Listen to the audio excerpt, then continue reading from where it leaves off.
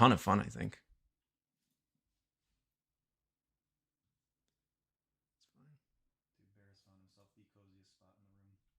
All right. We should be... We're live. Yeah. Sorry, we just need the encoder to work. There we go. Hello, everybody. Let's move over just a little bit. Tweak a little bit. Yeah, we're trying to get this set up. We're doing our best. Get the format down for some casting live on Jon-Luke VGC's channel. Yes, hello. Okay, so can somebody in chat tell us if we are live or not? That's going to be the first thing. Yo, JT. What up, JT? JT? He's the GOAT. He's the king. Kingly behavior. Thavorian Skies TSP, is that organizer? Yep. Sweet. Hi, JT. All right, you can see us. We're visible. I have the lights on. How's the audio? Is the sound versus our voices good? Just let us know. Did you get your DC? Yeah. I got my DC, bro. We got drinks. We both have our patented drinks. I have my Powerade, and he has a DC. You gotta have the DC, bro. Gotta have a DC here. That's how this works. And JL texted me on my way over. Hey, you got an ice cold? I got an ice cold DC when you get here. Elevated my entire mood through the roof. Could not get better than that. My man's is driving the hour-ish. It was like hour and a half, yeah. Yeah. Drive hour and a half here. The least I can do is get him a DC now. That's what a gentleman does. Take notes, people. Take notes. What are we doing here? I just supposed to leave him hanging, make him drive the hour and a half, not pay for gas, and not get him a DC? Come on, what are we doing? I knew my boy would have my back. That's right. I also bought all of this stuff for dinner. Some time ago, last time I did this, I think Leah I helped make dinner because we made a homemade tomato soup with grilled cheese. And I made the tomato soup, but with tomato soup, what you do is you just let it sit for a couple of hours once basically everything's together. So I did everything else, and I was like, okay, all you have to do is basically serve the tomato soup and make the grilled cheese. Put it in a bowl. Yeah, so she brought it in while I was streaming last time, and said this time, again, she will do that for us. So she's making us pizza for the evening from scratch. She's going to use her sourdough to make the dough, but we went ahead and we purchased cheese. And then I'm getting such intense cooking show vibes. I know. I kind of love. I love it. Keep it going. Keep going. Yeah, and then the toppings we selected, which will create some controversy, I believe. Oh, dude, this will complete some controversy. So the first thing we picked is turkey pepperoni, which I think is right off the bat. Some people will be for. Some people will be very much against. Is base pepperoni better? It depends. It depends what you're going for. Yeah, we didn't want the grease, and we're watching our girlish figures. But then we picked the next thing, which is going to be a little controversial, is banana peppers, which I think are delicious. A question: seriously, how controversial is banana peppers in the pizza world? I'm probably not super controversial. But I think it's like a niche pick. Maybe not. I think turkey pepperoni feels more controversial. Banana pepper feels a little bit niche. Okay, but then when you throw the last ingredient, people be raging. No, but we're gonna get those choices. But the final ingredient, okay, so we have our savory, the pepperoni. We have our hot in the banana peppers, but we need a sweet, so we have purchased a pineapple. And Storm so lovingly cut it up earlier, and yes, we will be putting pineapple on our pizza. On our pepperoni banana pepper pizza. And it will be a delicious array of flavors containing both salty, sweet, and spicy. It will be very good. I hope some of you think we're rage baiting, because you're going to watch us eat it live, and it will be the most fulfilling pizza. It's going to be so good. It's so good. And you do the correct thing. If you're ever going to make pizza from scratch, do not buy your cheese pre-shredded. The reason for that is because when they shred the cheese, they put it in potato starch in order to keep it fresh. So if you use pre-shredded cheese, I guess you technically can, but you need to wash the cheese before you use it because the starch will stop it from melting well. So you need to buy... Dude, something about that image of you coming in the house, you preparing the pizza, Storm? And I'm like, oh yeah, I'm just washing the cheese in the colander. It's like, who wants to do that? So buy block cheese, and then you can just freely grate it, and then it won't have the potato starch in it. It will actually melt. Basically, the starch will stop it from absorbing the heat, and you'll get pockets of raw cheese, which is not particularly what you want on fresh pizza. So, any questions about this? We're going to move on to the lunch and the breakfast menu for tomorrow, as long as everyone's good with what we got so far. If everybody's happy. Yeah, okay. Yeah. I need to pull up. So I'm getting notifications on Discord, but all of our screens are basically taken by the stream setup. As you can tell, it's a little fancier. We have the Thavorian Skies logo Clean here. Little border around. Yeah, little border. We picked one that matches the coloring of the Thavorian Skies. Thank you to the Discord for allowing us to cast today. Absolutely. Yeah, I'm glad. And thank you, JL, for letting me join in on this. It's going to be an absolutely fun way to spend the afternoon. Yeah, it's going to be really fun. So it was actually really, because they were like, we need casters or whatever. And I was like, I'll do it, I'll cast. And then I was like, well, I'm just going to invite Storm. Drop to 4 Swiss rounds. Okay. So it'll be 4 Swiss rounds, it looks like. But top cut? Yeah, and then top cut. Okay. So basically, I asked Storm, I was like, hey, do you want to cast with me? And he said, sure. And I was like, well, you should actually just come down, because he only lives about an hour and a half away. And he was like, okay. Absolutely. Dude, when you first said, hey, we should do something, when you brought up casting, I think before you even asked, my brain was like, I think he wants me to come down. I think it's going to be a JL Storm little day. I was getting so excited for it. Yeah, this is fantastic. So yeah, so he came down. We got all this set up. We got the border going. We got the Thavorian skies. Let's go.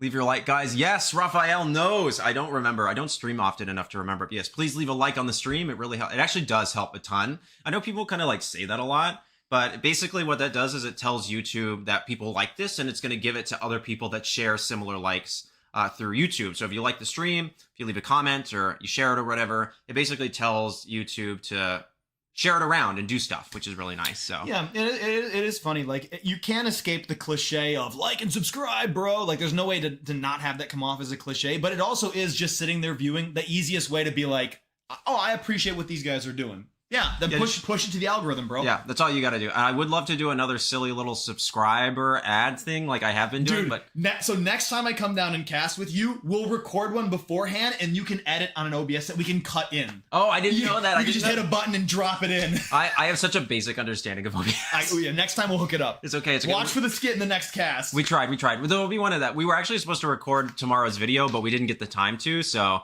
I might do another stream tomorrow. We'll find out. We'll kind of cross that bridge when we get there, or we'll record something. But tonight after this, I think we're gonna watch anime. So you gotta drop your anime recommendations in the chat below. There we go. Yeah, chat. Yeah, drop anime recommendations. Maybe the one that pops up the most. If there's a concurrent agreement, maybe that's what we'll get into. Yes. Okay, so let's take a little look at chat here. You sound great.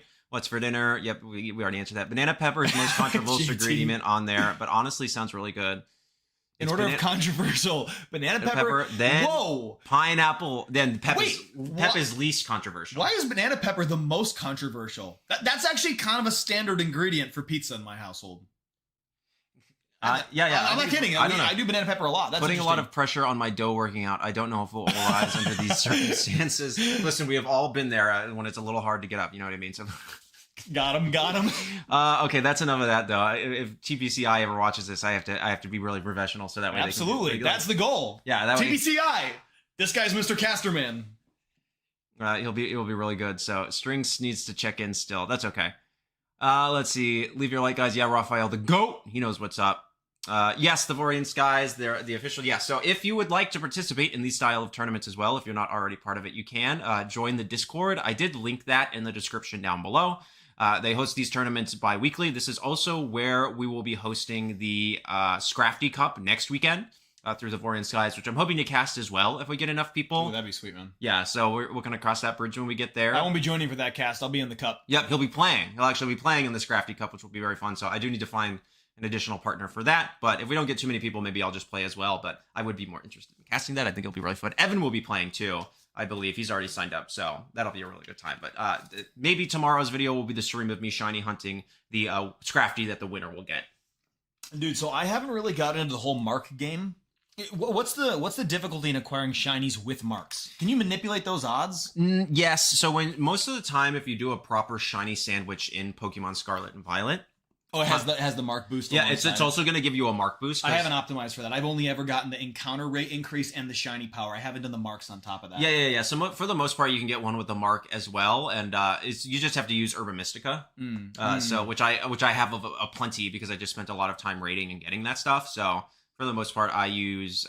So it's hard to get a mark. Like I've been hunting the specially marked Dozo lately, and while I've gotten a lot of shiny Dondozos, even some with marks, I still haven't gotten one with the Rowdy mark. Bro, that's a next level of shiny hunting. I haven't ever been on the hunt to the point where I'm like, oh, there's my 7th shiny Dozo. Nah, it's still not marked. Keep the hunt going. That's a crazy place to be mentally. This is the first time I have actually so normally a lot of people, what they'll do is they will shave before they use the sandwich, so that way they save their Earth Mystica, and if they don't get it, they will not save. They will just turn off the game. So it's like they never did the sandwich in the first place. I normally never did that because I was like, oh, I'll just take any of the shinies. Oh, but now you're abusing the same sandwich. Yeah, because it's like I'm having to do so many. I'm looking for such a specific mark. So if I do get a Dondozo with a cool mark, I keep all of the shinies in that sandwich and I continue on. But you save from that point on. Yeah, and then I do it again. So then, does that mean you're overwriting shiny Dozos? Oh yeah, that's crazy. I've probably overwritten like 10 or 15 shiny Dozos already. That's wild. Just because they have no mark. Well, now I have like half a box of shiny Dozos.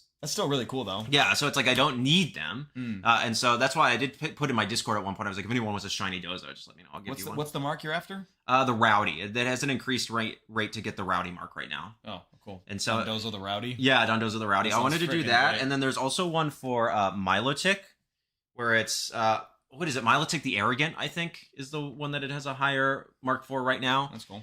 So I'm really hoping that I don't think I'm going to be able to get to that because I still haven't gotten the Dozo, but because I'm also shiny hunting another Pokemon for next season that I'm going to be using that I think will be very fun. But that one is not in Scarlet and Violet, so I have to do it by other means. Do you know if because I know that you used to get titles for transferring up Pokemon from like old regions if you were champions, like if you'd beaten the Elite Four in an Correct. Emerald copy, you'd get a title for that. Yeah, the Hoenn champion. Does that carry through to champions? Yes. Yep. Because I just did that. I was originally intending to use Blaziken for next season. I've dropped that. I picked a different team, but I did. My childhood Blaziken in my Emerald copy. I got it the Hoenn champion mark. Then I sent it to that if you do it in the original Ruby, Alpha, and Sapphire, it gets the champion mark, just the champion mark, nothing past that. Yeah. I put it into what is it, Heart Gold, and then you can if you use it to face red and you beat red. Freaking forgot about. Yeah, you get the Living Legend mark. So then it's Blaziken the Living Legend. I think you told me about that like a day or two after I had just pulled a transfer up from Heart Gold Soul Silver all the way champion. I was like, I could have got the Living Legend mark. That's so cool. You get the Living Legend mark. Don't do what I do. Listen to this guy. Go beat red. And then because you have to keep transferring it up, right? So I was like, well, I'm already in Omega Ruby and Alpha Sapphire anyways. So then I beat the Elite Four again. So that way I have the champion mark, the Living Legend mark, and the Hoenn champion mark. I can tell you that this Dondozo hunt is making more sense to me. You're the guy that would do that. Yes.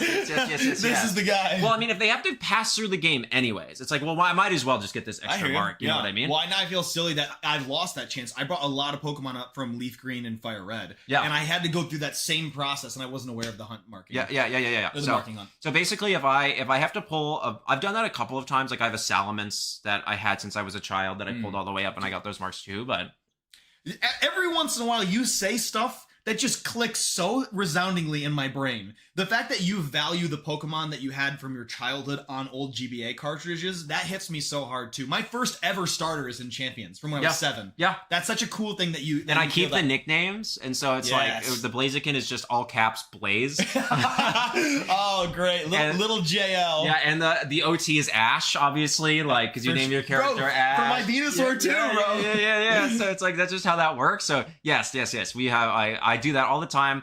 If I need a particular Pokemon, I have some shinies in Omega Ruby and Alpha Sapphire. I actually transferred up a little while ago. Evan, whom is also part of Thavorian Skies, and obviously one of my best friends. He is a really big fan of Mightyena. And so what I did is I back a long time ago, before I started playing VGC, back in like 2016, 2017. No, it would have been before that, because I was still in undergrad, and I graduated in 2017. So like 2014, 2015 time, I did a lot of shiny hunting in Omega Ruby and Alpha Sapphire. That's cool. And so I have a bunch of shinies in there. And so I did have a shiny Poochyena that I grab an old mark for. Yeah, that I got the Hoenn champion mark on, transferred it all the way up, and then gave it to Evan. Has Evan used that in an event? I don't know. I don't know if he's used it yet. What's the Evan history on a Mightyena team that actually did decent? Doesn't that exist in some way? Yeah. So there was a Limitless tournament at one point. Maybe it was a Tommy Tuesday tour, I think, that Evan brought Mightyena, and I think he placed second. Was it your? No, that wasn't my Mightyena. Okay, I hadn't done that for him yet. I hadn't done that check. for him yet. But yeah, this in Scarlet and Violet used Mightyena to get second. I don't remember the size of the tournament or anything. Okay, your boy Evan, if you're here, your boy put all the work in for that shiny marked Mightyena. You better go get him on some tournament podium, bro. Well, I mean, like, Mightyena's not in the game. Well, when the time comes. Yeah, when the time comes, you make Mightyena shine. Okay, let's see what else we got. Love it. What's up, Hayes? Hello, Hayes. Nice to see you again. Strings needs to check in. Corey in the house. Oh, I missed that show. Guy M. Anderson says, sup. Hello, Guy M. Anderson. I don't know what. Banana I'm Pepper Daemon most... Targaryen in the tourney. Oh, his name is Limitless his name name. is okay. I thought he was referencing a character attribute that was going to show up in the team. We'll find out. So Yeah, we can actually take a look at the. I don't know if Unseelie or anybody's in the chat right now. Oh yeah, before it starts at 6, correct? Yeah. You want to go through the metagame a little bit? I can. I don't know how much they want me to talk about it, so I am. Check it. Yeah. So if you guys let me know how much I'm able to talk about it, I am an admin, so I have access to everything. Let me pull it up here so that way we're not using more. Well, I guess I can just pull it up on the computer because I can do multiple tabs. So, it's already pulled up. I'm a silly boy. That's what I was looking at. Well, yeah. Wow. Okay. So it seems like it's changed up a little bit. So we've got 17 registrations. Now that we have some teams in. Yeah. Let's see. So it looks like, but it's not everybody. Not everybody has a team list submitted. We're waiting for you. Daemon Targaryen. There we go. From Puerto Rico. Hey, nice. Hey, cool. Betty. I would assume. Daemon, is that Puerto Rico? Yeah. We got Hayes again. I won't say anything about anybody's specific team because that will give too much information.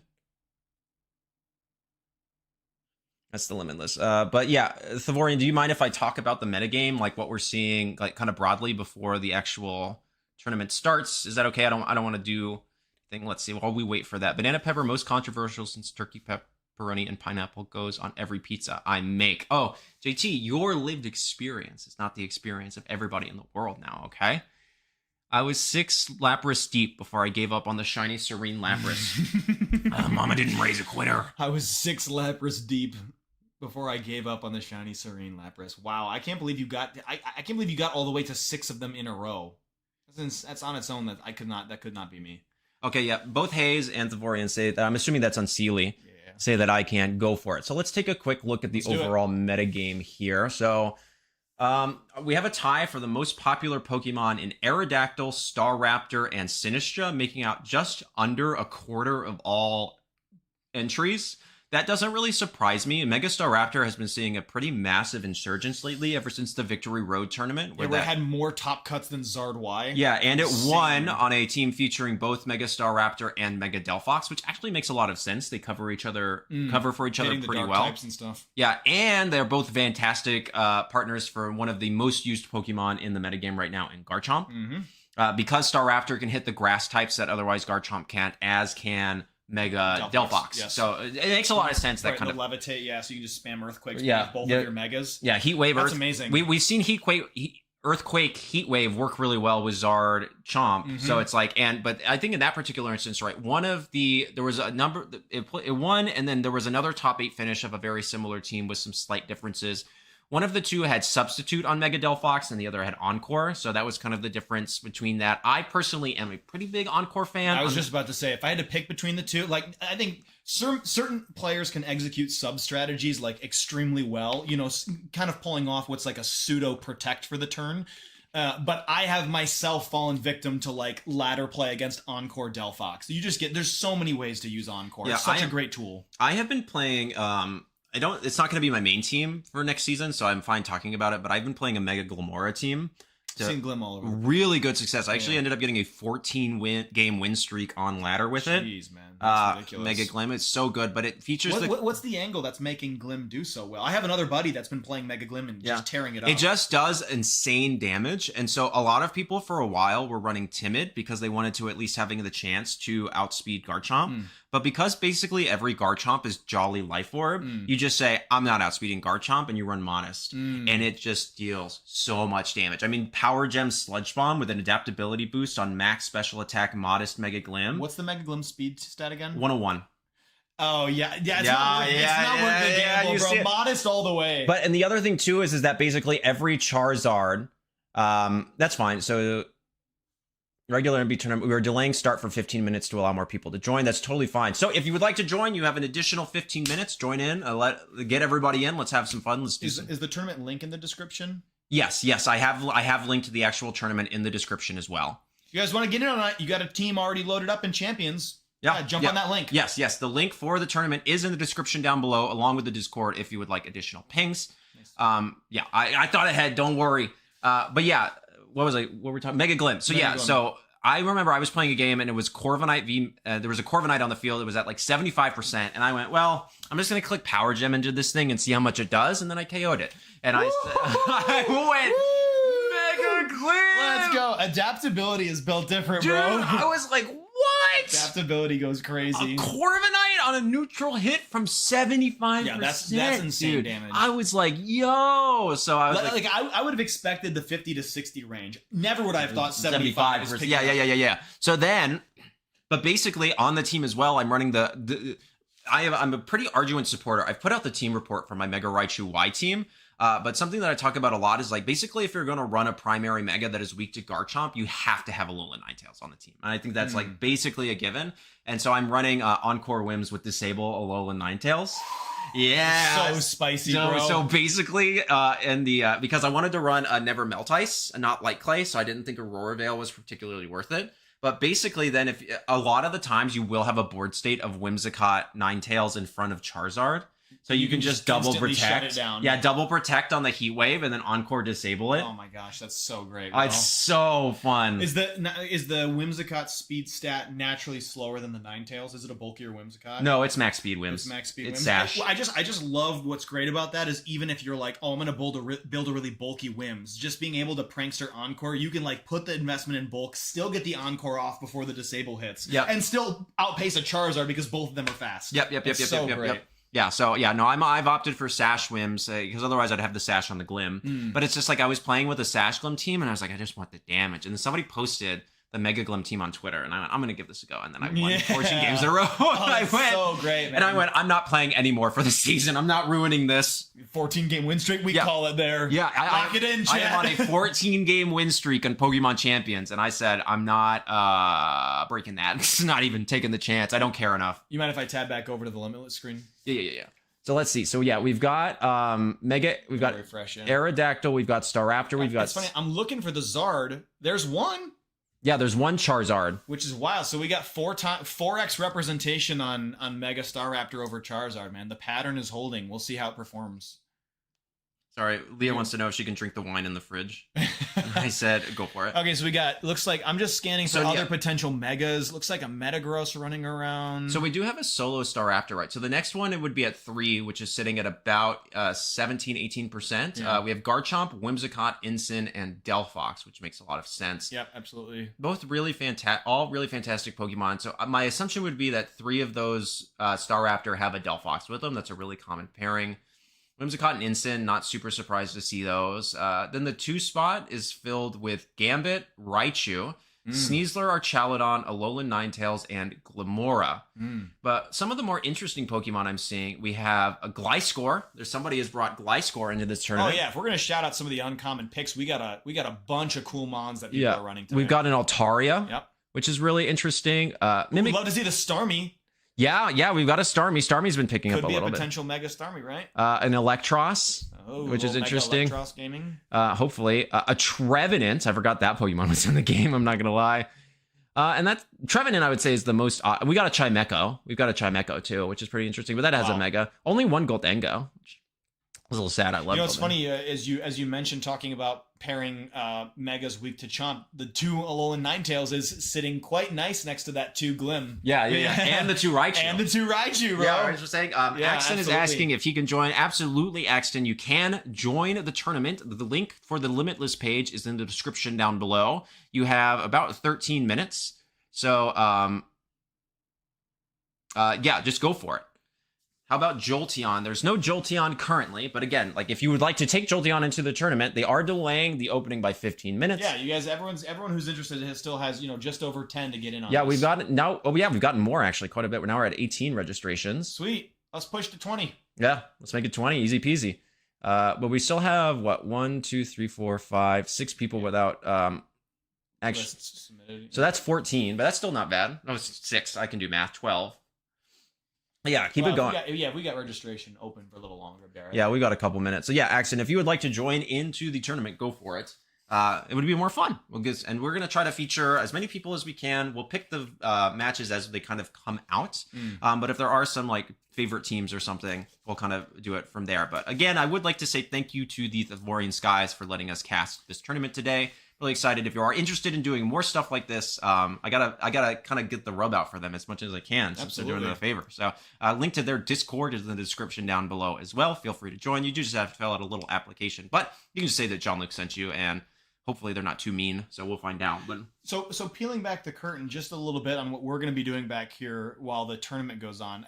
Is my understanding that we get to selectively opt into matches that look interesting from our end? Yeah. So. Okay, great. So that means that we'll be able to check player performance over the course of the tournament and highlight matches that seem to be revealing, tense moments between strong players. We can also look for successful Pokemon that are maybe on the lower end of representation, right? Maybe that Jolteon shows up and all of a sudden it's 3-0. We're going to be inclined to go check that out. So yeah, we'll be making sure we're featuring as strong players and unique picks throughout the course of the night. So ideally what we'll do is we'll try to stick into the standard, X0 brackets as much as we can.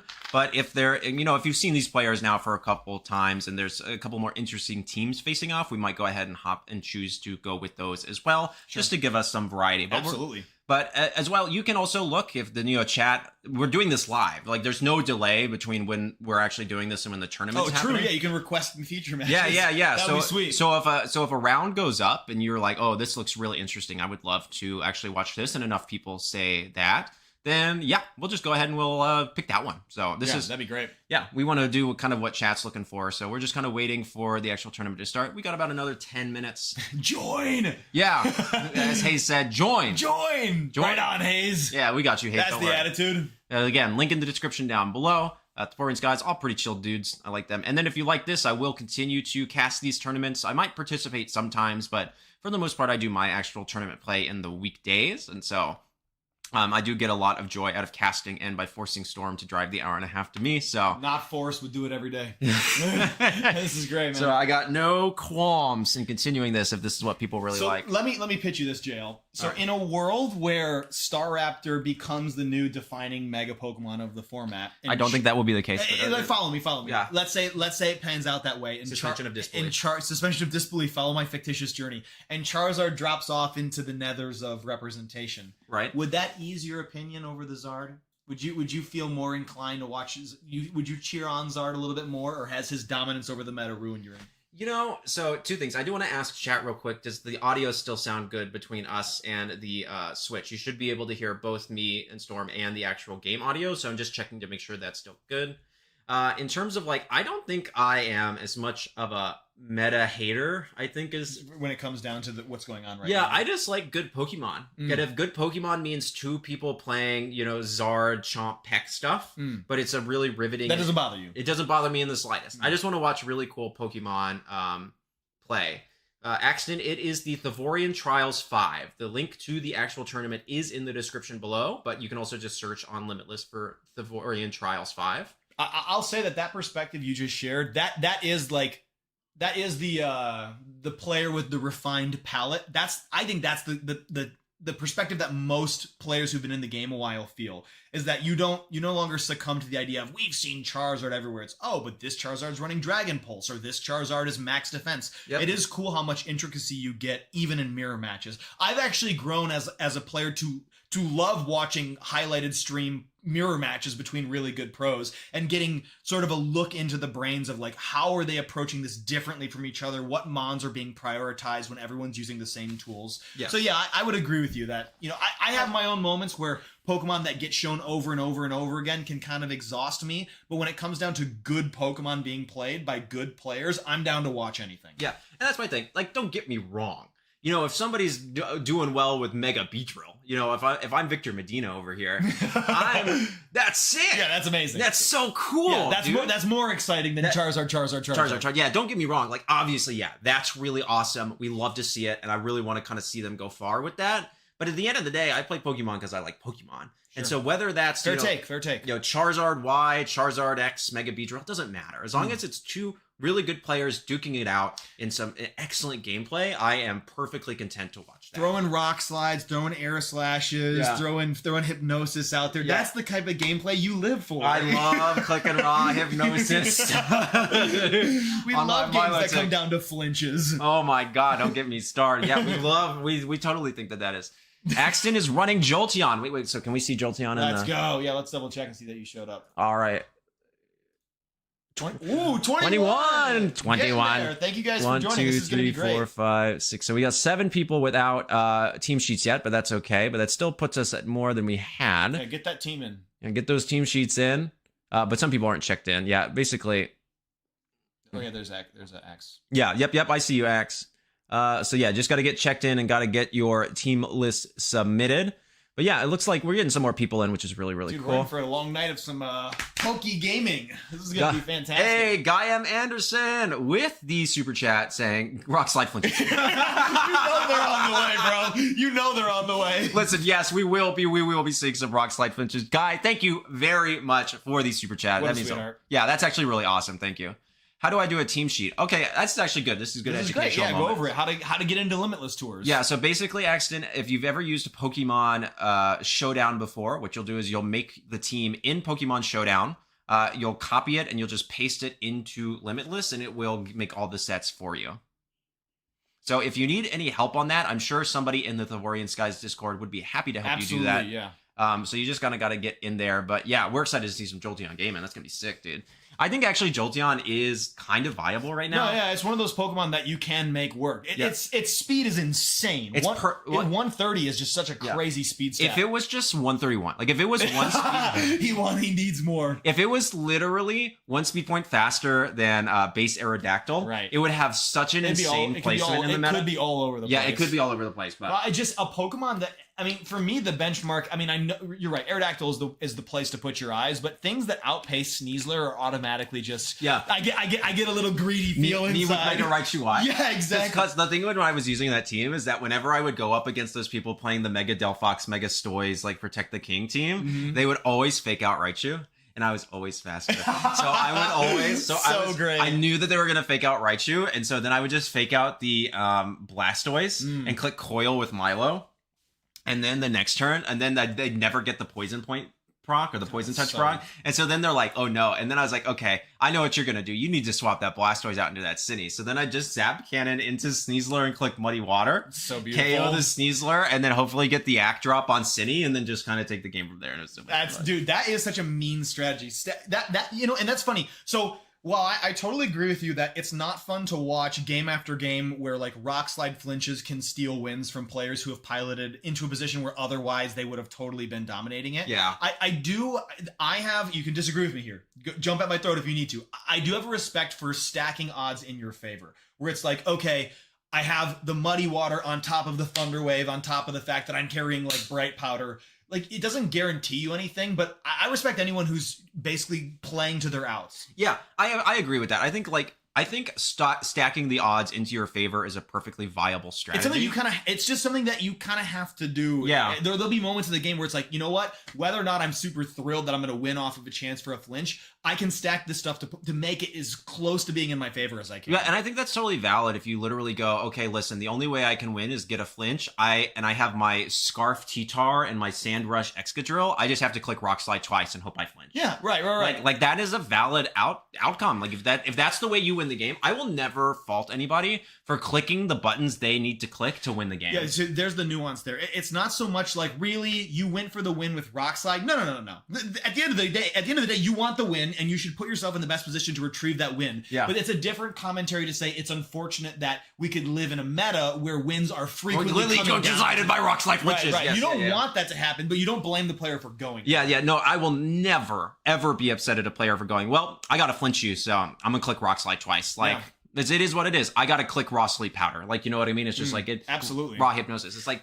in the instance of, like, especially when there's money on the line, man, like, you win the way you gotta win. Yeah, you play to your outs always. Like now you can reflect on your play and understand what got you to what put you in that position in the first place, where you were required to rely on RNG in order to win the game. Yeah, that is fair, and you should be thinking, how could I have gotten into board state where that was not the requirement for me to win the game.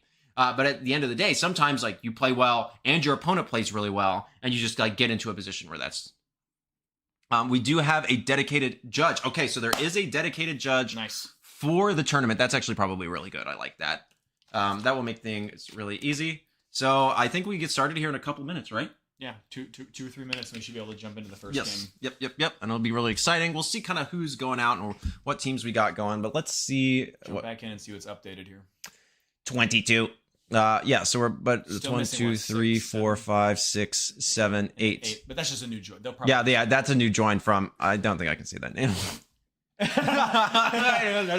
got a censored new join. Yeah, sorry. New joiner has a name. I know this name too because they're in my Discord. So I know it. Listen, man, no hate on the username. You're just not gonna catch it coming out of the I can't say it there. I can't say it there. Yeah. It's funny. It's funny, but it's like genuinely, it's pretty funny. Like it's like the 11-year-old in me is laughing very hard. But would you mind tabbing the metagame over? I just want to see if any of the megas have changed. Yeah, let's see what we got over here. Let's go here. We got a couple more people. Yo. Whoa. Okay, there you go. Yeah, we got. See, now this starts to look more familiar to me. We got my boy Gambino. Yeah, absolutely. We got the big Gambit here. With Cine paired up as the top 2 represented Pokemon for the event. That's interesting. That makes a lot of sense. I mean, they have incredible synergy outside of fire typing. Yeah, where them Charizards at, you know? No, it's just the Rage Powder taking close combats away from Gambit. It's so juicy. 2 Empoleon. That's pretty cool. Dude, I just keep getting convinced the more and more I look at like these sort of metagame reports from tournaments that Garchomp is like the best Pokemon of the format. Oh yeah, Garchomp is insane. So insanely good. But that's why I said it's like I didn't say, hey, when you use a mon that's weak to ground, you need to have an ice type ready. I said when you have a mon that's weak to Garchomp, yeah. You need to have a Alolan Ninetales because it's faster. And even though it's special attack stats kind of. We have one contrarian here. One player goes, no, I don't need Garchomp. I got Gliscor. I know we brought that up. Yeah, but we got the only Gliscor. Other ground type in the event. We've got a Blaziken too, which is nice, and Xgut, and X-Gun. we've got a Hippowdon. Hippowdon. Representing, bro. And a Machamp. That's pretty cool. Yeah, we didn't talk about the Machamp yet. That's I'm excited to see what that does. I am. If we had Assault Vest, I'd be a believer in Machamp, but. We got a Como. Como, I think, is like really slept on right now. I was going to say that feels underrepresented to me. I'm actually on the Mega Glim team that I was talking about. I'm using a Life Orb Como with Vacuum Wave. Yeah, Life Orb Como I think is really good. It's really good, dude. I love it so much. Aura Sphere, Vacuum Wave, Clangorous Clanging Scales. Yeah, Clangorous Soul or what? Yeah, Clanging Scales. Clanging Scales Protect. Yeah. Scales, Aura Sphere, Vacuum Wave, Protect. That's a solid set. Final call for team sheets and check-ins. Cool. We've got the dedicated judge is Inner Charismatic. The Hippo? The Hippo, yes. Yeah, I faced one at our local, and the guy was like nice in it, but he's like, I'm mainly a singles player or whatever. And during the match, you win, and I'm banning him. Anyone has an issue with Hayes during their match, you win, and I'm banning him. Don't worry. Oh no, Hayes. Okay, so last time we did this tournament, I really kind of ribbed on Hayes because he was running Minimize Overquill. Oh yeah, I could imagine that Hayes. It was immediately public enemy number 1 in Gino's mind. Yeah. So just to preface, I vehemently hate that strategy. I do genuinely think like this is not a testament to Hayes or anybody like that. It's not a commentary on the player, but on the strategy itself, I think it is basically the one strategy in Pokemon that requires no skill to pilot. Like it is. Yeah, you can be a skilled player, but you don't need the skill that you have to operate. You click minimize, hope you don't get hit, and you win. You know what I mean? And so I did maybe rib him too harshly during that tournament, and so I did overquill check. Yeah, so I did apologize to Hayes for that. It'll be a good day. Is there no overquills? No overquill. Baby. Wait, but. Pause. Starmie learns minimize. No. It's Mega Starmie minimize. I've seen that. Joey Pokie made that a thing for a while. Let's see. Please tell me it's not minimize again. No worries, Twar. I think we're good. Round 1 is live. Hayes is not using Overquill. Illuminate Starmie and has something. Okay. So it's live. We should be able to. So let's look at the pairings. First of all, sweet. Hayes, where you at? I got to see this. Oh, bro. Respect. Coil, Cine, Instant, Mimikyu. Okay. Why would we be mad at Hayes? No, respect. Yeah, this is a perfectly fine team. The Hex Cine's a little interesting, but I'm not upset at it. Oh, I guess you have Zap Cannon here and Hypnosis, so I dig this actually. Baby doll eyes. Oh wow, that's actually kind of cool. Okay, wait, I respect. Well, Sydney has respectable special attack, like 121. Yeah, You 121. can chunk with the. Yeah, especially if they're paralyzed or asleep. Right, absolutely. Or frozen from Blizzard. Oh, he's cooking haze. He's cooking. Yeah, that's. But I like that. Okay, so you wanna look at the rest of the teams, or how do you want to make this call? Because right now we have no. All we can do is look at what looks like it'll be an interesting match. Oh, we can put Evan on blast. Right. That's what I'm thinking. Evan, do we have the? Okay, they're still deciding. I do love Evan. There's no Diggersby this time. I'm big sad. Yeah, I do miss. I can't wait to play in the Scrafty Cup next week with Minimized Quillfish, Meowstick, Klefki, and Sableye. So JT, I know JT, and I will not hold back. I will. You will be set ablaze. I will dog you the entire time.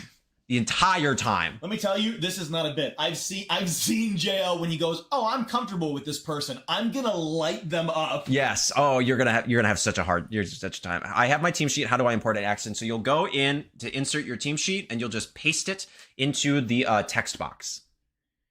So let's go here. Let's see. We've got that. We've got Hayes versus Chwar. Axton not in. I don't see him actually. I guess maybe he didn't get the team sheet in. Yeah, so we've got the let's see this matchup. So that's Standard Rain versus Expert Belt Starmie. This is interesting. It's not even Mega. Yeah. That makes sense. That was a thing in one of the grand challenges. We've got Evan, we got Are we good at this point, because players who are playing shouldn't be on stream, we're good to talk about things like items and such, right? Yeah. We should be good. I think let's start with Evan. I think that's we know Evan. We know Evan. And there's also one of them has a Trevenant, so that's pretty chill. So we're gonna go here. Okay, we got the room. Oh, that code right there. Oh, I see. Okay, cool. Sweet, man. Round 1 of the tournament. Thavorian Trials 5, round 1, starting off with a match between Evan, Scott, and Strings. String Triple Z. Yeah, so let's take a look. So Strings is rocking, is it Hard Trick Room? It looks like Hard Trick Room to me. Yeah, you don't have a way to boost up the speed. And the Machamp. Yo, this is sick. Yeah, no, that's what I was thinking. Is like this is because the commentary is like, why pick Machamp when Sneasler is the premier fighting type? But Machamp is really slow. That's your angle. Yeah. Well, make that work. We have been seeing Iron Ball Fling Sneasler pick up. Oh my god! I know. So that is okay. Wait. I'm X rules. The rules. Round 1 is live. I see minimized. No, Axe Rules didn't make it in time. Sorry about that, Axe. There'll be more. Join the Scrafty Cup. Yeah, it's okay, Axe. It happens sometimes. You can join us for the stream. It'll still be really fun. Strings, Uwu. Rocking like standard with Trevenant and Snorlax and Machamp. And then Evan. Let me go ahead and enter the room. Plug the code in. So yeah, it looks like I'm just we don't have the team pulled up right now, but in my brain, so it looks like we have a Hatter and Trevenant as the core that's going to be setting up Trick Room here. You have Machamp and Snorlax to try and operate as the sweepers underneath it, and then who are the other two? We had a Blastoise as well, which can operate in the Trick Room, right? Yeah, and Scovillain. And Scovillain, which is really cool. Yeah. Versus Evan, who's rocking standard. Oh, this is an interesting team. Yeah, so we have like that classic Firewater Grass core, the Incini Primarina, which I like a lot. Well, it's Prim over the Milo, which is Calm Mind, Leftovers Prim. Lefty's Prim is going to be sweet. Mega Staraptor and Mega Frostlass. Yeah, Mega Staraptor with Tailwind, and Mega Frostlass with Aurora Veil, Kasib with Trick Room and Life Orb Garchomp. Pretty interesting team, pretty standard. We don't see a lot of Primarina though, which I'm really excited. Calm Mind Prim is actually really cool. It makes a lot of sense. You have the Aurora Veil to give it that additional boost. You have Intimidate from both Incin and Staraptor, like base Staraptor. And then you have, well, that's basically, and you have Sinister to redirect. Can you tab back over to Strings team really fast? Yeah, I got you. So I'm curious to know, like, the thing about Hard Trick Room is, like, you don't have another mode. You have to set it up properly. Yeah. So what's cool is that the Trevenant can dodge out of a Fake, because Fake Out seems to me to be one of the main tools that Evan has in denying the Trick Room, but the Trevenant is a Ghost-type Trick Room setter, which is pretty cool. Strings is cooking. Earthquake, Guts, Machamp next to Mega Scovillain. Whoa. So you burn yourself. Yeah, so he can burn himself. Oh, that's really sweet, man. Okay, so yeah, we do see the instant coming out. I suppose you do that just in case it's the Hatterene, but look, now you have both Trick Room options online. Yeah, so we have both Hatterene and Trevenant versus double Intimidate, which means that I'm assuming that this Trevenant is a physical attacker. So during the actual stream, yeah, Poltergeist. That's it, though. Yeah, that's it. So probably more of a support piece. Poltergeist just there to do some damage, but using Ally Switch and setting up Trick Room to support the partners. Yeah, so this is really good. But the two of them, I don't know how much they can actually deal. So there is a mind game immediately. Does he click Ally Switch? Because you can basically just click Brave Bird Throat Chop or Brave Bird Flare Blitz. But well, I think if you Ally Switch and try and set up the Trick Room, the Fake Out goes before the Ally Switch, or was the Ally Switch? I don't know how those priorities work. We're gonna find out. So okay, he does get the Fake Out on the Hatterene, but he's just gonna go for the so it does go before. Yeah, so he gets the Fake Out. So that invalidates the Trick Room off the Hatterene. Yep. So you can go for a second Ally Switch if you want to, but just like Protect, you now only have a 33% chance to actually get it off. Wow, that was like an insanely well done play, turn one play, because now the Trick Room's offline. You know, half the health is gone off Hatterene. It's going to be a hill climb to try and get Trick Room up. I don't think. If Evan plays this correctly, I actually don't think it's possible for Trick Room to go up now because it's a pretty safe Brave Bird into the Trevenant slot and Throat Chop into Hatterene or Flare Blitz because basically that'll pick up both KOs because if you're clicking Ally Switch with Trevenant, you're not clicking Trick Room. So there's so that right there, that immediately turns off the strategy. So it'll just come down. I mean, it's probably a game in Evan's favor already. Yeah, see, that's the really hard thing about these hard Trick Room strategies. If you don't get up Trick Room, you're automatically at a pretty huge disadvantage. That's it right there. Forfeit. Evan takes game one. So I think the trick here is like that looks like a dominating, like, oh man, really, that's it. I would guess that Strings was going through the same thing I was going through here right at the start of turn one. How does the Fake Out Ally Switch interaction go? I have a feeling they're probably at the same priority level, I think. No, I don't. Is Ally Switch 4? Fake Out is 3. I know so little about Ally Switch. Oh, okay, yeah, that would be interesting. Hey, the other thing is, I know I can pull out my laptop and we could get the team sheets up on a separate. Yeah, that would be pretty. Because I'd like to be able to be looking. Yeah. Do that. So that way we can have chat still going as well. Absolutely. That way you can check chat, but we can still look at the teams. So I think this time around, right, the good thing for Strings is that you can't really get punished by a double Protect turn one in order to stop the Fake Out. Yeah, true. I don't know the interaction between Ally Switch and Protect. If you go for the Protect, does that cause the Ally Switch to have a chance to fail? I would assume so, since it does the same for similar moves. Well, but I'll worry about this for the next round because I'm going to do Wi-Fi code and all that. So let's just spectate this. Okay, same lead from Evan. It worked out so strong for him the first time. And we're going to see a pivot from Strings here. Yeah, so the Blastoise Hatterene. Does this Blastoise have Fake Out? It does not. No, it does not. It does not have, and actually doesn't have Water Spout either. It has Water Pulse, which is actually a fine enough decision. I think it's perfectly valid. So the question is, does Strings key into this strategy that JL's talking about, where you just have to protect through the initial turn? The Fake Out, because then that becomes the game of like now Evan has to get a KO or Trick Room goes up. Yeah, the only problem here is that any double up into Hatterene from these two Pokemon will most likely take it out. The question really then resides on whether or not the Mega Stoys can get a Water Pulse KO onto the instant. My thought here is that if Strings is kind of a baller, what you do here is you protect only Hatterene and go for the KO. Go for the attack with Blastoise, because the obvious play from Strings is to protect Blastoise and click Trick Room. Right. And so switching that up on turn one could be huge. Yeah, and so if Evan kind of doesn't see that and goes doubling into the Hatterene, then it's right. Okay, so there's the Fake Out. He doesn't go for Protect on either. No Hatterene there. And then a close combat to get that additional boost up. So yeah, now the priority here is interesting. So we lost a little chip on Hatterene. Protect still online. Blastoise is going after the Staraptor, which is,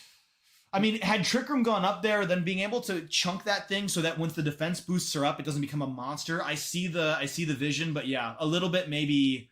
Yeah, I just hopeful there to not insulate the Hatterene from that. Yeah, so I guess my qualm here is if Evan doubles up into the Hatterene, I don't really see a world where he can survive both attacks. Okay, and Evan goes for the knockout on the Blastoise, doesn't get it through the Protect. Now there's a game here. And there, Evan utilizing a very niche interaction in how this. Whoa, no, it is not Magic Bounce Hatterene. Oh my god! It's not Magic Bounce Hatterene. Is that on the team sheet? No, it is Healer. It's Healer. Wow. Hatterene. So you break that down for what just happened there. Yeah. So no Trick Room though. Yeah, he goes for the Dazzling Gleam, but Staraptor does survive, which is very interesting. So basically, Hatterene has the ability called Magic Bounce, which means that when you use a status move on it in a turn, it doesn't. Yeah, Evan won, so he actually gave up. So it doesn't affect, and it gets bounced back onto the Pokemon that actually used it. So if you click Parting Shot onto Hatterene, and it has the ability Magic Bounce. What actually happens is it takes the Parting Shot drops and gives them to the original Pokemon, and Hatterene switches out, which would stop the Trick Room from happening. But because it didn't have that ability in the standard, but that is a fantastic way to stop Trick Room, because then Hatterene gets switched out and is unable to click the Trick Room button. So that the way that turn could have played out, which we were expecting, was you use Parting Shot under the Hatterene, Magic Bounce reflects the status move, and instead of Incin getting to switch out, the Hatterene is forced to switch out, Trick Room's offline. Seeing the healer on Hatterene made us both freak out, because now the Incin switches out without realizing that it's not going to get that forced switch on the Hatterene. Trick Room going up there would have turned that game into an insane match. But Strings, maybe nervous about the boosts on Staraptor, wants to try and pick up a KO, doesn't get the KO, and then doesn't really see a way out of the game from there. Yeah, so let's see. What else? What are some other options we have here? We can jump right into another match. Yeah, let's do this one. This one has the Gliscor. We're going to hop into Unseelie versus Yohondo. It's going to be the next one while Storm pulls up the team sheets. You should be able to still see the team sheets even without the admin privileges that I have. Yeah, I believe I can still just key into the matches and look at the team sheets. Which is all we really need. But I can use this to actually get the rooms going. Oh, I got you. It's Hobbits and Honedge. So good. You want to type that in without saying it out loud? Yeah. Here, can you get us into the room, please? Yeah. They're such a professional. I mean, I don't think anyone's really going to get into my Wi-Fi, you know? Probably not, but for the sake of good practice. Interesting. We'll have to look that up later. It's a Lord of the Rings reference. Okay, so here we go. Jumping into the battle here. We're partway through. One knockout already on the Unseelie side. Here we go. No knockouts yet for Hondo. Yeah. You want to can you pull up the field conditions and see? I am not able to pull up anything. Oh, really? Okay. Yeah. No, you can't check for Tailwind and stuff. But it's certainly Trick Room is up. Because that Farigiraf just went first. We've got, and that's definitely going to take out the Farig. Very good. So let's see. Okay. Farigiraf is going down. It's kind of hard to jump in. It is really hard to jump into this. That's okay. And Moonblast, making it is slower. So that's not a max speed Whimsicott, because then Whimsicott would be faster than the Staraptor. It would be slower in Trick Room. And then we get the lunge. A neutral attack stab, and it does pick up the KO, which is really good. So double KO there. So we've surmised we're in Trick Room. Evan said early forfeit, in my opinion, but I guess, I would agree. I do think that forfeit was a little bit early. You should always play out. Just remember that Pokemon is a two-player game. And so sometimes you can win because your opponent misplays, and that's just something you should absolutely, like, if that's the win con, that's the win con, and you should be willing to go for that. Only me, or does all the shiny mons look worse than the normal ones? Nah, the shinies are sick. I don't know. I'm sorry, Raphael, but I love shiny Pokemon. I often have 6 shiny Pokemon on my team because I have no life. Okay, so Unseelie giving up the attack boost and swapping into Sinistcha to give Kleavor some additional health. That's pretty good. If Kleavor is Focus Sash, is Kleavor Focus Sash? Who's got that? Unseelie? Or was it Hondo? Yeah, it's Unseelie. Mega Staraptor there with no drops. No, this is not it. 1 second. Unseelie is what I clicked on. What? It's not. Yeah, so go to team list. Oh, match. My bad. Okay, there we go. So the Kleavor is Life Orb. Okay, Life Orb. So I was maybe thinking it was bringing in Sinistcha to try and Raichu avoids the attack. Try and bring back the Sash, like reactivate the Sash, so it'll always live. So the Raichu. Oh, so it's not Mega Rai. It's just a support Raichu. Is it? Yeah, Citrus Berry Raichu with fake out, knockoff T-Bolt and Volt Switch. Interesting. Okay, I see it. So the knockoff here able to put a little bit of pressure into the Sinistcha, since that Sinistcha, does it have a berry on that thing? Yes, the it Citrus does. Berry. So yes. You could play a little damage here, get that berry off the Sinistcha. So we do have Kleavor protecting. And a standard Machigacha. If this gets a burn on the Staraptor, that could actually be pretty huge. Really, really big. Yeah, just lowering its attack by 2. So we get it on the Raichu. I mean, that knockoff is going to do less. True. Yeah. Oh, the double burn does hit the Staraptor. Okay, Cinny, we see you. We see you. So how much does this do? Probably not that much. It's still a good chunk in all things. It's okay. It's Calm Cinny. Okay, but if you're not a boost. yeah, so it has a special defense boost at the expense of its attack, which means that its attack is a little less. But now, no berry on the Cine either, because that Brave Bird did so much. yeah. So the nice interaction with that is knockoff is an interesting move that doubles in power if you knock off an actual item from the Pokemon. But because the Brave Bird did enough damage that Sinistcha ate its berry, it no longer has the berry, so knockoff is knocked down to a 60 base power move, and the Raichu, not known for its attack stat, is burned, along with being a timid nature, which means that it increases its speed at the cost of its attack as well. Man, that's so wild, because if that turn goes the other way, what ends up happening is the Brave Bird KOs the Sinistcha, the knockoff goes into the Cleavor and picks up the KO that way. Yeah. Instead, the Sinistcha just lives through everything. The knockoff is completely ineffectual, and yeah, Sealy puts themselves in a very good position. That's right, and now we get to go back up in life with the Staraptor clicking Roost and the Sinistcha clicking Life Dew.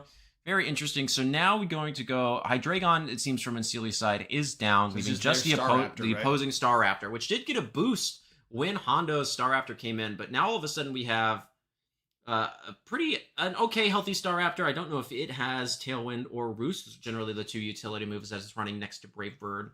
And Battle info? What does that give us? Nothing. Oh, there we go. It does. It gives us everything. Okay, so Staraptor protects. What does Cine go for? It's very interesting. So it's probably just a Brave Bird into the Sinistcha. Yes. Yeah, does this pick up? It did about 70% damage last time. It's tight, but it doesn't. Sinistcha gets another turn to move here. We'll see what it does. Yeah. So if it goes for Machagacha again, okay, Life Dew. That's pretty smart there. That's a pretty good play there. Restoring the Staraptor back up. So now I think probably the safest play here would be for or like a Rage Powder close combat from Sealy's side into the Raichu. That would redirect the Thunderbolt, probably allow it to survive, and then take the Brave Bird from the opposing Staraptor. Absolutely. While still dealing damage to Staraptor and giving him a defense and special defense boost from the contrary ability on the close combat. Also, we should point out Staraptor's HP percentage. Yeah, it's probably fair at this point. Oh, no Rage Powder, and that goes Staraptor. So maybe some mind games going on there. It's hard to know exactly what happens, because also the Raichu protecting and letting this Staraptor just be the one to take out the Sinistcha, like maybe playing into that, thinking the protect is coming from the Raichu, trying to get cheeky damage on the other Staraptor. It doesn't work out, and instead Hondo manages to take this game very cleanly at the end. There we go. Yeah, man, that this is one of those moments where it's hard to capture everything going on. Yeah, right. Yeah, a lot of probably mind games going on for why the Rage Powder did or didn't go off there. All right, so we don't know. That was. We can look here. That was game 2. So, great! We get a game 3. Yeah, we're going into game 3. Okay, so if we want to review quickly, checking out. So we know that they managed to pull off a Trick Room, right? Yes. So Hondo managed to get a Trick Room off rather early in that game. Hondo rocking both Tailwind and Trick Room, which is really finishing up with so Trick Room goes up, but finishing the game with Whimsicott, Staraptor, and Raichu. Yeah, not even bringing a Trick Room style sweeper to pair alongside that. Yeah, both of them, and even Metagross isn't particularly slow, hosting a 110 speed. So maybe just a tool to try and play around no Trick Room there. Play around the. I mean, Delphox. Tailwind on the Hydreigon. Yeah, Tailwind on Hydreigon, Roselli Berry. Interesting. Yeah. I'm curious on the calcs on that. I've never actually run it, but most of the Fairy type attackers are quite strong in this format, so I'm interested to see how that Roselli Berry allows Hydreigon to. Could honestly just be a Whimsicott piece. Like maybe Fairy Feather Whimsicott doesn't pick up the KO through. Yeah, true. It's very interesting to see. Well, honestly, we might get to see that interaction. Is this fair? It's Sash Whims. I bet the Hydreigon totally lives a Moonblast through Sash Whims. Page real quick. Okay. So we have Tailwind opportunities on both sides here. Obviously a little bit of pressure on the Empoleon from the Gliscor, but I believe that goes both ways. Let's see. No Ice Beam from the Empoleon. Okay, yeah, that fixed that. Okay. Sorry, I was fixing something. Let's see. So no Ice Beam on Empoleon instead. Tailwind on both sides here. Yeah, but who's naturally fast? It's Tailwind on Gliscor, so I do believe that Hydreigon is naturally faster than Gliscor. I know Hydreigon has a base 98 speed. Tailwind on Whimsy. Oh, Tailwind. Oh, yeah. Well, that's going to go faster. But at that point, does a Flash Cannon actually pick up on the Whimsicott? That would be my first question, right? We're sashed up, so. No, yeah. So you always live. Oh, but that's actually a very interesting swap. So we get the tail. Okay, so he's okay. I actually see the play here from Hondo, right? So he's deciding that he doesn't actually need to get the tailwind up. Instead. Not turn one. You have the if they're going for tailwind, you'll have the sash. You'll always live. This is an opportunity just to hit that Hydreigon for as much as you can. Yeah. So hopefully KO the Hydreigon. This will be interesting to see. Yeah. So here's the interaction we were thinking about. Yeah. I bet this Hydreigon lives. I would say so. Whimsicott is not known for its offensive pressure. Yep. Just barely hanging in there. So now the tailwind is up on Seely's side, but what's great is Hondo still has a sash intact on Whims, which means it's gonna get the tailwind off no matter what. It'll be delayed a turn. You have a fake out active here from the Raichu. So it's actually pretty safe, like a fake out tailwind turn. Or the thing with the Hydreigon is you can't encore it since it is a dark type, but you can't really get punished. So that's very interesting. Does this Whimsicott have Encore? It does not. This Whimsicott does not have Encore. It's got Charm. No fake out coming out of the Raichu. Oh, interesting. Does this pick up the KO? Volt switch does. Just to chip off the Hydreigon. Yeah. Wow, that was a really cool moment. Calling the Protect on the Empoleon from Unseelie. What a good play. Yeah, that was fantastic. And now you get to reposition, bring Fake Out back in later, and Staraptor. But remember, Empoleon has the competitive ability, which means that it will get a +2 to its special attack, thanks to Staraptor's Intimidate. However, Empoleon is holding the Wide Lens, so it will not take a super effective close combat from Staraptor particularly well. Also, Whimsicott has the Charm move, which will boost Staraptor's attack by 2 stages. But I was about to say, it was looking real good for Hondo there for just a second, but Delphox coming in, now the tailwind is up on both sides. Now Delphox is the thing that that Hondo would be most worried about, because that puts insane pressure on the Staraptor, protecting the Empoleon, letting it get some big attacks off. But the interesting thing is Staraptor doesn't need to Mega. Like, you can just keep Staraptor as its base form, be neutral to the Psychic type attacks, and click that close combat. Yeah, that would be but I bet without the stab, I bet that Empoleon doesn't go down. But you can still Moonblast just to get a little bit of additional chip, but no. Nope, going for the Mega. Yeah, so this Delphox is timid, and it is naturally faster than Mega Staraptor, so I would assume that it moves first, but maybe the Staraptor is bulky enough to simply live the Psychic from an unboosted Delphox. Ooh, I love the Charm side strat. Very cool. Getting a free, but it's going to come down to this. Can the Staraptor live? That's absolutely no. not. No, Staraptor's gone.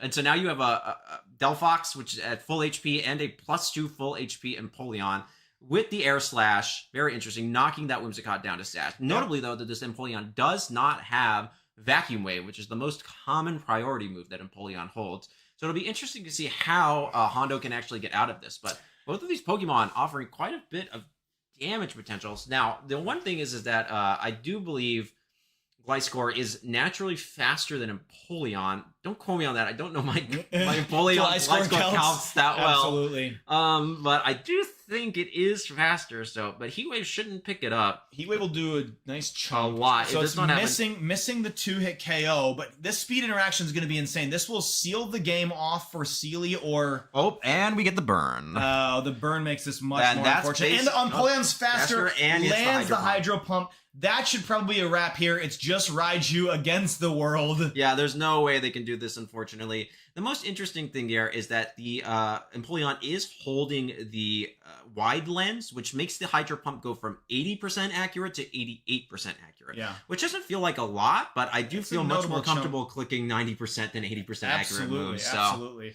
So I think the pinnacle turn there was the moment where we go where Hondo there triggers the Charm contrary boost on Staraptor, maybe thinking that the damage rolls were in their favor to live that Psychic, because the close combat going off, taking off the Empoleon would have put the game in a different position. Yeah. So I think maybe the play there was to not Mega Staraptor and hope that the close combat was still enough. Plus a Moonblast double up. Yeah, was still enough to do that, and then basically stall out the remaining Tailwind turns, because their Tailwind setter has gone down, but yours is still up. Yeah. So that way you can get an additional Tailwind off later, or even to just go into Gliscor instead, hoping you're faster and clicking the ground type move into Empoleon. Right. Yeah, I think it's interesting because the beginning of that game looked like was excellently piloted by Hondo, delaying the tailwinds that you have it set up there, realizing that you can get the fake out pressure going, so you don't need to click fake out, Volt Switch, chip the Hydreigon. I think the trick of the matter is the game state became all of our speed boosting. The tailwind is up on both sides. Who's got the faster Mon? it was Delphox, and that happened to have a type advantage onto the rest of Hondo's team. Just a really tough position to go into. Yeah, I think in that instance, what you need to remember is that you just need to keep your speed control in check. So if you can maintain Tailwind, if you can be faster, then that will really help you out. But otherwise, it's just going to be a pretty big uphill struggle, I think. Yeah. So, well, going to game 3, it's always good to see that, a nice back and forth, and then a really well earned win there for. Yeah. So we're nearing the end of the match. We still have a couple going. It's Damon Targaryen and Fetty versus Fetty, and Twar versus Hayes. Both only having one game played so far. Very interesting. We can hop into Hayes v Twar. Let's do that while we wait. I'll pull up the team lists. Go here for round 1. Let's see how this is going here for Twar. And who's Twar's opponent here? Hayes. Let's check in on Twar and Hayes. Oh, right. Hayes was whoa, there we go. There it is. Yes, I knew Twar's team because I built it for him, but it is, so Twar is rocking kind of your oh my gosh. Okay, so Delphox the Unrivaled. So Twar is rocking Mega Delphox, Mega Altaria setup. Very similar to the Mega Blastoise, Mega Delphox team we've seen going around, but with Altaria instead of Blastoise. That's kind of the whole thing there. And Hayes is rocking actually something pretty interesting, similar to the Mega Raichu Y team that won this tournament last time it was held. By Twar himself, actually, was the winner. But with some interesting choices instead, Incin and Mimikyu and Sinistra over Meowscarada, Ceruledge, and I don't remember the last one. I'm sorry. It's been so long. So, but that's okay. So we sneak in just for the end of this game here with and TSP Hayes a cleanup by Twar there. Sucker punch from a boosted Gambit, just doing and that's Twar taking the 35%. set. Yeah, Twar taking the set right there. So really good, interesting play. Those were some hard battles. I actually kind of wish we could have seen them, but that's okay. Yeah. So really good. How many more rounds are there? There's one set left between Damon and Fetty. Let's kind of see what's going on there. They reported a win about 11 minutes ago, so they're probably getting quite close. Yeah, so they're on game 2. I mean, it does mean, assuming it's been reported well, we do have a full. It's possible to get a full game 3 here. Yeah. So let's see what we can do. Jump in there.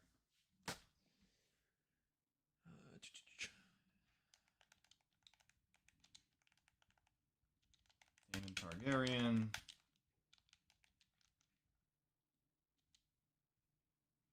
Fetty. I know Fetty. We streamed this last time. Life Orb Sneasler, interesting. Yeah, standard rain. Well, yeah, Life Orb Sneasler is insane, but it also has the coaching angle, so you can you can power up your. Okay, so we walk into a paralyzed. Politoed. Very interesting. And we've got. Oh my gosh, I have no idea what this point is. There's a lot going on. So this is a. What's funny is it's Arcaludon without Electroshot. Oh, it's Aurasphere, Flash Cannon, Snarl, Bright Powder, Archaludon too. Wow, this is wild. Yeah, very interesting. So let's see. So it's Sneasler and a second. Oh, remember that chance was actually lowered. So does this KO the Archaludon? Yes, it does. Oh, with that Life Orb. Absolutely. So we've got Fetty taking the KO, knocking it down to just the Goldango. But the thing here is actually Sneasler can't touch the Goldango, right? It has Dire Claw and Close Combat, which Sneasler is immune to. So it's just going to come down to whether or not this Dango can take out this Politoed. I mean, the paralysis means that, there's a world. But we did just see the Goldango go for Make It Rain and not take any drops, which means that it is at -6 special attack. But it is still at max special attack. You know what's funny? Notably, there's no more rain. Weather Ball is the only offensive mood from the Politoed, so it'll have to manually reset the rain with Rain Dance to even get any damage off. Yeah, so if he gets paralyzed enough, but if he didn't have Rain Dance, then that means that Politoed would lose. These two would just straight lose the game. But yeah, there's nothing else he can do. Except coaching. But yeah, if Junimon should basically only click Shadow Ball into the Politoed. So it's doing 4% to Politoed. This is going to have to be a Rain Dance. Oh, but it'll go up to 6% now. Yeah, but he can't just click Shadow Ball now. Which he should, I think. It probably cleans up. I don't know if it'll do 20%. Politoed is naturally. Well, it should do 6. It should do about 12 to 15. Yeah. So, but it will live the weather ball. Presumably, Goldango is at 100%. That's the trick. As long as this Goldango can live a single weather boosted weather ball. And there's the KO. A critical hit. That was why. Critical hit. That means that this will be going to game 3. Damon versus Fetty. Very interesting. Okay, so we're going to get a game 3 here. That's kind of the one thing about Goldango right now is that it basically hardwalls all Sneaslers. None of them are particularly running Throat Chop like we saw in Regulation H. So it'll be really interesting to see kind of how Fetty adjusts after winning the first game, but I'm pretty excited. Okay, interesting. Yeah, so I don't know if we keyed into this, but this is a Weather War match. So this is the Hippowdon. Yeah, so it's Quick Claw Goldango. Quick Claw Goldango. Expert Belt Starmie. Illuminate Starmie, man. This individual, who's this? Damon Targaryen cooking up a crazy team here. I'm excited to see if the Hippowdon shows up. Standard Sash Arrow, yeah, Bright Powder. Did you happen to notice what was brought to that last game? No. Okay. I did, but I don't remember. And we've got Mega Excadrill.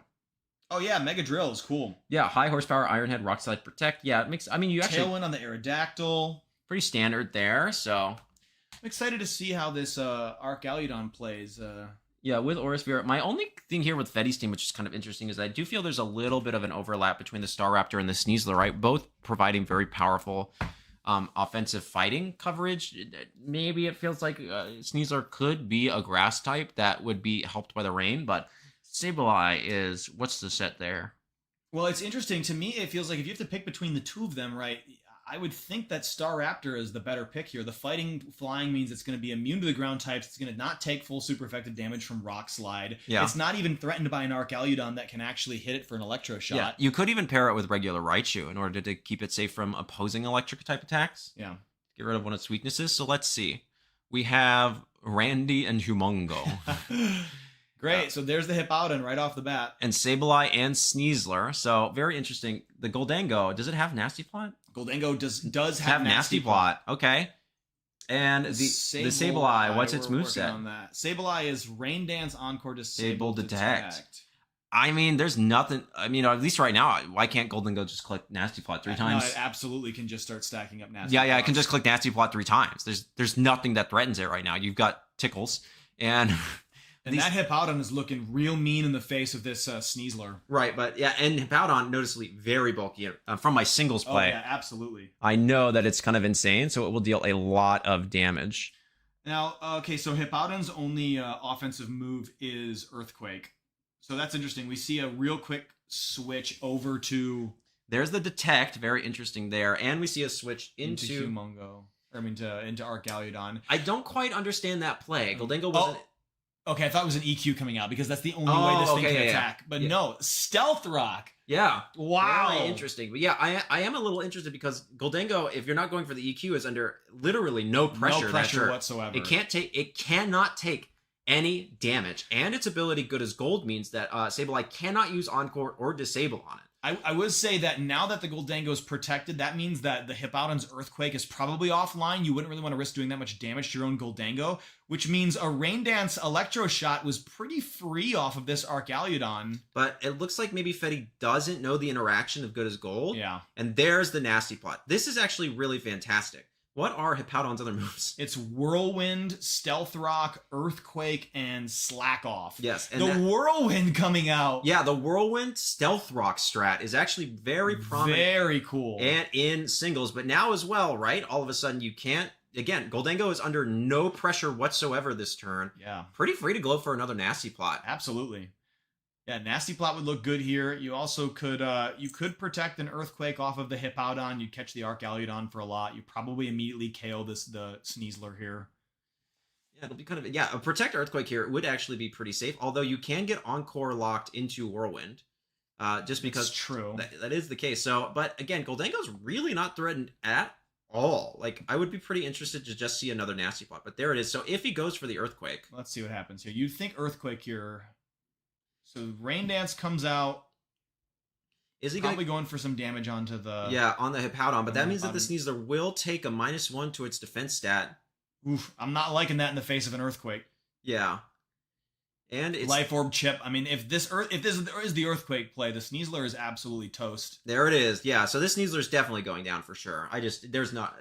Yeah, -1. There's no way. Yeah. So it'll be see how much it does to this. That's really good damage on that Sableye too. Some of those can be real bulky, but that Sableye will not survive a second Earthquake. It's definitely not surviving a Shadow Ball either, or a Make It Rain at this range. But again, it's like, because Sableye can't actually deal any damage to Goldango, do we need to worry about it at all? Oh, that's bad. Yeah, this is because Goldango brutal. Just protected. And you no longer have the weather advantage. So going into Swampert there is quite bad for this Goldango. Does the Swampert have high horsepower, Wave Crash, Ice Punch? Yeah, that's quite terrible actually. So I'll be pretty interested to see what Judomon does in order to kind of get around that. Yeah, I mean, that's one of those tough parts about playing is like you want to play conservatively. You don't want to waste your Goldango with all your boosts, but if you get a little bit too conservative, you open yourself up to these positions where now Protect is offline. Yeah. So there's the Mega on the Swampert. Do we see a double Protect on Goldango? We could see like I think that's probably the angle you have to play towards. Oh, hello. We're watching this. Yep, there's the high horsepower. There's no way. High horsepower comes in. No way. Nah, sorry, dog. I got bad news. So Arc in place over the... But is this another Earthquake? That's a... Oh, slack off. No. Yeah, I mean, but I don't think it matters in the face of the Wave Crash. Yeah, the rain boosted Wave Crash, I don't think you're living that. So who could go in the back, right? I mean, Starmie you've got, but then you have an No, but this Arcaludon just... No Electro Shock. No, but this is the other team. Oh, right. This is Fetty. So but there is... I don't know. That high horsepower does a lot of damage. Yeah, I mean, at this point, rain is up. Both of your sweepers are in. It's looking like a pretty dominant position for Fetty here. I feel like a high horsepower plus any move into that other opposing Arcaludon is... Yeah, but I mean, we could see Arc Protect in an Earthquake from the Hippowdon, but then you get punished by Wave Crash. Now, Swampert will take a lot of recoil. There it is. Yeah, there's the Wave Crash. There's no way it's living this. I'm so sorry. I know these calcs. So let's see. So who's left? Yeah, generally about half to itself in recoil. That's insane. And there's the Aura Sphere. Does do that right, Aura Sphere, but you've opened yourself up now to this Swampert just high horsepowering its way through the Arcaludon. Who's in the back? A Starmie, non-Mega Starmie. No focus. No Mega option on the team with Excadrill left on the bench here. Yeah, so I mean, I don't really see any reason you can't just go high horsepower plus Electro Shot. Mm-hmm. Does Illuminate? I don't actually know what Illuminate does. This is KO. No, it does not. No, I didn't presume. So we have to see the speed interaction here. I mean, I don't think it matters because even the Aura Sphere won't take out this opposing Arc. There's the Skull. Does this pick up? That's pretty reliable damage there. Does it get a burn? No, it does not. And there's the Aura Sphere, but there's no way this will pick up this Arcaludon. Absolutely not. Yeah, barely does over half. And now an Electro Shot should basically clean up this game. And you don't even need to click high horsepower and risk the miss next turn. I think you can just go for the Wave Crash. So Electro Shot here probably picking up... You'd think it would be picking up the Starmie because then the rain, the Swift Swim high horsepower allows the Swampert to clean up the game from there. Yep, and there it goes into Starmie. Bam, and there goes Patrick. Sorry, Pat. Yeah, sorry, Pat. So now it's just, but I think I know that it's resisted and at +1 defense, but I think just a Wave Crash to not risk the miss. Oh, and it's not leftovers. That's right, it's Bright Powder. Yeah, so I mean everything risks the miss. That's true. There's your out. Everything risks the miss. There's the out. He's still having 3 points. I mean, I guess Sableye does not have any damaging moves, so yeah, but okay, there it is. No miss. I was about to say, there's some Snarl shenanigans you could use to chip, damage, pick up a KO on the Swampert, lower the special attack of the opposing Arc, use your Bright Powder, dodge the Draco. But unfortunately, that is the end for Damon in this match. I mean, I could have seen a world where maybe you dodge we saw that the other Arcaludon was faster, so you dodge the Wave Crash, you get the KO with Snarl Aura Sphere. Aura Sphere on there. Yeah. Okay. Yeah, I see. Rain expires, your Arcaludon is faster, and then you click a move that's not Aura Sphere, like Snarl, just to ensure that you don't get disabled. And then you Sableye can't actually deal any damage to you. He can't Encore disable you, but presumably well, no, because then a single struggle would take you out. So I do think that no matter what, you do lose that game. We also have a cat now. Everybody say hello to Bear. Bear's entered the chat. Bear's been saying some really, really controversial stuff. Yeah, so we've been kind of keeping him out of the conversations. We're gonna try and keep his takes off cam if possible. That's okay, Bear. You can just stay cute. Stay nice and nap. That's okay. We're happy to have you. So there we go, piloting through the beginning of that first round of the tournament, jumping around to matches. Let's see. It was. And we've got round 2. Oh my goodness, round 2 is already up. Yeah, so we've got. We didn't see Heike versus Adolfo. Yeah, that would be that. Yeah, 1-1. Onfetti versus Tor. Those are the only ones I don't think we actually saw. I believe we jumped into both Fetty and Tor and Evans' game. So this is a. Let's do this one. This one has. Let's do new, fresh players here. Yeah, let's do this. Excuse me. Sorry, we got to get the. Come here, buddy. Get on your boy's lap. Say hello to the people, Bear. Okay, let's pull up these teams here. Hello, everybody. Say hello to Bear. Hi, Bear. Show the cat some love, people. We love our cats here.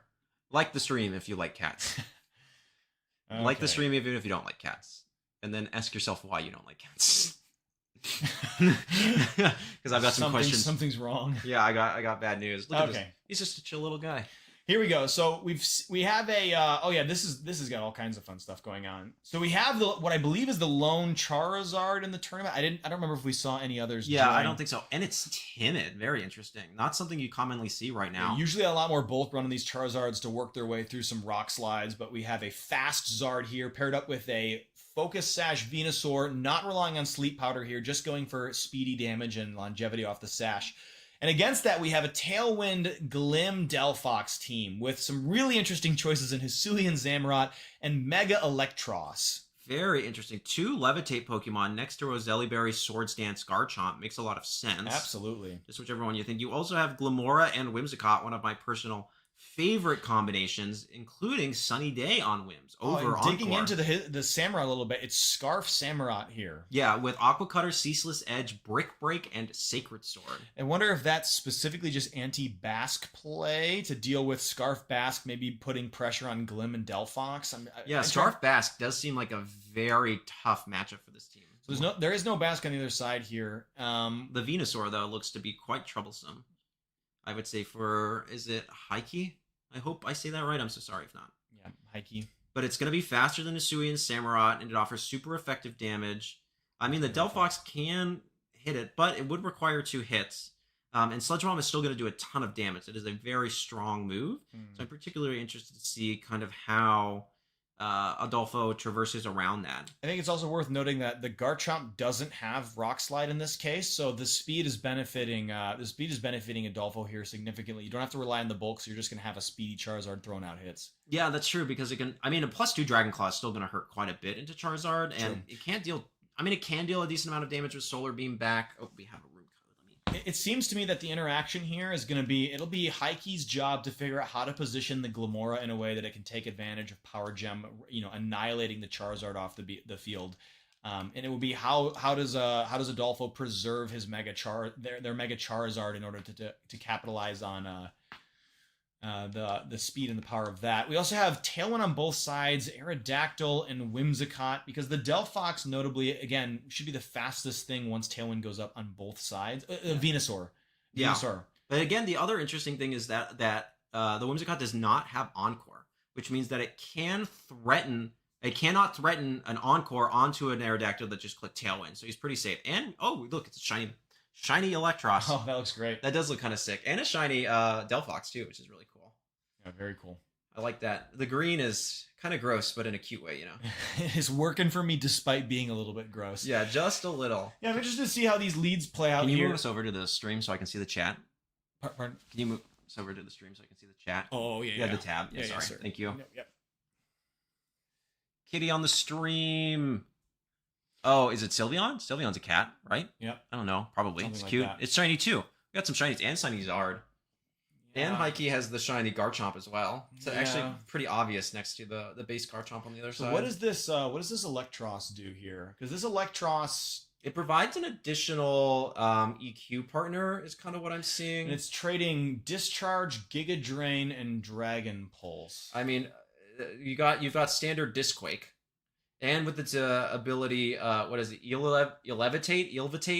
Yeah. It will get a boost to its most prominent stat after each KO. It's basically a beast boost. So we have Samurott Glamora. My gut is that maybe Delphox is the better pick over here. Wow, what an interesting lead. The Venusaur unsupported by the Sun next to the Gambit. Nobody has led Tailwind to try and get speed control. That makes the Hisuian Samurott the fastest thing on the board right now. And what is the item on the opposing King Gambit? Probably black the glasses. Gambit is black glasses. Yeah, so it's I mean, protect with just no fighting move. It's Kowtow, Sucker, Iron Head. So I would probably see a pretty safe protect Gambit and Giga Drain into the Hisuian Samurott, because that's threatening a KO onto King Gambit right now. Absolutely. With both Brick Break and Sacred Sword. Although I would assume Sacred Sword being sharpness boosted would be the move of choice. So not going for it at all, though. Yeah, maybe calling the protect. A Garchomp the Living Legend, also it's a shiny from Gen 4, and there is the protect, Yep, so that's makes very sense. interesting. A lot of pressure from the Samurott here. So do we see just a Sludge Bomb into an Earth Power? Interesting.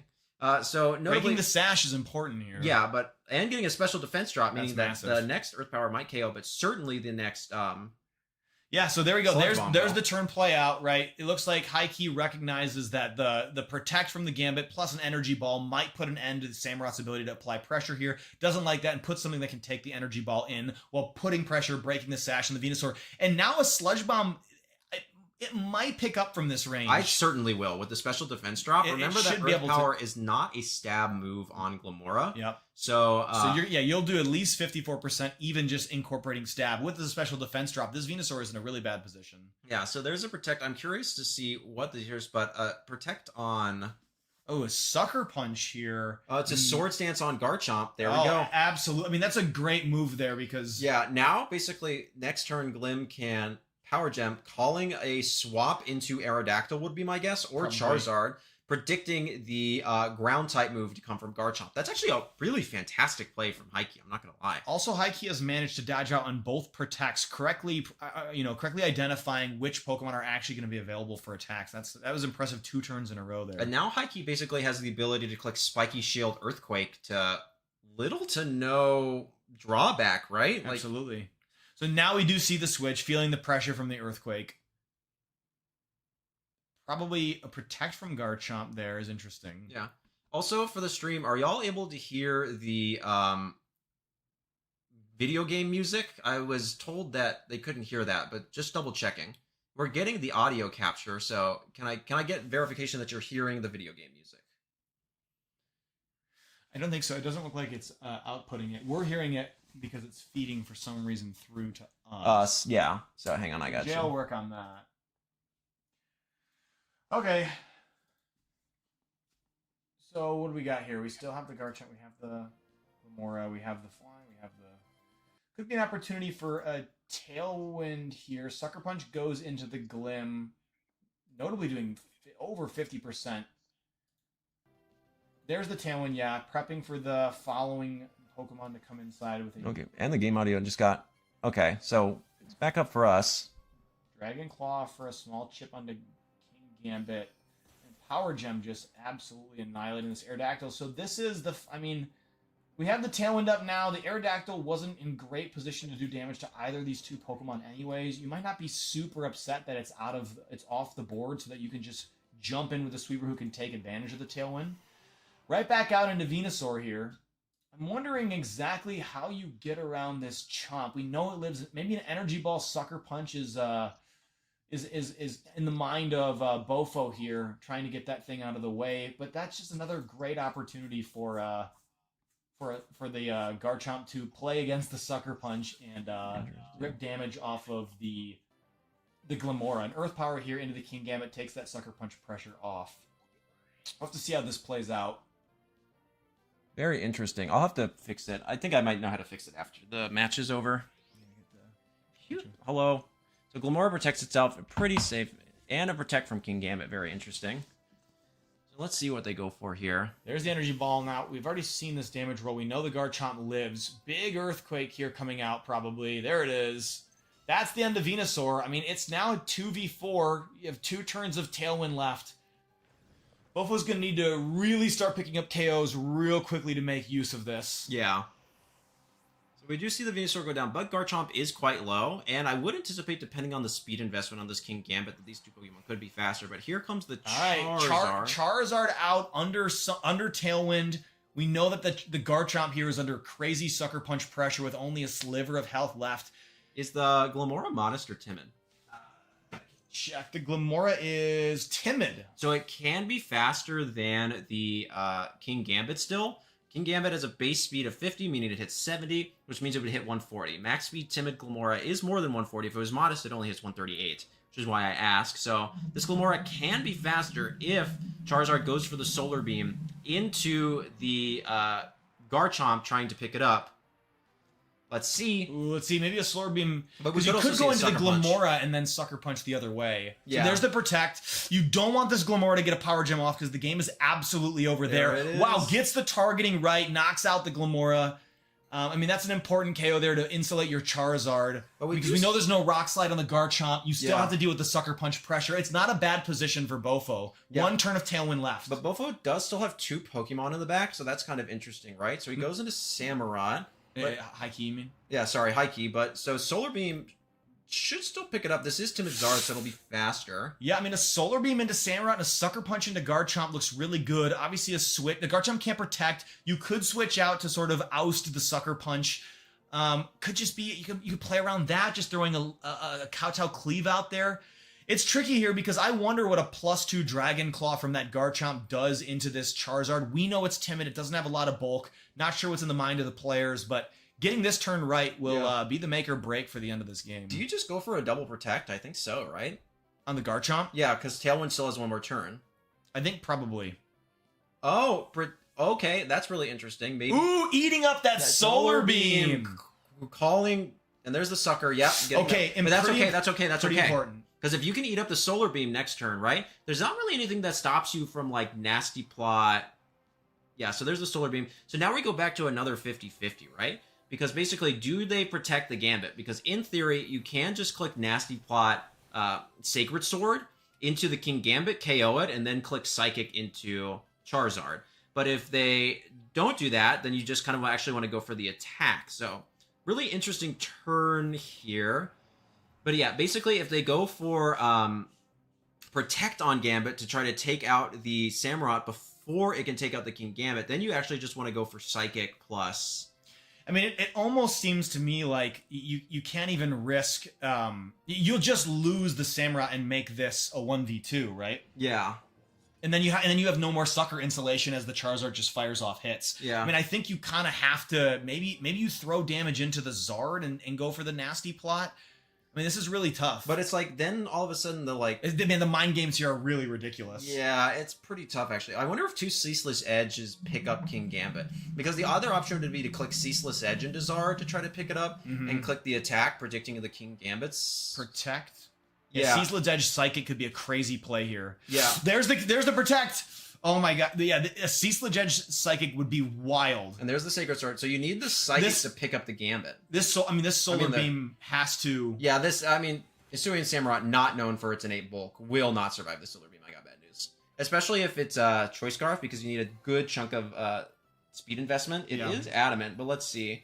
This is Timid Zard, though, so I could be wrong. Whoa, that was a lot of damage really fast. Yeah. I mean, that probably puts the game immediately into Bofo's hand, because you can't risk a Sucker Punch just KOing Delphox, but you can't sit there and let the Charizard just spam single target, spam Weather Ball onto your Delphox over and over again. If the Charizard has Weather Ball, then this game is effectively over, because you can basically just click Sucker Punch Weather Ball until Sucker Punch Weather Ball guarantees the win here. Wow, that was wild. I mean, Bofo basically made the plays that they had to make. You were down 2 Pokemon, you had 2 turns left of Tailwind, and they managed to come up with a return sweep and KO all 4 of the opponent's Pokemon. That to me just speaks to the power of Gambit, just being able to sit there and force really weird defensive plays on the opponent to dodge Sucker Punches, allowing a Pokemon like Charizard to just drop sweeping blows. Yes. Okay. Sorry, Bear. I need to get you up so I can try to fix this real quick. Say goodbye to the cat. Hello, everybody. Bye, kitten. My little one. So sometimes what's helpful could be resetting, pulling out the switch. Yeah, that's literally what I was going. Just gonna pull do the whole source reset. No, I was just gonna take the switch off the dock and put it back on. Let me do that. Really? Yeah. All right, so that'll pull it off there. Back into the dock. Let's try that real fast. it up. I know it was working. Yeah, it was working a little bit ago. Oh. Still not capturing audio for some reason. Let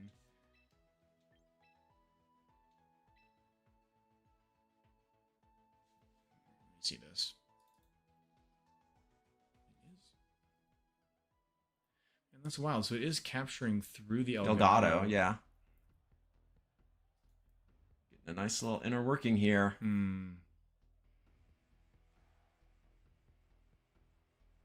I tried doing default as well, but that didn't work either. Yeah, keep us updated. Because hold on, don't say anything for a sec. Isn't that the Switch audio? Yeah, that's the Switch audio. So that does look like it's. So so our microphone is there. It is putting Switch audio out through. Man, you really would think that this. That's just the audio output. Yeah, but it's not pulling the Switch audio into the stream. It looks like. Oh, that's the problem? Yeah.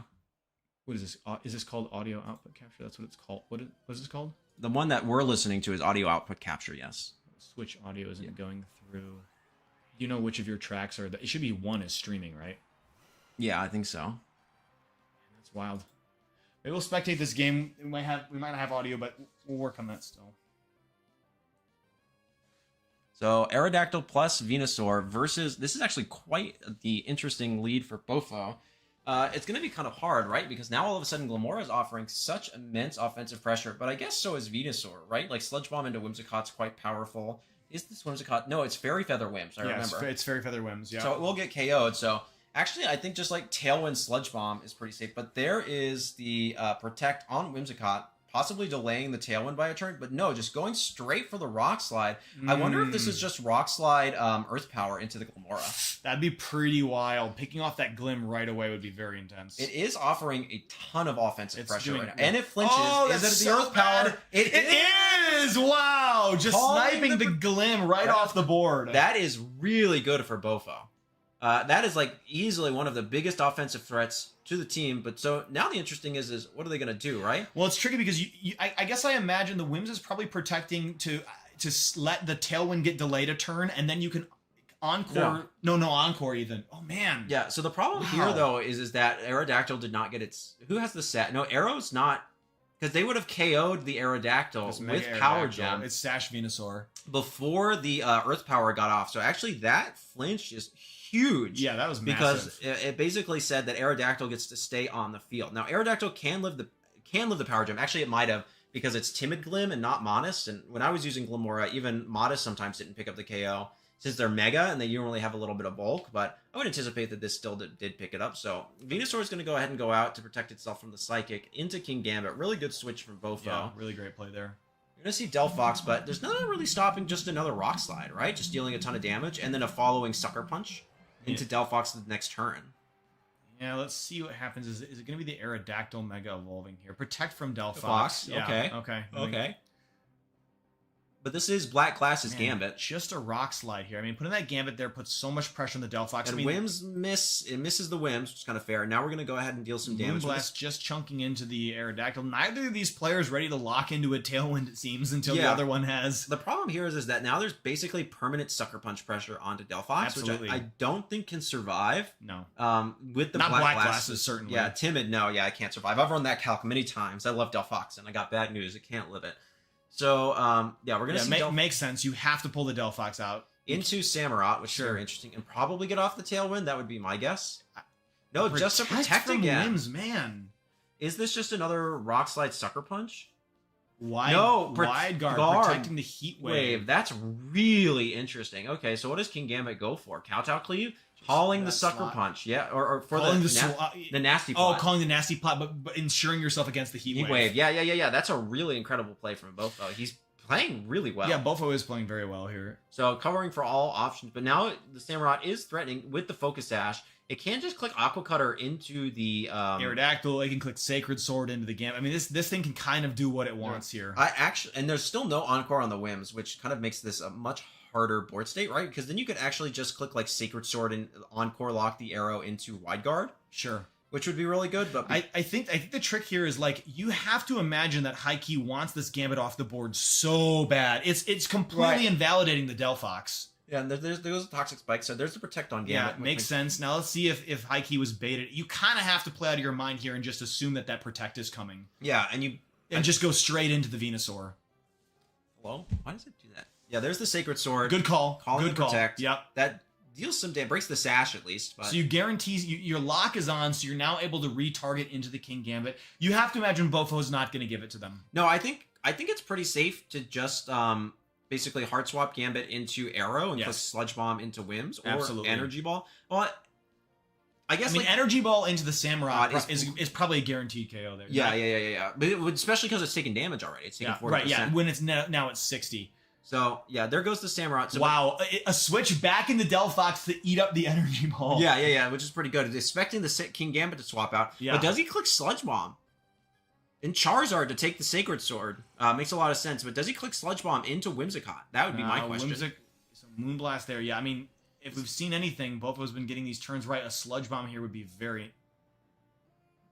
Not into the Delphox to cover for the Delphox swap and gets the poison. That is actually a really excellent play because basically you're covering for the Delphox swap, thinking that the Sludge Bomb will still pick up the KO into the Hisuian Samurott, or at the very least give it deal so much damage that it will put it in Sucker Punch range. I mean, what's great about this is that Heike has managed to get the Delphox into a state where it's the fastest thing on the board under Tailwind. The Gambit is no longer there. This is your turn to do damage. Unfortunately, I just can't imagine that the Zard is going to take that much. Yeah, my question would be if you don't Mega the Zard here to not give the Delphox Sun.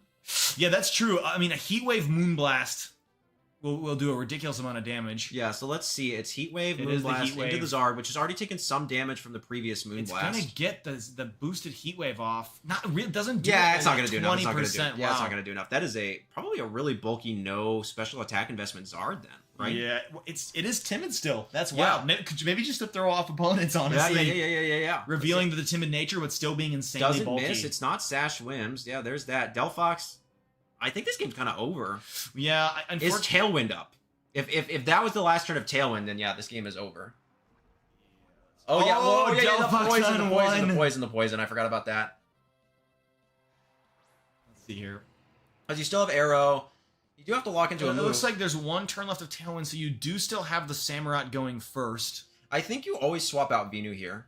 Because you need to keep Venu in case they lock into a fighting type move, right?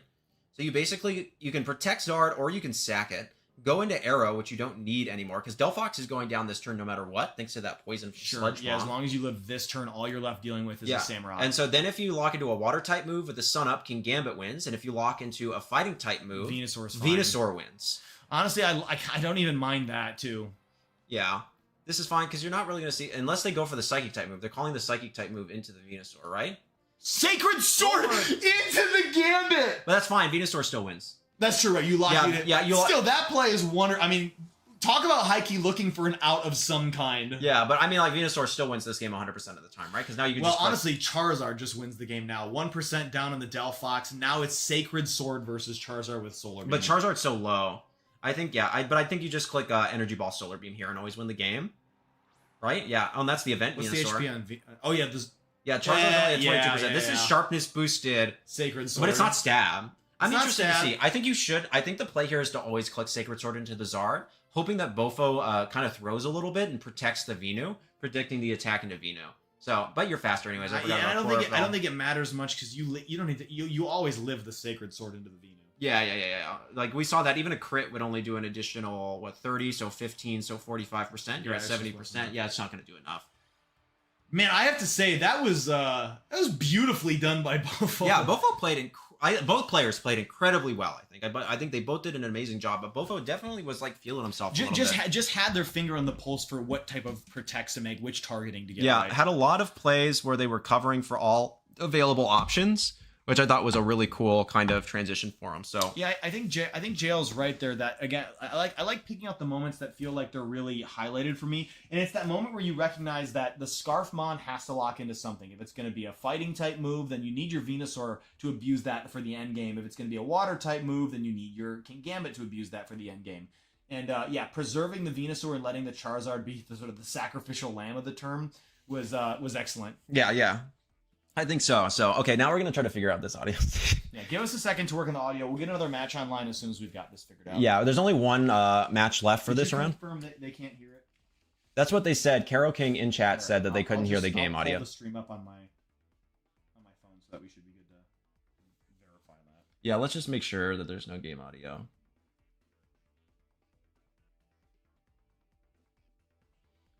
Jon-Luke VGC.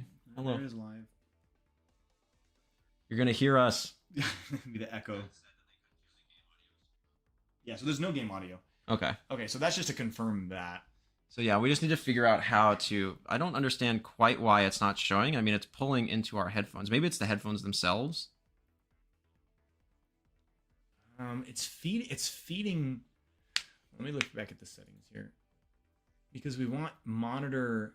So switch audio is monitor and output. We hear it because it's output. Yeah, we could switch it to monitor off and then switch it back to see if. Okay, sure. Wait, why did that not kill it for us? Oh, that's switch audio. That's not the same thing. That right? Because that's this. Yeah. Why is that not filtering through? The audio is being captured here. What is? So that's audio. Oh, I think this is your stream track. That was checked off for audio output capture. Okay. Can y'all hear it now? That's this. Yeah. Why is that not filtering? Wait a second.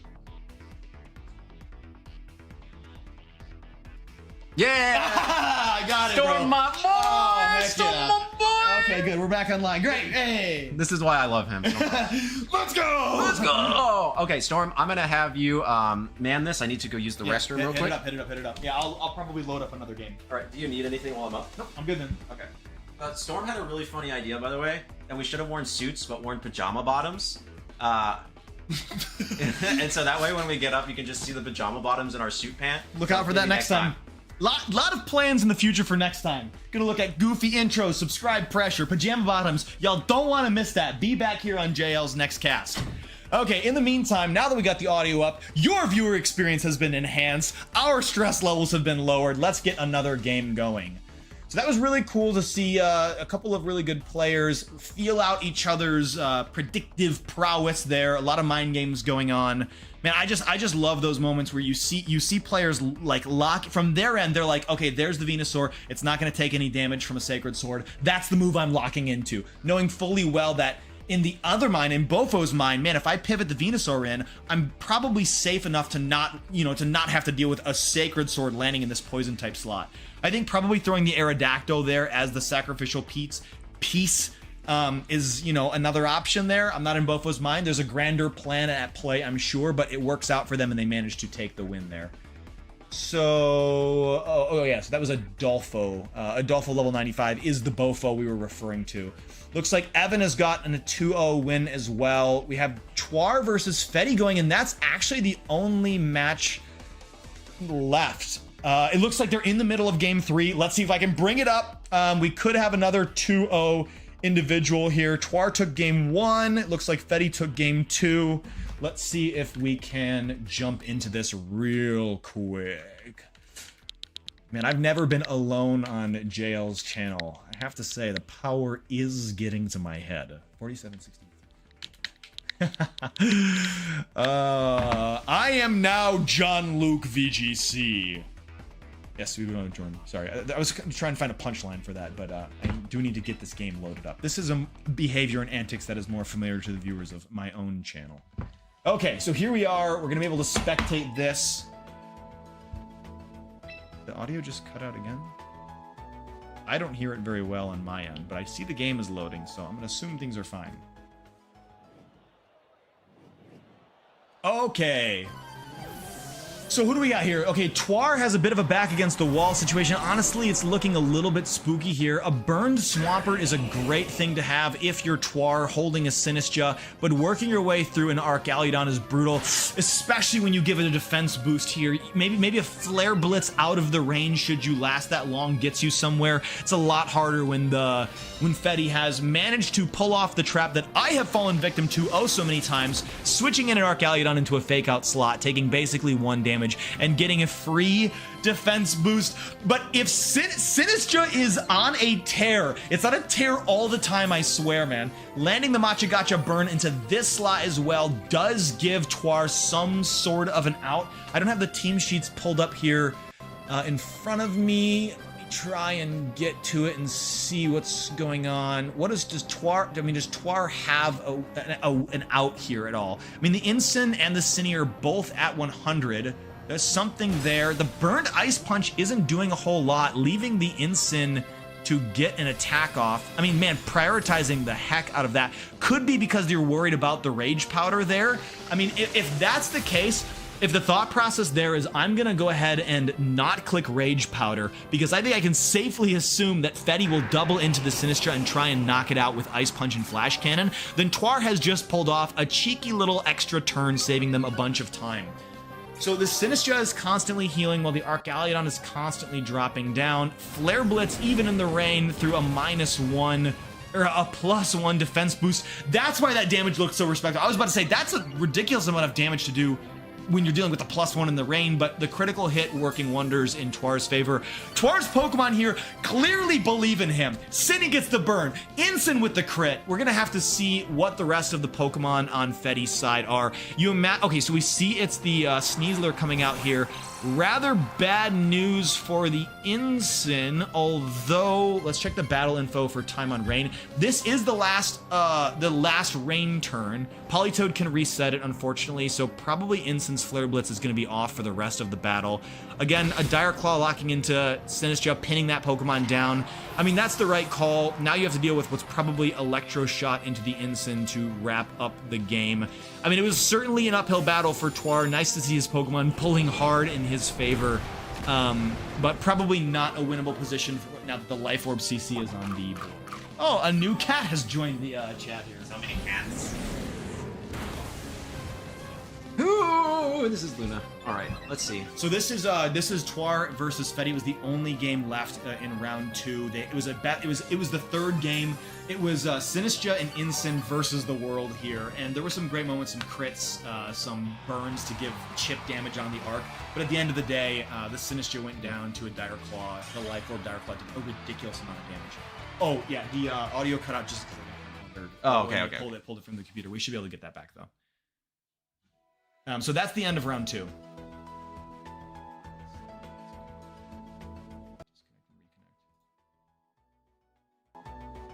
So it's a 1-1 game now. No. That was game 3. That was Fetty's win there. Oh, okay. That's the end of that. Maybe you need to put them back in the case to reset it. Yeah. When we do that, we can go here. And everybody can still hear, is that correct? That's fine.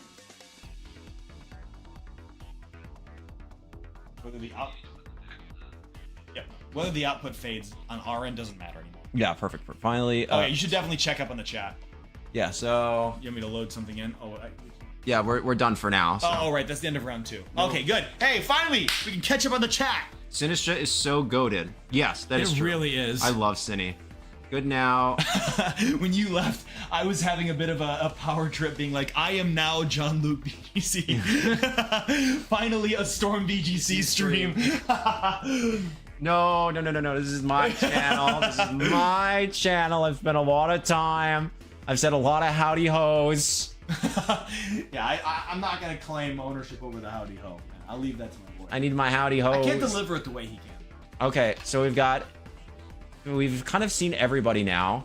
I think we should go Evan. We've seen Matt Pode. Yeah, so let's go Evan Matt Pode, just because we also didn't. Matt was quite. Evan's first round was quite short, so we're gonna go to Evan. Both of these are undefeated. Do we know how many rounds of Swiss there are? Can somebody in chat tell me? This is already round 3. Yeah, if we could get that from Thavorian. Yeah, so Thavorian, Mom, Fetty is Will. Okay. I'm just gonna refresh this real quick to get us back up to date a little bit closer. Okay, I'm pulling up teams. Yeah, so we've seen Evan's team. You know Evan's team is the Frostlass Staraptor. Let's see what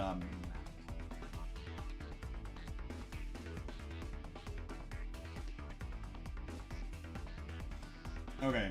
4. Okay, so we're doing 4. So we've got 2 more rounds of Swiss, and then Ooh, Matpode is the one. Man, Matpode is up here with the Mega Waichu and a Mamoswine. I love it. So there's some Sandstream stuff going on here, unsupported by the Excadrill, Mamoswine instead being the ground type of choice. But it makes sense, though. It offers the Ice Shard and Icicle Crash, which helps threaten a lot of really powerful Pokemon. Garchomp particularly. Yeah, the only thing is that you don't outspeed the Garchomp, but fun fact for the calcs, Life Orb Mamoswine does OHKO no bulk Garchomp with Ice Shard. I suppose in a world of jolly Life Orb Chomps, man, Life Orb Mamo is kind of a goated call. So you don't even need to worry about weather or Tailwind or anything. So on Evan's side of things here, you know, to me it looks like the Staraptor obviously is not a choice that you're going to want to be going with. I mean, you have pressure on Sneasler and Sinistcha, but both the Mamoswine and the Raichu are offering a lot of pressure. But then Frostlass... The problem is that the Raichu outspeeds basically everything on Evan's team, right? Like, and he doesn't have any. He has Tailwind on Staraptor. Also, I mean, Rage Powder pulling Zap Cannons, I guess, is okay. Setting up a Trick Room is interesting. Yeah, because could be a Primarina Calm Mind game. Yeah, that could be the case. I mean, does Crazy into T-Tar and Mamo. Yeah, and if you can get, he has Weather, so yeah, you could go like Frostlass, Chomp, Prim. Something like that, yeah. That would kind of be my guess there. Luna really wants. Oh no, she's just chilling now. You think she need to go here? She might want out, but go open the door, double check. Yeah, just try to let her out real quick. Yes. Yeah, she does. Bye, Luna. Please. Bear is like, I'm good. He's chilling. He's in my gaming chair right now, which is over there because we're sitting on the couch. All right, so we're basically waiting for Matt to enter. He still hasn't checked in, which is interesting. Yeah, my gut is saying something along the lines of a Trick Room Primarina play with a Frostlass late game sweep or something like that, and then you slot in Incin or Garchomp to help get the job done. So Matt does have the Life Orb Mamo, which makes this a little hard, but it also has the Oblivious ability, which makes it immune to Intimidate. Like, the last pick on your team, Incin and Garchomp, both don't want to deal with the Mamo. The Sinistcha doesn't want to deal with the Mamo. This is actually a really tough matchup for Evan. I do think that the Primarina here is the key, right? Yeah, like it's you have to somehow set it up so that the Raichu isn't pressuring the Primarina. I mean, a Primarina under Trick Room looks really good. Yeah, I mean, he doesn't really. I mean, he has the Cine, I guess, but especially if you can get a Calm Mind boost up. I mean, +1, it's Moonblast, right? So, like, Calm Mind, I mean, +1 Moonblast should chunk a Sinistcha. Yeah, and that will help protect you from the Machigacha, which deals super effective damage by getting that additional special bulk. Yeah, to me it seems like a battle of, like, how do you get the Primarina in position without risking the Sinistcha on the opposing side, basically undoing the Trick Room and making you vulnerable again. It's a little passive, but is it ever like an Incin Cine lead? So that way you can Parting Shot Trick Room? Cine, Parting Shot, Trick Room. Yeah, I mean, I think the trick with that, what you're suggesting there, is it does let you feel out the situation a little bit, because you'd want to start stacking Calm Minds, but like, what are you worried about? You're worried about the Raichu and the Sinistcha putting pressure on Prim right away. So instead, feeling it out with the instant lead is not bad. Yeah, another option here too is the fact that while Oblivious does protect you from Intimidate, it does not protect you from Parting Shot. So you could like slow play and try to get a Parting Shot off onto the Mamoswine in order to lower its attack stat. That would protect you from going down to the Ice Shard from Life Orb Mamo. Or if you can even just KO it. I mean, Mamoswine, particularly on the special side, is not known for its bulk. It has a pretty good HP stat. I think it's a base 110 HP. Don't ask me why I know all these things. I kind of feel like I could see a really aggressive T-Tar Mamo lead just throwing damage down on these Pokemon. I mean, I suppose it gets punished by just leading Primarina right off the bat, but then having Sinistcha in the back to like basically go in, shut down the Trick Room, and let the sweepers do their thing. But I mean, Primarina still does not want to take a high horsepower Rock Slide. I mean, you're absolutely right. Not from a Life Orb Mamo. Yeah, plus a neutral. Is that Adamant or Jolly T-Tar? Jolly. Normally on these comps, if they're Jolly T-Tar, they're just max. Right, and it's direct. I don't think we commented. It's D-Dance T-Tar. Yeah, I mean that's not so uncommon. No, it's not anymore. Super uncommon, but it is cool to see. I don't tend to run that, but I'm a boring Sand player, so I tend to run something interesting. But all right, let's see what chat is saying. I also have Discord messages. Wait, is it Howdy Ho or Heidi Ho? It's Howdy Ho. Howdy Ho. Howdy Ho. Heidi Ho would be What's that from? South Park, right? Mr. Hanky the Christmas Poo? I'm not a South Park guy. I thought Howdy Ho comes from a Disney movie. No, I say Howdy Ho. Let's see. All right. So That's an old response. Minnie the Moocher. Oh yeah. You know that Minnie the Moocher? It's a old jazz song. yes, I do. Heidi Ho. Okay, we've got our Heidi Ho knowledge out of the way. Yeah, we got a Howdy Ho, but now Yeah, we're just waiting for Matt. Waiting for Matt to get in here. I mean, 2-0 in the tournament. You don't think the boys run off? Yeah. Could just be hitting the bathroom or something. But yeah, I do feel like I think that the interesting lead prediction for me is to see whether or not the T-Tar and the Mammo come out swinging. Yeah. I guess what are you worried about that? If you identify that maybe it's cool to just go on the offense. I mean, in that instance, Instant incredible. Yo, an instant looks amazing in Because that then, situation. because then you can go like instant prim, click fake out, calm mind, and then parting shot, protect, go Cine, go rage powder, hyper voice. Yeah. Right, so it's like you've got a couple of options here. So I'm pretty interested to see kind of what I think this is going to be a lot of calls. Is kind of my thing. It's like do you call the fake out into Mammo and protect D-Dance? Do you call it in and you just rip the high horsepower? Like you've got a couple of options here. I mean, this Raichu just looks really good too. I mean, the Raichu does so much up front as well. I mean, like getting a paralysis in the Frost Blast will be important late in the game. Hit the Primarina super hard. You can hit this, you can do crazy damage into the instant. The nice thing too is that Instant is impish, so I would anticipate that it can take one high horsepower from Mamoswine, even though it is Life Orb. Ooh, Yeah. I trust your calculator brain, but that's a crazy call. Well, I'm gonna run it. I'm gonna run the calc real quick. All right, I'm gonna put my money on. I don't think it lives with Life Orb. So I guess it might also depend on how much. So it's gonna be. My guess would be if it's Matt's here. it's Chopple. Oh wait, that's Chopple? Never mind. Instant lives. Instant lives. Well, that's not a fighting type move. It's a ground type. What's going on with my brain? Never mind. Back where we were, Instant does not live. So it's probably not. If this is the spread that we used in Indianapolis against Mamoswine, is Mammo Jolly or Adamant? It's probably Adamant. I think it needs to be Adamant with the Life Orb. It's definitely. So if it is standard, the one that we Oh my use, God. yeah, it always stays this. But that's not the common spread anymore. This is the common impish spread. And so it does have a chance to live. It has a 12.5% chance to live the high horsepower from Jolly Adamant Mammo.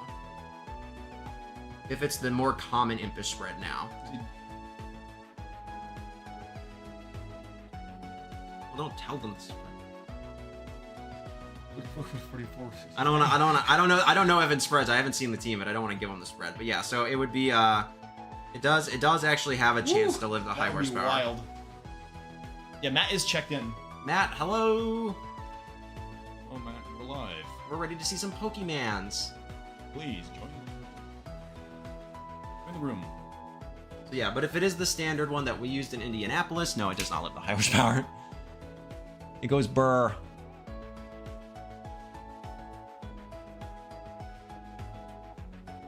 Thavorian Skies, thank you for becoming a channel member. That's so interesting. I haven't had one of those in a while. I really appreciate that. Thank you so much. I can tell because of the little Alolan Vulpix. Huh? Yeah.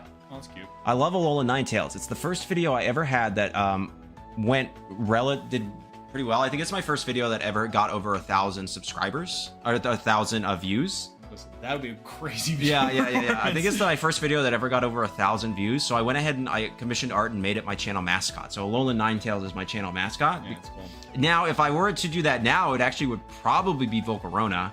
Volcarona has been treating me very well since I started using it back in Regulation H, but I still love Alolan Ninetales, and I still use it a lot. I used it on the Mega Raichu Y team. I anticipate that you might. I know I will not be using it next season. For the next 30 days or whatever. I already have that team made, and I'm shiny hunting. But I might have some of my students use it. A lot of my students want to use Pokemon that Alolan Ninetales is a fantastic partner for.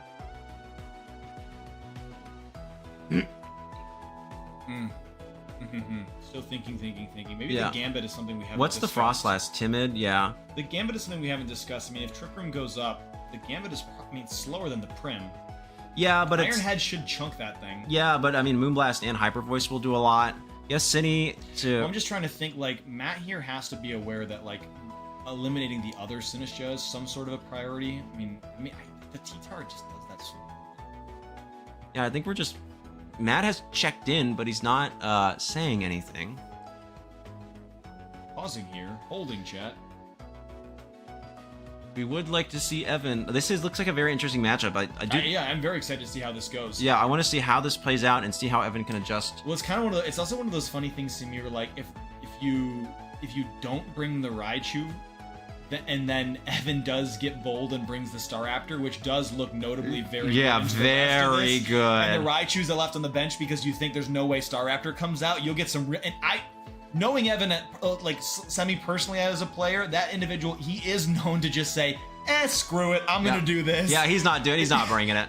Yeah, so there's a world where Evan just dials it right up and goes, no way does the Raichu come out, I'm going Staraptor and cleaning house. Or he goes, I can get enough boosts off that I don't actually need to worry about the Raichu. Yeah, because I'll be able to get 2 or 3. Even in a paralysis world, all of a sudden the Staraptor looks kind of mean in the Yeah, right. So it's like not the worst thing in the world. If it's Jolly Max, it hits like what, 179, so that half of that would be drop down to like 90. Yeah, something like that. Just 88, I think. 88. I mean, on a timid Dragon Dance T-Tar, you might 89. You hit down to 89. Yeah, you'll skirt underneath that T-Tar for sure. Yeah. Matthew! Interesting. Come on, Matt. Mr. Matt. Look, we got all the good pregame discussion going out of the way. This match we actually managed to sit down and analyze. Give it to us, Matt. Come on, Matt. We are ready for you. I'm gonna. Hello. They gave me too much power. Now I can go into these chats.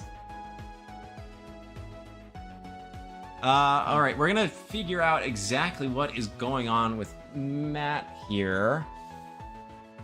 Know anything? I mean, unfortunately, after setting that up so well, it's possible we should jump.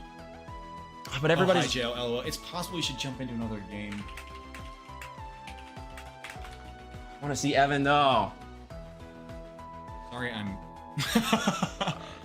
It doesn't matter. Matt's now. Yeah, Matt's here. Matt's here now. Okay, good. We're gonna be able to log in here.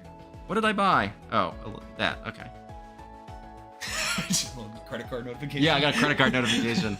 It's my Wolfie VGC Patreon subscription notification. Okie dokie. Shouldn't be too much longer now. Yeah, we got Matt in chat. Might result in a game loss. It's been, what, more than 10 minutes, I think. Not sure how much time went for the rounds. Yeah. Okay, there we go. We got Matt there. Okay, finally. You're running out of things to use to kill dead air. Oh, we gotta get him ready to battle. Come on, Matt! On court 1 here, man. See how this plays down. So I'm gonna try and lock in my predictions here for how the opening turns go. I do like what you said. I think the Sinistcha Incin Prim in the back, and then I think maybe late game Frostlass, yeah. Frostlass doesn't look amazing. So I'm gonna lock in T-Tar and Mamo as the offensive start. So my thing is with this kind of matchup, I would argue that this is full stop a bad matchup for Evan. Yeah. Also because he has double Intim in front of a King Gambit. So that's something else you have to worry about. But yeah, the King Gambit lead here is actually pretty strong as well. Yeah, so what I normally would say in this instance to my students, some free coaching here, is you need to do what I call play like a madman. So basically... That's what the professionals call it. Don't talk during Pokemon Fight Club, yes. So yeah, basically what you do is when you have a bad matchup like this, you need the game to last as few turns as possible. Because the more turns that go on, the more safe plays the person with the better matchup can do, and that the game will start to lean more and more into their favor. What you want to do is you want to force uncomfortable 50-50s, and so that way they can never guess what you're going to do, and they constantly have to make hard call plays that you can capitalize on. So I think what Evan basically needs to do here is play like a madman. I'm gonna say Raichu Gambit is another possible lead. Okay, so Raichu Mammo. Raichu Mammo, that's pretty safe. Yeah, I mean, I like that. It lets you Raptor. put pressure on the Primarina, or the Staraptor and the Raichu are both on the board. Wow. But again, the Adamant Life Orb Ice Shard Looks insane. should pick up this Garchomp, and even if it doesn't, you can just double into it with Focus Blast. But I think the play here, I don't know. It's really tough. This is really. Do you just double protect? Maybe like. I think if you're on Evan's side, you probably should double protect because there's a fake out live here, and you don't really want to play the do I get this right or wrong. I mean, what's the downside for a double protect? You're only repositioning. The Mammo can't take advantage of a dead turn. How is everyone? Jonathan, we're doing great. We're watching Evan Scott versus Matt Hode. So let's see. So Raichu does Mega, which isn't particularly interesting. I would assume that it's faster than the Staraptor, so we have no idea if Staraptor's actually going to Mega or not. But, I mean, there's not really a punish to Ice Shard Zap Cannon here. I mean, I wonder if the protect is going off. I mean, yeah, you're right. Ice Shard Zap Cannon here is a really, really safe play. Like, there's not a way to really punish that. So it probably is the double. Yeah, double protect on the fake out turn to see what he's going for. Nope. Oh! This will pick up. Yep. Absolutely. Garchomp just knocked out. I've seen that calc many times. You do need the boosting item for that. Otherwise, the Ice Shard does not pick up no bulk Garchomp. But yeah, with either Never Melt Ice or the Life Orb that this Mamoswine is holding, it does pick up the Garchomp, which is really important. But now, again, so the Ice Shard will not pick up here, but it is pretty safe, I think, to go like Rage Powder CC into Raichu, maybe?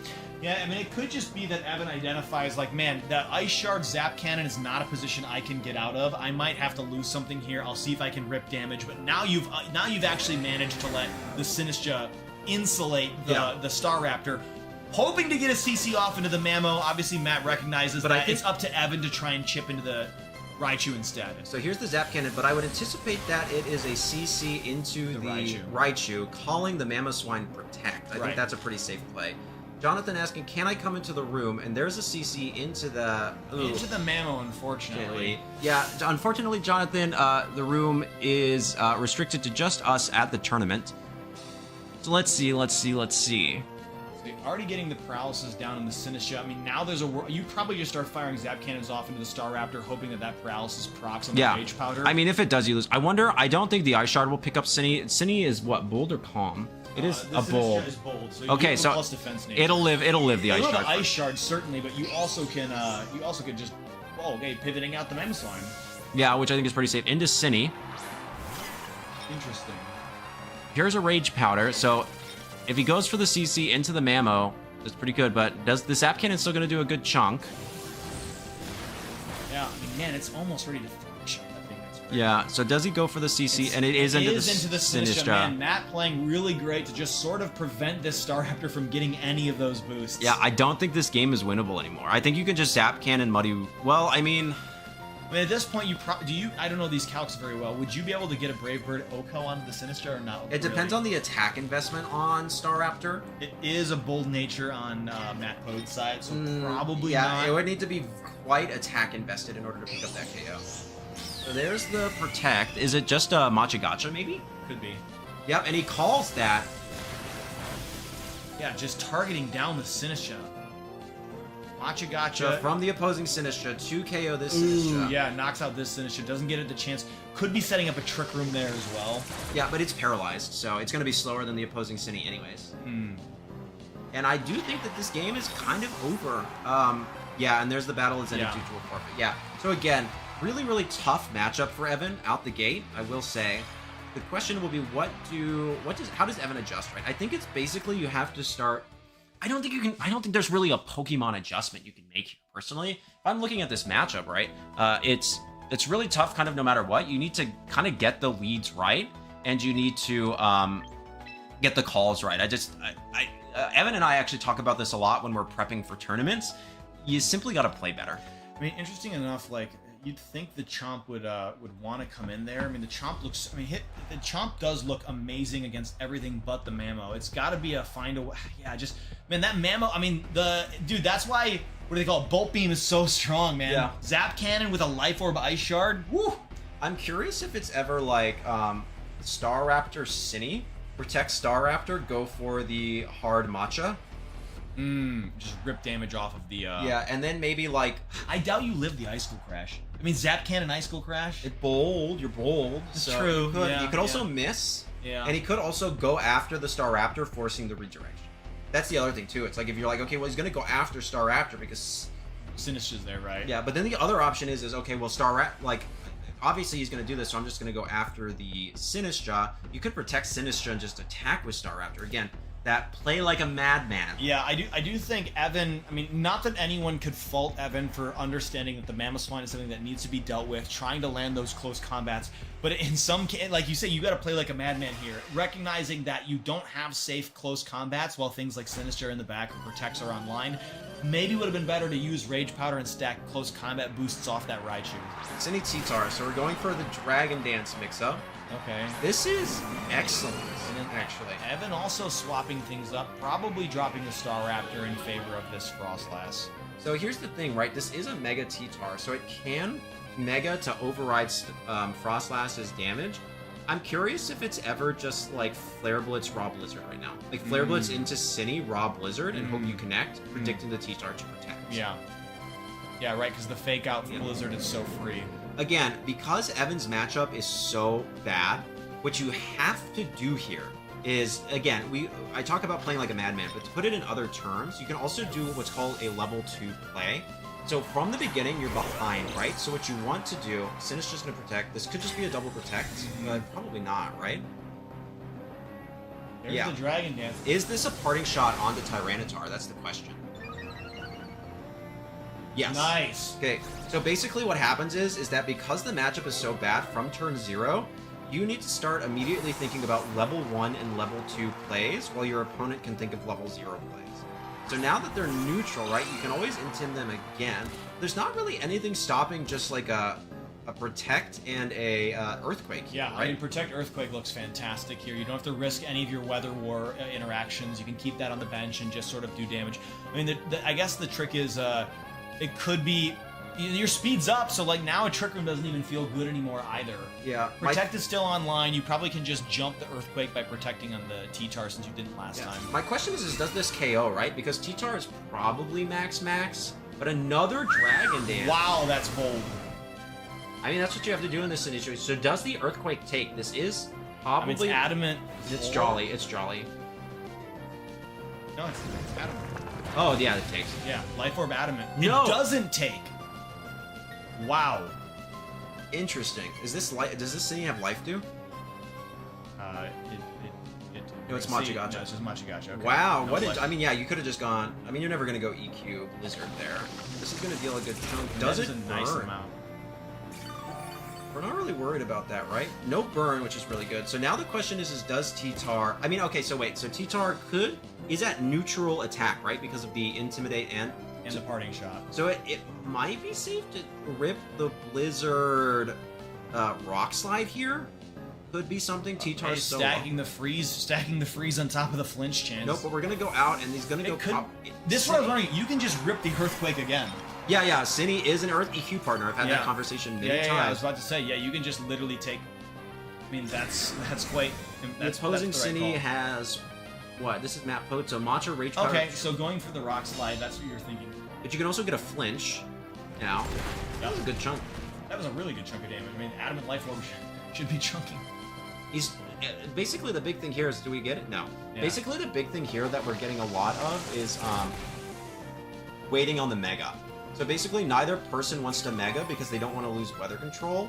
T-Tar, because it's slower, well actually it's faster than Frostlass now. So if it Megas, it would go first and then Frostlass because it's at +2 speed. I mean, the trick here is you have to just pray for a Rock Slide flinch if you're Matt, because dodging out on that turn there was great, but the EQ has such pressure here. Yeah, go Incend to become -1 on the T-Tar.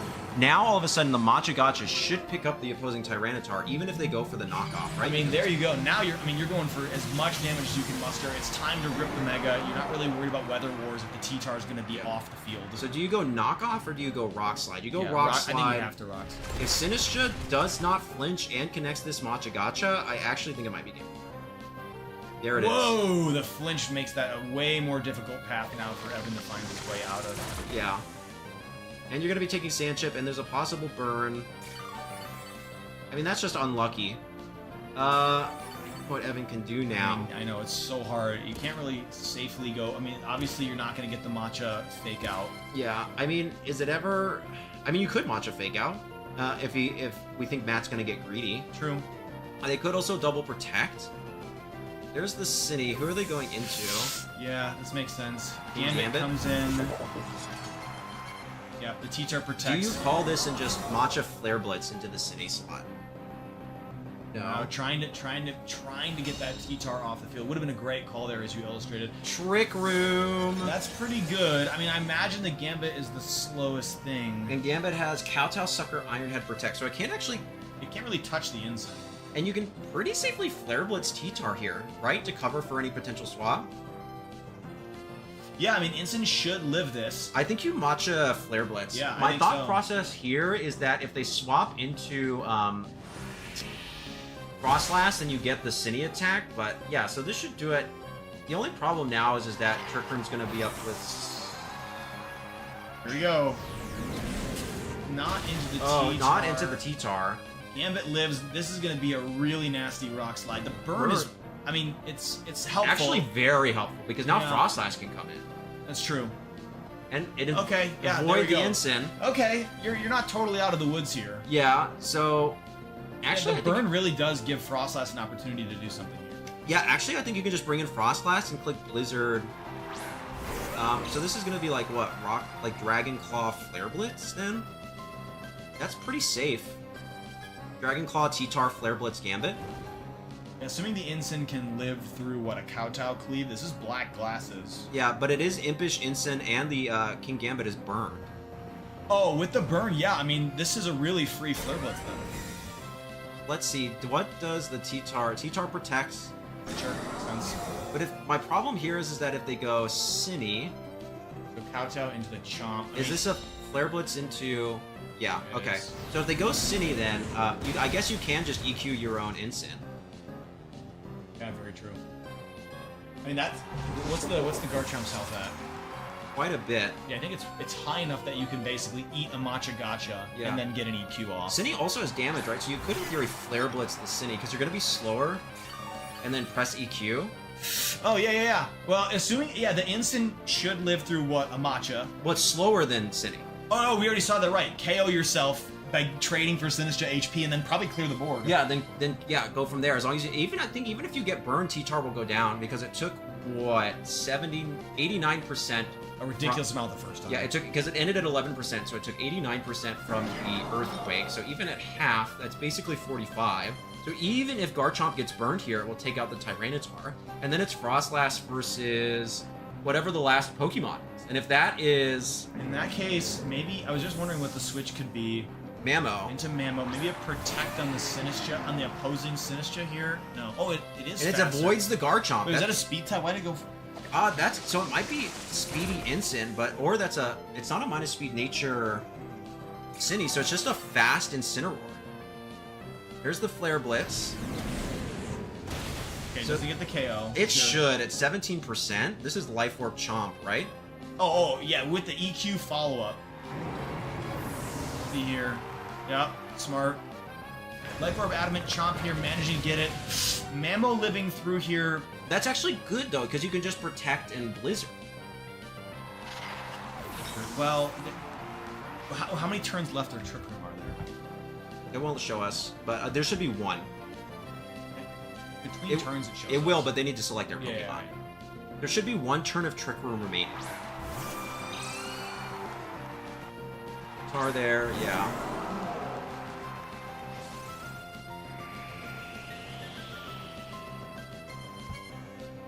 Yep. So I mean, yeah, you can just... I wonder if it's even viable to just click Protect EQ here, because Garchomp's always going to go down to the Ice Shard, right? So you don't really need... I guess unless... Or do you double attack because... Well, does T-Tar at +1 outspeed Frostlass? Oh, do you want to risk the Dragon Dance here? Yeah, they could Dragon Dance, calling the double Protect. Yeah, it's gonna be interesting to see what the speed. I mean, who knows really? I think it's so close that a +1 T-Tar will line up really tightly depending on what the frost. Is it modest frost last? I actually think the play here is Rock Slide Blizzard. I think you don't protect because you can't risk because I don't think the knockoff picks up. Yeah, I mean, I think. Yeah, I think you Rock Slide Blizzard. I think you have to do that. Oh man, this turn 2v2 here. How do we see the end of this play down? You lose the. So he's going for Chomp. Okay, so he does go for the protect. There's the Ice Shard. Okay. The Blizzard probably pick as long as you live through this knockoff. You should. You have the defense boost. Yes. Nice with the snow. Man, that's why it's so. Dude, having that snow trick up your sleeve just to boost your defense, live the knockoff, guarantee the KO, and Mamoswine just got the game. Yeah. Not Mega Evolving Frostlass earlier. All of those turns, Evan played so well. Yeah, that it was really good. Sandstorm special defense boost. Yeah, but the Sandstorm was going to go away because of the snow, Guyan Anderson. Woo! That was a really tight one. It came down, yeah, again, really just preserving that Frostlass for that, literally the last turn of the game is when you Mega Evolve. Even though Frostlass had been on the field like multiple turns already. Yeah, so it's really interesting. It's gonna be tough to. Man, down to a tight game 3. Yeah, we're back to a game 3. I'm interested to see how they adjust again. Evan, both playing really well, right? Absolutely. Yeah, I mean, absolutely playing really well. Yeah, both of them. I mean, because Matt absolutely had the game plan. I think the Raichu is important here. I'm going to go ahead and pressure the Staraptor because it looks so good. Going into game 2, immediately makes the switch. I no longer need the Raichu. Staraptor is scared. Gets that right. Has the T-Tar up. And Evan just learns how to preserve the resources long enough that he can work his way through to the end game. The pizza has come out of the oven. Let's go. We're going to let it cool before. I mean, yeah, definitely playing well. I mean, it's crazy because I do think Matt made the right pivot there. I think Evan just knew when to sack pieces off, when to hold. I mean, he really just played the few cards he had as sparingly as he could and scratched out that win there. My man, he played like a madman, you know what I mean? So the trick here is there's so much going into this end game. Do you go back to the Staraptor? Do you say, no, the Frostlass is what got me through here. I can just confidently push through. But then Mega Raichu into Frostlass is probably not a great matchup. Right, but it's probably better than Staraptor. It's tough. It's very tough. It's a tough matchup for Evan here. Like, I'm trying to think of all the possible scenarios if he has a particularly safe line, and I think the answer is no. Like, he just doesn't. Like, he has to play it out. Getting the burn on Gambit was also really good. Yeah, that was massive. Yeah. Yeah, that's true. But he did get flinched from the Rock Slide.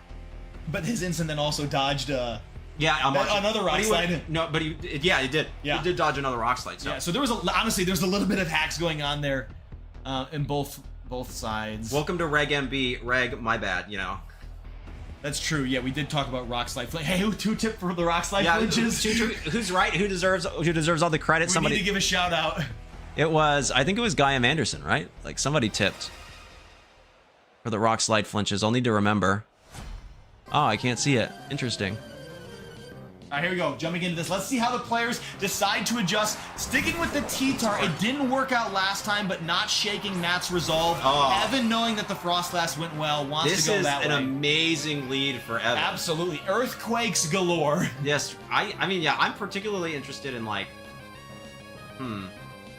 Yeah, I mean, like, I guess maybe the Protect Earthquake is particularly obvious here. So it does... and we know that the Tyranitar survives the Earthquake from Garchomp, so I'm curious to see maybe if there's like some other play they can make here. There is Veil on the Frostlass. I mean, it's like what's the downside here, right? I mean, you'll probably get. You think it won't KO the? No, Gambit. It will certainly not KO the Gambit. Yeah, it's just a protect. Yeah, that makes sense. I mean, that's the smartest play Matt makes, basically baiting out the protect of the Frostlass. I'm a little curious. Because now the Earthquake play isn't as reliable. You have to put your Sinistcha in. Or you Mega and Aurora Veil your Frost with a Frost. Oh, just to get huge defense boosts? Yeah, and still click the Earthquake. Yeah, I actually did think about that. Should you give yourself the defense boost, you probably can safely EQ again. Yeah. Well, remember that we used this a similar team comp to this in Indianapolis, so we know some of these counts. Although that Frostlass was modest, so he's gonna go ahead and swap in probably safer the Sinistcha. Yeah, go into Cine. Yeah, try and rip that Earthquake again. You can't double protect. No shifts. This should do a ridiculous amount of damage. And it does KO the Whoa, grabbing that T-Tar. Was that a crit? We don't. Waiting. No, it's just a damage roll. It's a roll, and he got a really honestly. low roll. That's massive for Evan because Matt was sitting there with the confidence that T-Tar probably could get a move off, Yeah. and now you've pulled the wool out from under him. Yeah, and now you don't really need Cine anymore, right? I guess. Well, it depends. No, you probably want the Sinistra maybe to pull Ice Shard. So now we have an interesting play, right? Because you can garner permanent weather control. You could, if he goes out into Mamoswine, the play for Evan might be to protect Aurora Veil. Yeah. Because then you'll survive Absolutely, the adamant. absolutely. Yes. So there's the Cine, but again, this is probably. Whoa! The Prim finally shows up. We've got the Primarina. Okay, so like, I'm gonna have to run that calculator. I actually don't know. So most of the time, Tyranitar on a team comp like this is gonna be just max, no bulk. So I'm you know what's great about this is that I feel like Evan has been like, you know what? The Sinistra is forcing me to make really awkward Earthquake plays. Now you just start hyper voicing. It wasn't a roll because previously the Tyranitar had Mega. Oh, Yeah, that's and Tyranitar so true. gets an intense defense boost. Dragon Claw, gotta be a hyper voice in this game. Or a Moonblast. My guess, yeah, Moonblast calling the Protect Moonblast. Trick Room. Ooh, doesn't quite nail But it. Cine will go down to Sand Chip even if it gets the Trick Room up. That's true.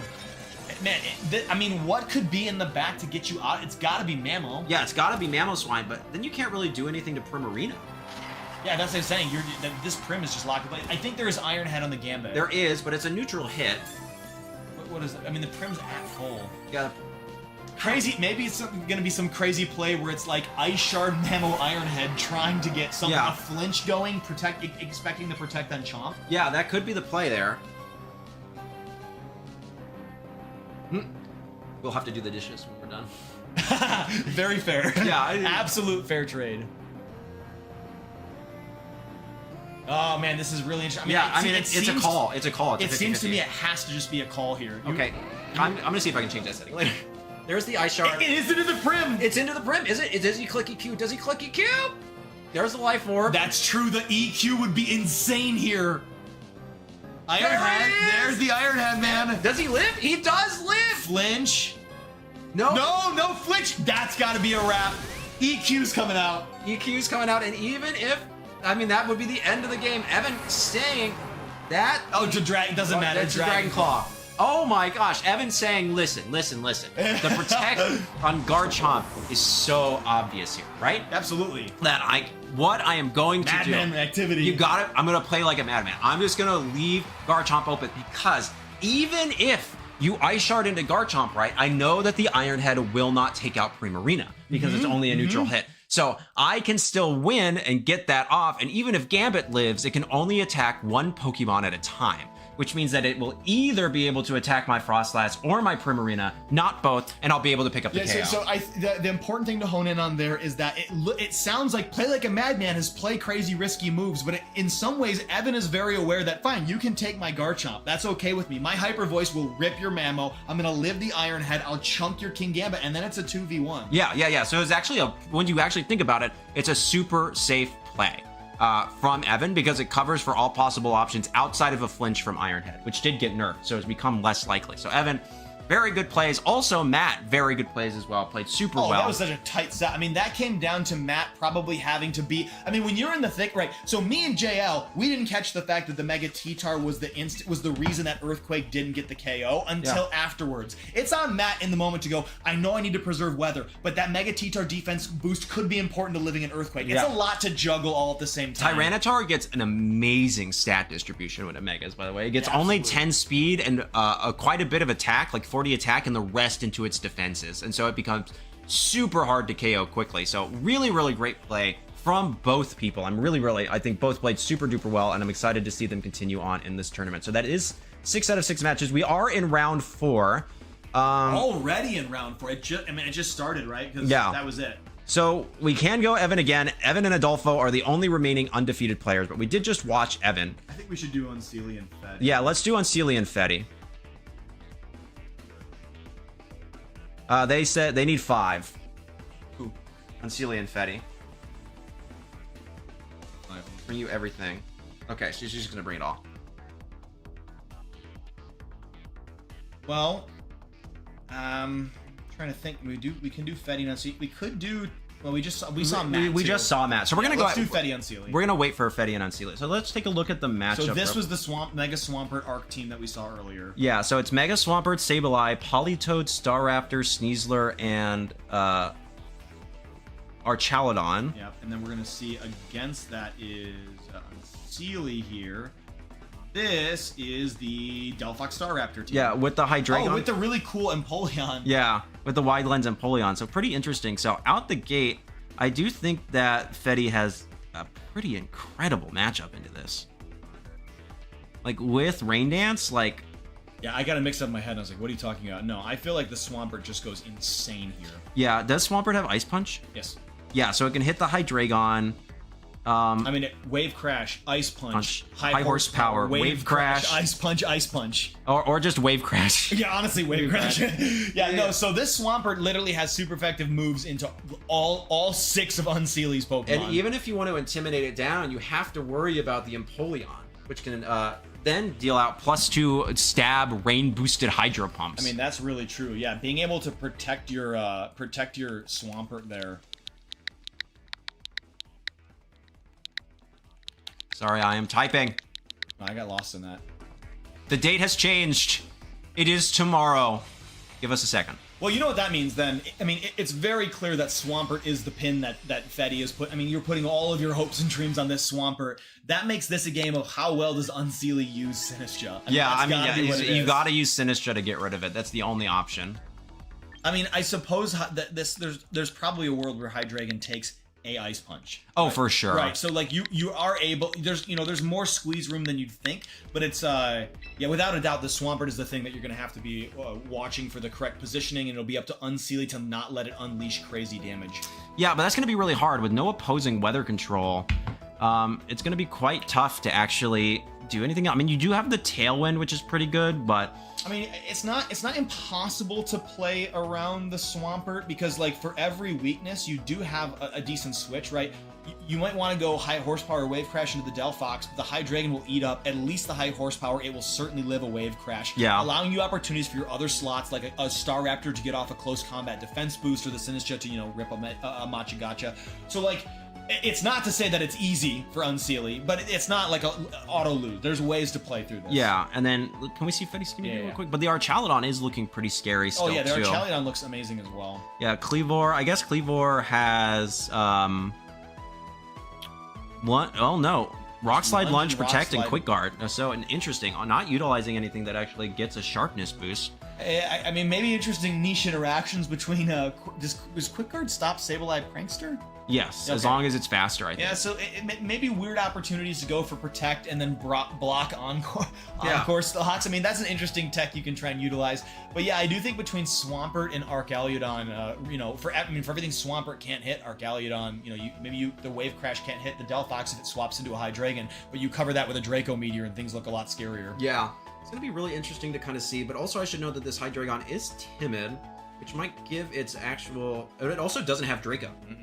It's Dark Heatwave, Tailwind, Dark Pulse. Wow. Yeah, very interesting. I mean, man, this Archaludon is already a problem. It's like, what do you hit the Arc with if it's not exclusively Staraptor, right? Yeah, I mean, this Arc's already looking like a monster, and that's outside of the fact that Swampert damage output is going to be crazy. Yeah, this uphill battle. So I'm really interested to see how does Unseelie position things. How do they prioritize? What are the damage dealers that can actually manage to put damage down onto the Arc and the Swampert? It's going to be some combination of probably Staraptor and Sinistcha. Right. That's going to be pretty interesting. I mean, yeah, and Sinistcha should not go down to a single Ice Punch. No, absolutely not. It is a calm nature, which means it doesn't boost its... Here is a tool. Strength Sap. Yes, one of my favorite... That is going to be phenomenal. I mean, that can bring Sinistcha all the way from the brink of death back to full HP while safely neutering the Swampert without risking Intimidates. Yes, yeah. So that's kind of the big thing there. If you're not familiar with the move Strength Sap, what it does is it lowers the opponent's attack by 1 stage, but then heals a proportional amount from there. Hayes joining the Howdy Homies. Hello, Hayes. Thank you. Thanks, Hayes. Oh man, dude, there's gonna be some good introductions. In YouTube chat, we're hearing double audio. Are you guys? Are you hearing double audio?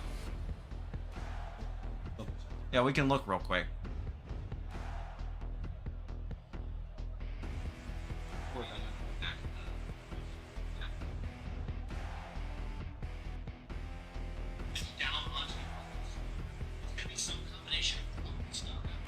Yeah, I'm not hearing. I don't know what that could be. There shouldn't be any. Yeah, I'm not hearing anything. We're not getting anything on this end either. So. Keep us updated. I mean, if that continues to exist for multiple people, we'll look into it further. So let's see. We've got interesting names. I mean, look at this, dude. Yeah, there they are, the biggest threats. But we've got the Hydreigon, which is pretty big. Wow. Also, notably opting into the Delphox route. Yeah, so that is pretty interesting, right? But here's the thing, though. Hydreigon does have Tailwind, which means that it can garner speed control even if they set up the rain, right? It will be faster. The only thing is I don't know if we would have to get like Psychic plus Dark Pulse to Oko into Swampert, right? Because that's the big threat. Yeah, absolutely. I don't think an unboosted Dragon Pulse from Archaludon will KO Hydreigon. That is Draco Meteor. Oh, that will KO Hydreigon. Yeah, that will KO Hydreigon. But it can miss. Okay, so there's that. But here comes the rain, for sure. Just setting that up right away. But I don't think anything can actually pick up this Hydreigon. It seems to me, like an easy Protect Tailwind sets but you up. can get a freeze or a crit. Can get one of those, so it'll be pretty interesting to see. Yes, it is Unseelie versus Will. So let's see. Here's the Ice Punch, but he doesn't protect. And he doesn't Mega. Does he just go for the Nasty Plot? No, he just rips a Heat raw Wave. Heat Wave on Mega. Very interesting. Okay. Could be fishing for some burns. Maybe. Whoa. Staraptor in the back still? That it has to be, right? Right, you'd think. I don't know else why you would do that. Yeah, why? Like otherwise, you always Mega there because you can even get them on the high horsepower play. But yeah, this is going to be pretty interesting. I think if you're going to go that route, personally, I probably would have clicked Nasty Plot. I mean, yeah, it's really hard. Nasty Plot would have gone insane there. I wonder now if there's the opportunity you're talking about where a Psychic Dark Pulse double up into Swampert is what you're after. I mean, I don't, yeah, but I don't think that'll pick up. Like, probably won't. I mean, you get a flinch chance. Dark Pulse flinching. And you also have a special defense drop chance from Mega, from the Psychic. So, I mean, if you get either of those two things, you're in pretty good shape. But Rain's out, and the Sweepers are here to play. Tailwind is the thing. I mean, that's probably smart there. So does he call this, I guess? There's the Psychic. Bro, it has to be a Staraptor in the back. Yeah, I mean, there's no other reason. Yeah, and there's the Dark Pulse. I mean, there's literally no reason not to Mega this Delphox unless you have a second Mega in the back. I was like, that is the only option. Yeah, I mean, this is really, really well done by Fetty. Like, knowing that Swampert is such a huge threat, you go, you cannot ignore this. It's a free Protect, and now both of the dangerous Sweepers are on the board. So now I'm curious if you maybe swap out Swampert into something like the Politoed, which you know can take both hits, and then just kind of go for an Electro Shot. Yeah, just start charging Electro Shots. Because either one of those two should pick up, like, a +1 Electro Shot, I think, might pick up the Hydreigon. It might pick up the Delphox since it's not Mega. I mean, I think both of these... Thank you. We have pizza. You're the best. Whoa. Wow, she did amazing. I'm geeking out. Yeah, I know. I'm still geeking out. Look what Leah made us. Pizza. Yo, there's a swap into the Sableye in that slot. So it's immune to the Psychic. Taking the Psychic, living the Dark Pulse easily. Pretty handily. Let's see. Does it not even a 3. Not even. So is this an Electro Shot or it's a Draco Meteor? And that's the thing. Okay, so this is a really good learning opportunity, right? So I don't know if that was necessary. Yeah, we'll click Draco Meteor, which is super effective into the Hydreigon. We'll KO it. Will KO it, but it is only 90% accurate. With Hydreigon at only 31%, it might have been better to click something like Flash Cannon, which was a neutral hit, but is 100% accurate and would still do enough damage to take out the Hydreigon. By clicking Draco Meteor there, you do all of a sudden give yourself the opportunity to miss that can be pretty bad. So here's an encore of locking the Delphox into Psychic, which is actually really good, because that means that you stay immune to it on the Sableye, and it's resisted by... That's a little lot. Wow, that's not that was a nice chunk for a crit? That was for a resisted hit from a non-Mega Delphox. Yeah, that is very good. And here's the Electro Shot. Yeah. Ideally into the Delphox, right? I mean, maybe now Will goes, man, I should have gone for that E-Shot into the Hydreigon. That's what it looks like. No, they're okay. Going for the Delphox. That's the right call. But it does quite a bit. It does a nice chunk. But now he's still locked into Psychic. Also, I have to say, I mean, leftover stamina when you're only doing little chunk damage from Psychics, it's like this thing's gonna just rack boosts like crazy. And Sinistcha is not really something you need to worry about, right? Because Archaludon takes this quad resistant to it, so... Oh, man, dude, even if it is Staraptor in the back, if you're going to let this Archaludon just stack defense boost, it's going to get real spooky real fast. Yeah. Like, you can always crit. Like, crit is always an option here, but it's going to be really interesting to kind of see the next turn. I mean, you can Rage Powder with Cine, but you're still going to get... There's a Detect. Very interesting, so let's find out.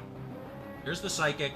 More damage, but... And maybe you're fishing for a special defense drop. Hey, so what's that HP stat right there? 6-7? Ah, son of a gun. I looked and I went, it's not 69. And what is it? What's the funny? Does this +1 Draco Meteor take? Probably not now, yeah. Normally these Archelons do not run that much special attack investment. And here's the Citrus Berry. Citrus Berry procking here. Machagacha will hit into the detect and will do negligible, literally nothing to this Archelon. I can't get the burn to maybe negate the leftovers recovery. Yeah, doing a whopping 5%. Did you catch me on that Psychic? I mean, to me, that's huge. I mean, Okay, that's, so yeah. honestly, that's not negligible there. Yeah, now we're negating the leftovers recovery. There's no longer any leftover recovery. To me, it's gotta be Psychic fishing for special defense Defense drops drops. to set up a Dark Pulse later. I mean, Yeah, I don't know that's what... the only thing I can think of. I mean, this doesn't matter here. The Sableye has Rain Dance. It can just turn the Electroshot right back online. I mean, also, you can now your Encore, you can disable lock this Delphox. You're stuck into Psychic. I'm surprised he hasn't swapped out yet, like especially without the rain. Maybe he goes into Staraptor now. It's gotta be Staraptor. It's gotta be. There's no other option. Like, but at this point, like, it's +2 Archeludon as well. I mean, it's not. But +3, 2 Psychics and there's the Machagacha lock. Wow. I mean, this is just real. I mean, you're right. I'm sorry, I missed that +3. The other thing is this Arc can just protect, and then the Sableye disables close combat, and now that's even more of a wrap. So he clicks Encore, and this is actually a fine enough play from Fetty, I think. Yeah, it's really okay. Yeah, Fetty is in such a good position with this Archeludon. That even without the rain. Yeah, that it's just like, I don't care. I'm just gonna keep stacking boosts. There goes, wow, Tickles does a lot from that. Oh my golly. Tickles is great. Oh, it's a crit, it's a crit, it's a crit. Okay, yeah, does it get the burn? Like, ridiculous amount of damage. So we'll see her in a second. It'll go right after the healing if he gets it. No burn. The other thing is that the burn didn't matter too much, I don't think, because at 8%, it won't actually take. Delphox ended its Encore, that's fine. So, yeah. Let's hang on. I know. Thank you, Leah. Let's try this out.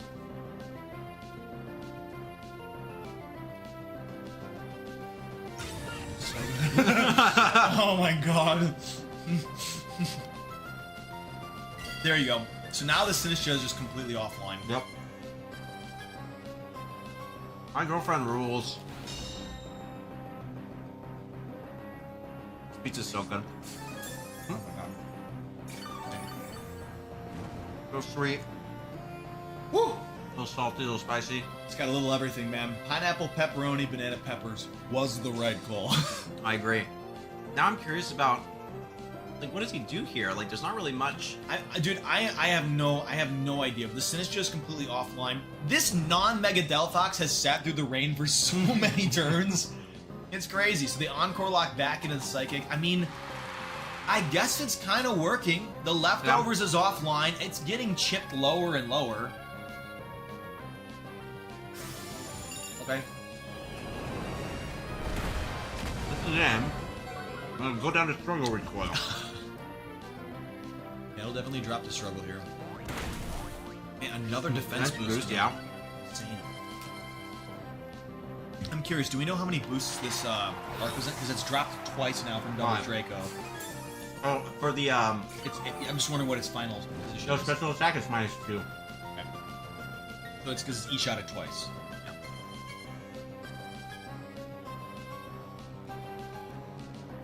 I'm so interested. I'm also gonna go grab water. Do you need anything? Yes, please. Water would be great. Okay, I got you. Get there for now. Oh, leave the air.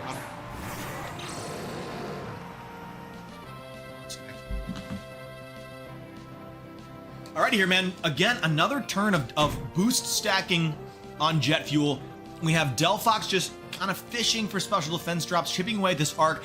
To me, the moment you're building towards, in my opinion, is Dark Pulse here.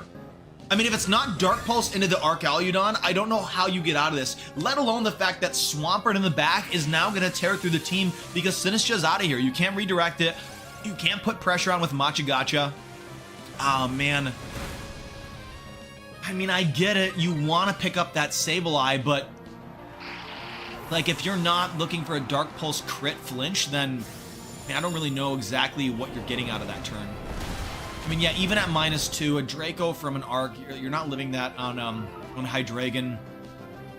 I mean, we finally see what the fourth Pokemon reveal is, right? At this point, we get to see if Star Raptor is the Mon in the back. Is that the thing that we've been waiting for? I don't think close combat does nearly enough to take out this arc when it's sitting at like, what, +5 or 6 or something ridiculous. I mean, with the Sableye gone, it's now just, he sets up the Rain Dance. I mean, there's the Star Raptor, but again, Swampert in the rain. At this point, the tailwind is probably off, you know, it's way off. Hoopa! A little water. A little bit too. It's okay, it's just water. Let's see.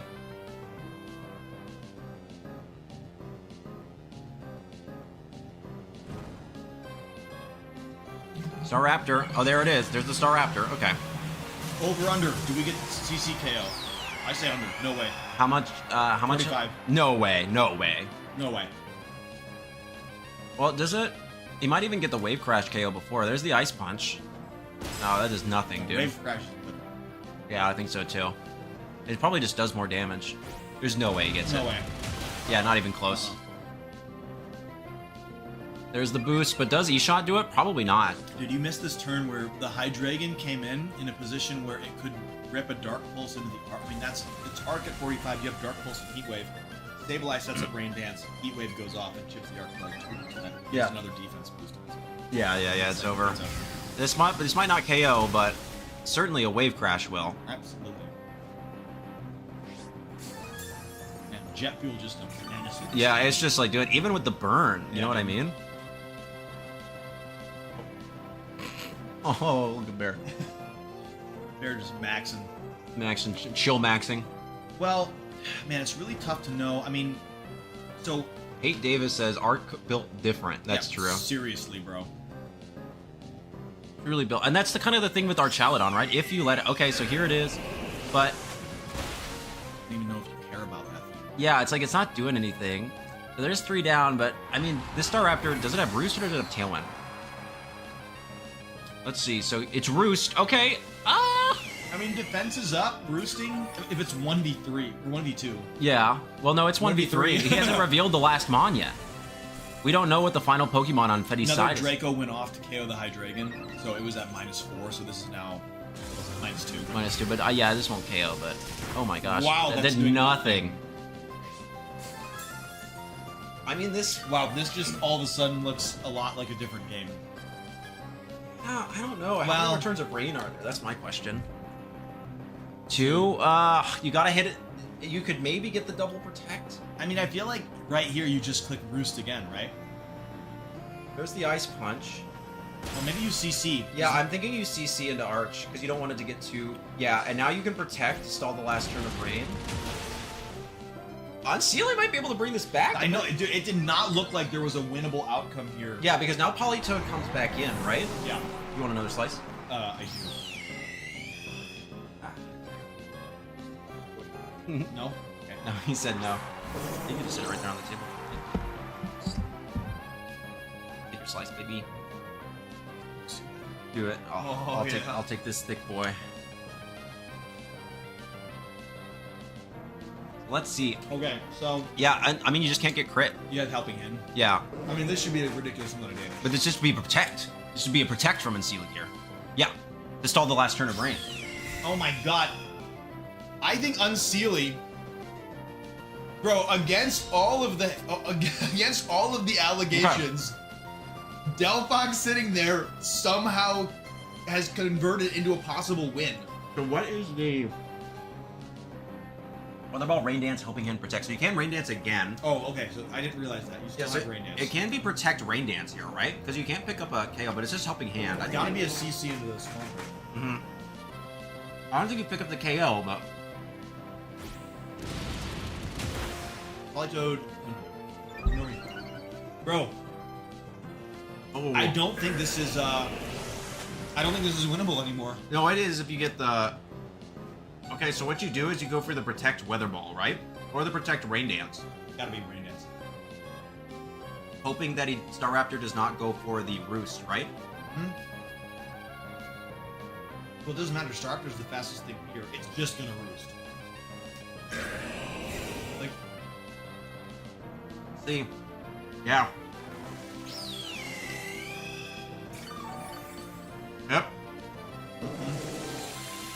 now you can Weather Ball. Ice Punch there was the right call. I wonder if Rain Dance Weather Ball is the play. I mean, I wonder if Wave Crash Weather Ball does it. Well, actually, you probably Roost again, right? Because Wave Crash will... I think maybe... I honestly think Ice Punch is your only out. You've got to get a freeze. Wave Crash, you're going to KO yourself. This is your out. Yeah, it doesn't matter. It's over, bro. Well, you can crit the Weather Ball. I mean, if Weather Ball crits, that is your new out. That's it. That's the out right here. Hey. Okay. But you have an opportunity for another one. This 1cc is not going to take out this poly. I think there's a chance you might even get 2. I mean, maybe probably not. Probably just 1. I mean, it depends how bulky this is. It's citrus. Yeah. So 2. Yeah. So that did 53%. I give them another Citrus 25. puts up to 65. So it's 2 more. You have 2 more chances to crit. Just 1 more. No, because it'll take 2 more hits. Oh yeah, but it'll take... faster. It's faster, right? Yep. My question here is like, should you be stalling rain turns? Yeah, you should... Absolutely, you should be protecting it. Yeah, I think you should Roost, Protect, CC. Yeah. Well, even if you get crit, you should be fine. Well, a crit here would be insane. Okay, but you always protect. You always protect here. Oh yeah. You protect here to stall the last turn of rain. Dang, dude. This bird is a menace. Dude, Star Raptor. That's why it won the VR tours. I'll say it. Dude, I feel bad. Hey, wrong play. Wrong play. Bro, I feel bad. Yeah, that absolutely is the wrong play. Yeah. I was not believing in the ability for Unseelie to turn this around. And this Star Raptor Does he made it crit? look- Does he crit? No, no crit. Okay. This Star Raptor made it look easy, man. Yeah. So that's just so we understand why I'm saying that's the wrong play. There's only 1 turn of rain left, right? If Weather Ball crits, it has the opportunity to KO the Star Raptor. But because there's only 1 turn of rain remaining, you can simply protect on the last turn of rain to stall it out. And then if they want to get rain back up again, they have to click Rain Dance. There's no way a normal type, a non-stab Weather Ball is going to pick up the KO on the Star Raptor, even if you get the crit. So by attacking on that turn, Unseelie gives the opportunity for Star Raptor to get crit. And now, so this might look interesting, but what Fetty's actually doing is pretty smart. He's trying to stall the remaining close combat PP on Star Raptor. Yeah. It should have Brave Bird though. I mean, it shouldn't matter. It does have Brave Bird. So that will still pick up the KO, but Yeah. he's also maybe using the time to try to think about his game plan for the next game, which can be really interesting. But yeah, I do think that basically Star Raptor was able to get set up. So let's see, is this Brave Bird? So you probably ran out of close combat. Yeah, that's probably the end of the season. And there it is, there's the game. So Unseelie bringing this back. I mean, that was an insane comeback. Yeah, absolutely. I mean, that was an insane comeback. Incredibly You're sitting there with basically no Pokemon left on the board. You have a Politoed, Swampert, and Arc to go through, and that Star Raptor literally just tore through it. eating Ice Punch and Electro Shot and everything. And that's why we run Dragon Pulse on her. Yeah, honestly, it is crazy. Those Dracos, I mean, it was important for a few KOs, but like, I don't know, man. Some of the Dracos into Sinistcha just destroying your own. I mean, that last Draco did what, 24, or E-Shot did 24%? Yeah. So the big thing with the Archaludon now is you're playing for longevity, not for burst damage, and so you really want that Dragon Pulse so you can just keep staying on the field and healing and doing everything. So the question is how does Fetty adapt? I don't necessarily think he needs to. He didn't play poorly in any way. No, not at all. I just think he let Star Raptor get a little too big for his britches, and so that kind of got him going. Did you want another slice? I'm good right now. Oh, well, I'm not. So. Yeah, please feast. So it's going to be really interesting to see the adjustment. I do think that like no Delphox, like Delphox basically provided.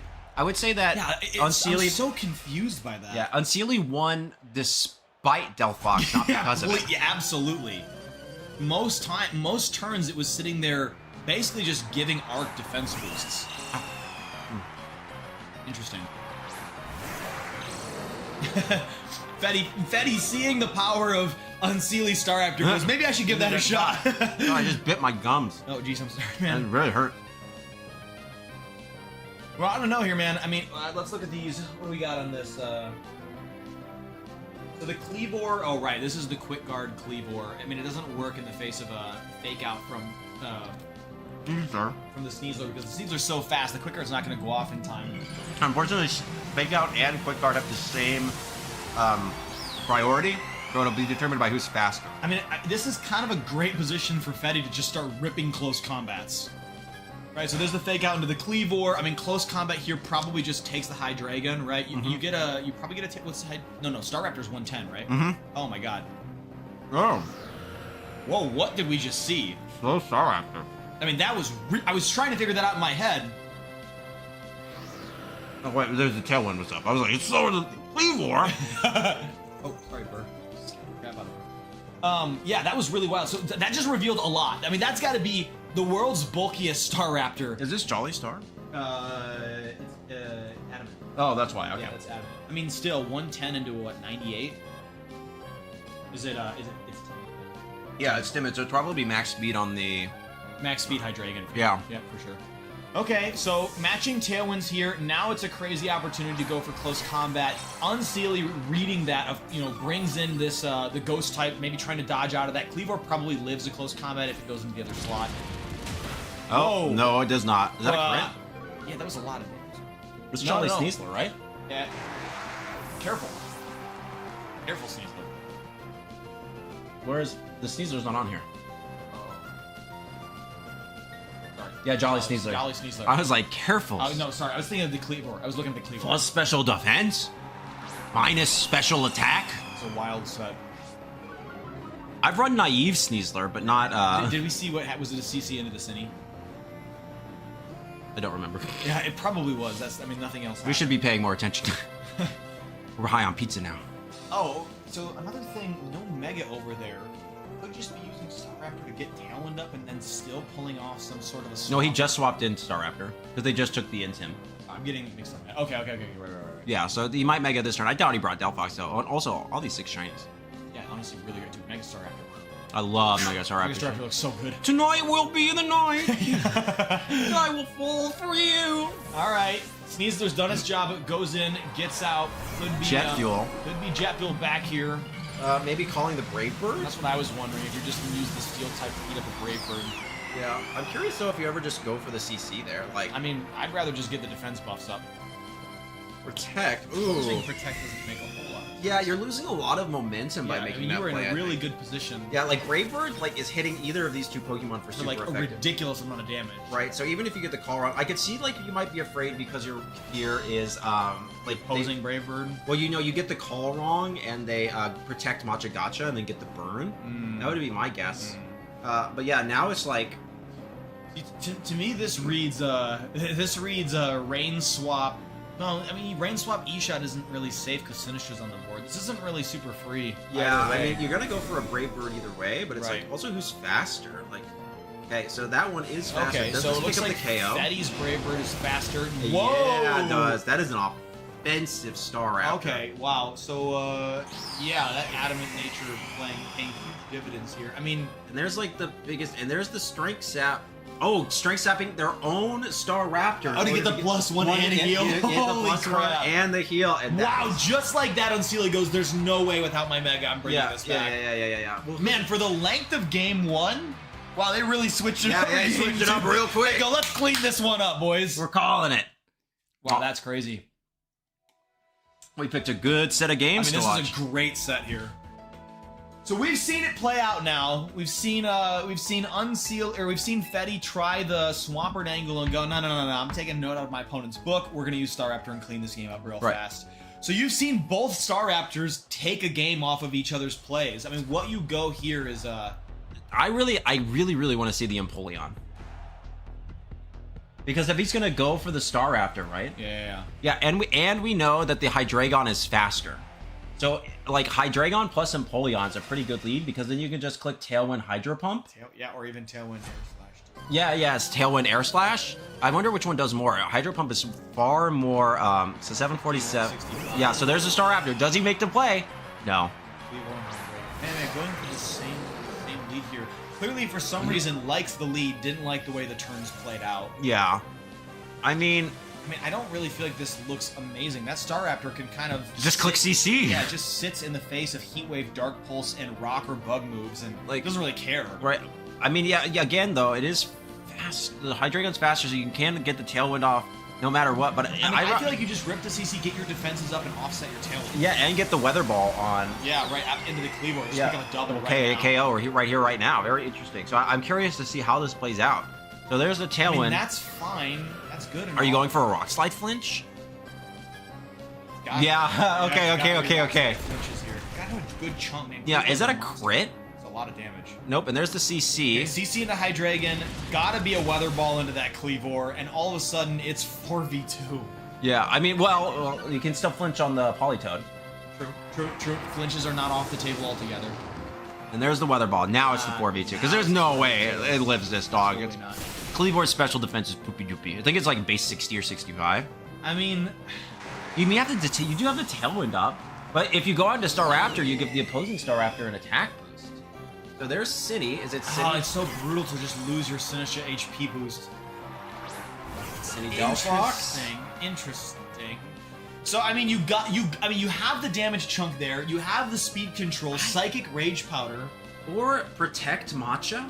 Calling the Protect on Yeah, Staraptor to get yeah. the attack into I mean, it Delphox. sucks to waste a turn of Tailwind, but you gotta nail these turns. But if they protect if they protect Staraptor, then and you're gonna be faster than Staraptor anyways, right? Yeah. I think the play is Protect Matcha. Oh!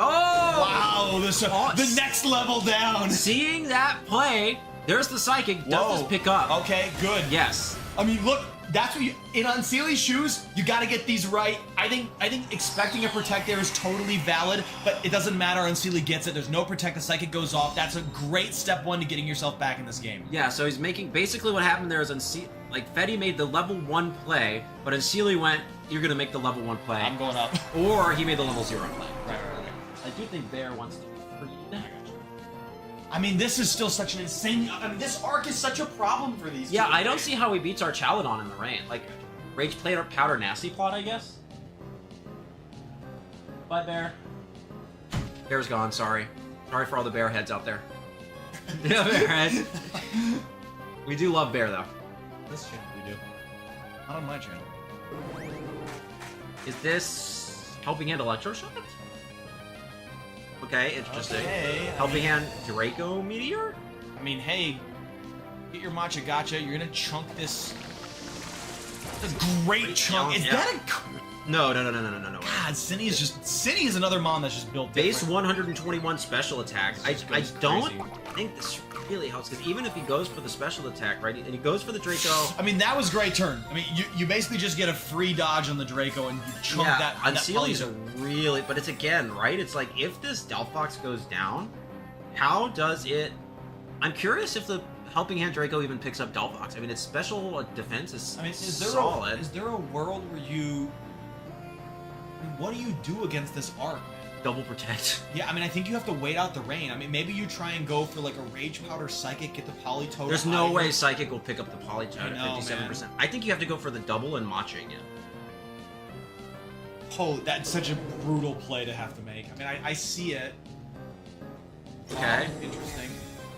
So what does he go for? So there's no Protect on Rage Powder. Yeah. I mean, that's probably the play to Well, make. okay, but yeah, because if you live the Helping Hand Draco, Now we're getting somewhere. That's now we're what I'm getting talking somewhere. about. I'm a man who loves some greed in my There Pokemon. we go, bro. I love some greed Bro, in my and Pokemon. you eat up this Electro Shot into the Grass type. I mean, Yep. that could not have gone better for Unsealing Unsealing. is making every turn right. I mean, that's wild. That's mind-blowing to me because, like, if instead you do go for a, So let's see. Okay, so Tailwind's over, but we still got 2 that's Pokemon that are fast. insane. But we really need Rain to end, right? How many more turns of Rain are there? we can check really fast. This One. is it. So you can double protect, but then if he swaps out Polytoad to bring it back in, Right. this is really I mean, it's kind of a world where you probably get this. Yeah, there's the Poly swap. Makes a lot of sense. I mean, maybe you get the hit here. Maybe you Psychic. Machagacha Psychic would go insane. But, okay, that makes more sense to me. This Machagacha is still gonna hurt like a mother F. This Machagacha will pick up. So this is +1 Draco. I would anticipate that it picks up the chip. Yeah. Okay, that's game over. That's GG's. That's just game over. Well, wait though. It's already Mega. He did already Mega. He did already Mega. Oh God. He already Mega. Wait. Well, I don't know. This is still tricky because I Okay. feel like this is an easy Polytoad bring back in and then Heat Waves offline. Doesn't matter. But you can just Psychic the Swampert. It's +2. No, And Swampert gets a ton of bulk, but it doesn't have Swift Swim. Oh, it doesn't have Swift It doesn't Swim. have Swift Swim. Bro, I don't know if that was the right call there. No! Oh, no! That's silly! Bro, Psychic would have gone insane there. Burn. I don't think that's ever the play, I'm not gonna lie. That's I mean, to Unseely's credit, 3 or 4 turns in a row of just nailing calls. Yeah. Couldn't keep it going. But yeah, I don't think that's... I agree with you there. I don't think Heat Wave is ever the play there. Yeah. Wow, that was such an emotionally turbulent game That there, was. bro. That was a crazy one. That was a great set. I gotta see what's going on in the tournament. I mean, you have to imagine that we're on to the final round already. We'll be top cut now. That's it, bro. Mm-hmm. It's top cut time, baby! Top cut time! Let's go! Alright, screw. Have one more piece. Hell yeah. Banana bread? At work, dude? Yeah! All right, let's see. Who we got? Top cut time. Okay, we're waiting for top cut. Not up yet. That was an insane set, though. Unseelie really bringing it in, but yeah, just one turn. Yeah, but that game 1 comeback was ridiculous. Wait, are they battling? Are they battling? They shouldn't be, right? Is there a... Okay, yeah, the battle's already ended. Okay. I was really confused by that. Yeah, I was confused too. Hey, so we already know top cut then, right? These 4? Yeah, Evan, Adolfo, Fetty, and Matt. So we've seen the Evan Matt lineup, right? Yeah, so I might still do that just because we just watched Fetty. I'd love to watch the top cut run it back. It might be interesting. They might also do asynchronous. We'll have to see. If they do that, then we'll watch all of them. Oh, just like top four lineup? Mm-hmm. Yeah, that'd be sweet. How's chat doing? How y'all out there? Dude, the pace of the tournament has made it difficult to keep up with chat, but it looks like you guys still been sending stuff our way. Viewership is up. Thank you guys for being here. Thank Thavorian for putting on this tournament and letting us cast it. Yeah, if you're interested in joining the Discord, it is in the description down below. Make sure to give them a shout. Dude, so, alright, so we know Evan's on Star Raptor Frostlass. We've seen him play that up against Matt's team, which was oh my god, that terrible matchup with the T-Tar Raichu. Yep. That would be an insane game to watch in Top Cut. The other 2 players that it looks like we're going to have are Adolfo. We've watched Adolfo, of course, already. Oh, that's the Lone Zard Y. Mm-hmm. And then the last player is Fetty, who we just saw. Mm-hmm. Okay, sweet. So we have that Swampert team. I mean, okay, so we got sun, snow, rain, and sand. We got all of it, man. It's a weather war for the ages, bro. Rag MB in a nutshell. Yes, dude, this tournament's summarizing it so wonderfully. You got sun, sand, rain, and snow coming your way, chat. Stay right here. Don't you dare change the channel. What's your favorite weather out of that you can play? Oh, he's thinking. It's a hard one. I think I have a quick answer to this. You give it to me then. Sand. Sand is my favorite weather to play, and this is why. Yeah, give it to him. If you watch my Volcarona video, you're gonna know that I said the words, "You can make any Pokemon work." Misclick. I doubt Psychic would have KO'd, but I don't know. Base Swampert does not have. If it's Max, does not have. Wait, that was a Heat Wave misclick? Yeah.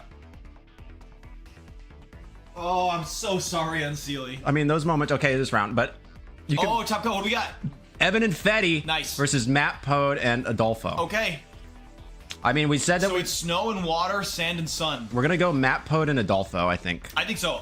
Yeah, I think that's the way to do it. Let's do this. Oh, dude, this is gonna be such a great match. It's time for sand to shine, bro. Yeah. So my theory is, if you watch my Volcarona video, I said it. You can make any Pokemon work if you put it on sand. I'm taking that to the next level, next season. All right. I'm using one of the worst megas in the game on sand, and we're gonna see how far we can take it. So I'm really excited about that. I love this mega, but it sucks. I know that this is like I'm expected as the person casting with you to not say dumb things, to not spoil things accidentally. It was so hard for me to not just spoil the mega. It was on the front of my mouth. I was like, don't say it. It's gonna be so good though. I'm so excited. It's gonna be a ton of fun. All right, we need them to make a room, unless there's like Bro, this is gonna be a fantastic matchup. Yeah, I'm really excited. So what's yours? What's your favorite weather? Dude, I think it's tricky. So I played so much Arc Rain back in like the Reg H era. Yeah. And I never felt like I got a good grip on it. I can't stand that it feels like Sun is necessitating sleep powder gambits all the time. Yeah. The weather I want to be good at is sand. I feel like that's the most fun weather to play. I think sand is the way to go. Okay. I'm with you. It's just so fun. Who Well, doesn't, dude, who doesn't T-Tar love clicking setting double up rock sand, slide? T-Tar setting up sand and then just being like, oh great, your weather setter's in, let me Mega Evolve and set up sand again. Yeah. It's so crazy. I got bad news. Yeah, I got bad news. My favorite, I just like clicking rock slide into rock slide. Oh, that's just because you're a little gremlin. I'm a little gremlin. It's Fetty versus Matt, correct? Yeah. Okay, got the team list pulled up. We just saw Fetty. We should be very familiar with Fetty's team, right? Yeah. We have the Star Raptor, the Arc, the Swampert, the Politoed, Sableye, and Sneasler. And then Matt's been a minute since we've checked in with Matt. But this is that really cool Raichu, T-Tar, Mamoswine stuff with the King Gambit, Sneasler, and Sinistcha. No. It's Matt and Adolfo, not Fetty. Oh. Because we just saw Fetty. I was like, sorry, Sun. Right, Sun. Sun versus... all right, let's see Sun this. versus... Wait. It's Matt, right? Oh, yeah. So then it's Adolfo. Yeah, so it's Sand and Sun. Sand and Sun. So that is immediately well into Matt's Right, favor. we already know right from the get-go that is going to be an uphill battle here for Adolfo. Yeah, for Adolfo. Adolfo, let's see what you can do. It's not unwinnable, but it's certainly a difficult matchup. I mean, if we herald back to the Indianapolis finals where it was Sand versus Sun, right? And Sand managed to pull it off, right? I mean, that was with the help of Venusaur Sleep Powder. And lost. And that's what I mean. Sun won. That's what I mean. Sorry. That's my point. Yeah. It's an uphill battle. It's not unlosable. It's not unwinnable. Of course, again, as I was referencing, I think Sleep Powder did a lot of the heavy lifting in allowing the Sun team to dodge rock slides that otherwise would have been coming out. But you have the Earth Power on the sat. There's Earth Power, correct? No. Yeah. I mean, you have Earth Power. Energy Ball will go crazy here. I think there'll be a lot of interesting plays here with the Ice Shard being able to snipe the Venusaur even if the sun is up, being able to take out the Garchomp right away, honestly being able to chunk the Arrow for a ridiculous amount of damage. Right. I mean, this Mamoswine is going to be a frickin' monster. Yeah, I think there are definitely tools you can use here. Of course, the T-Tar's advantage is that you get weather control if you Mega Evolve at the right time. You gotta hold so you don't, blow it too quickly. Well, we can see that holding it can be a detriment because then you don't have to just bulk. Right? Yeah. True too. Yeah, you don't want to hold it to the detriment of losing to an earthquake. So let's see how Matt manages to maneuver this. This will be a really interesting match. All right, Charizard right out the gate, Gambit versus T-Tar Mamo. I mean, that's the way to do it, bro. Yeah. That's the way to do it. You want to be able to have that trigger pull so that you can keep your T-Tar's stand locked and loaded. This King Gambit notably does not have low kick, which puts this Tyranitar in a decent position. It has Iron Head. You still take big chunks, but you aren't probably dying to the same OHKOs that low kick provides. It'll be very interesting. And you also have to get the Mega Call, right? I mean, yeah, you don't want to take a Solar Beam Iron Head double up. From either of these Pokemon. No, not at all. Yeah, you're offering super effective damage in both regards. So I would not be surprised to see 4 protects this turn. Oh, dude, that's exactly what I was thinking. Somebody's gonna fail a protect here. Yeah, somebody's... King Gambit's not getting that protection. I got bad news. Absolutely. I got bad news. All right, let's see. There's the first one. Oh my god. Okay, all right, so Mamoswine next. Mamoswine next. Mamoswine next. There's the Mamoswine. Oh my god, That's wait. so funny. Next T-Tar. T-Tar protect? No, Okay, Sucker Punch. Sucker Punch goes off. Is this a Dragon Dance? The green! Bro, that's insane. Incredible! That was, dude, because that necessitated, I'm not gonna Mega Evolve, which means if they go for a Solar Beam Iron Head play, it's just over. But I'm gonna sit here and just eat a D-Dance. I mean, this is gonna pay off dividends for Matt. I mean, this is the freest Rock Slide I've ever seen. The freest Rock Slide of your entire life. Rock Slide high horsepower should go absolutely wild here. Yeah, because even if you want to call the swap, go Rock Slide, Icicle Crash into Zard, calling the Garchomp swap. And dude, it doesn't even matter. You just Rock Slide and Ice Shard the next turn. Yeah, that's true. But you really want to take out this Gambit. Yeah, the Gambit is the thing that needs to go. Does he stunt on him? There's the Chomp. I called it. There's the Chomp. No, this Gambit needs to go down. Bonk. A little bit of chip. Little Can bit we of see a high horsepower KO? It will definitely KO if it connects. But remember, 95% accurate. There There it is! That's the KO, bro! Wow! Dude, Matt just gamed the crap out of this first turn. I know, right? I mean, it's pretty safe. Like, making the Mega into Solar Beam play is so specific and so risky. That's true. That's like, you know what? I don't think they're going to be that bold. Yeah, it's like, it's going to take... you have to, like, really commit to the bid on that one. which can be really scary. And so it's like, but now you bring in the Zard, right? And Absolutely. I kind of think this game is, well, you need to miss a Rock Slide, but At this point, it's like Ice Shard Rock Slide just cleans house. yeah, bro. yeah. That's what I'm thinking. It's like, so I think basically what you need to do is protect Chomp, Mega Zard, go for the Heat Wave, and Rock Slide needs to miss. I mean, maybe, yeah. I mean, But even then, right? It's like, I don't think Matt even needs to. There's no mega pressure even for him. He doesn't need to get this right because he's outspeeding the Zard. well, and the problem too is that Max Speed Jolly T-Tar speed ties Garchomp. Now, what will be crazy here is if Matt absolutely does just go for the Mega. Like, being like, I think this is the turn where you have to play pressure on me, I'm going to Mega. I mean, that'll be the ultimate call to seal the game. There's the Protect. That's fine, because next turn you just do the same play. So Probably Protect on Mamo. Yep. Yep.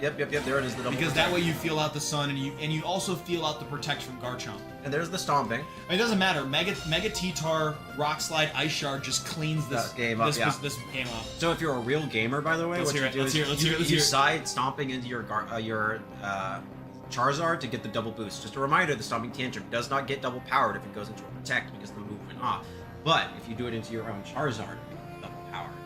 So Yeah, that's very true. But how do you get the chance to do that with? You call the double protect. Oh, on the last turn. yeah, Yeah, and you yeah. just go for the side stomping.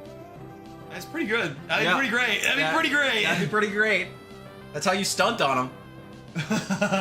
I don't know if it gets you out of this board position, And then- but it would be a yeah. free stunt. And we need Little hat trick. We need and when you do that, what happens is Garchomp's life orb quickly becomes a Yachi Berry. Item transformation. Yes. Okay, so there. I mean, this should short of a Rock Slide miss and then like a Heat Wave burn. I mean, I don't know what else gets you out of this. Yeah, I like don't- Heat Wave burn, T-Tar, KO, Mamoswine. I mean, Protect onto Chomp. I mean, yeah. it's Yeah, just, this what will do you pick up feel? every time. I know that for a fact. I mean, bro, it's gotta be Rock Slide miss, burn, Tyranitar, KO, Mamoswine. That's your Yeah. only something.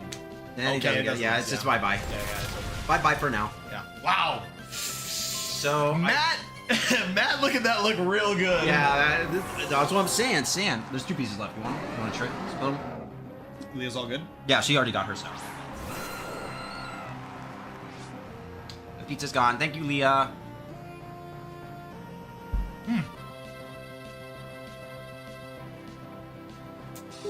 I bit myself again.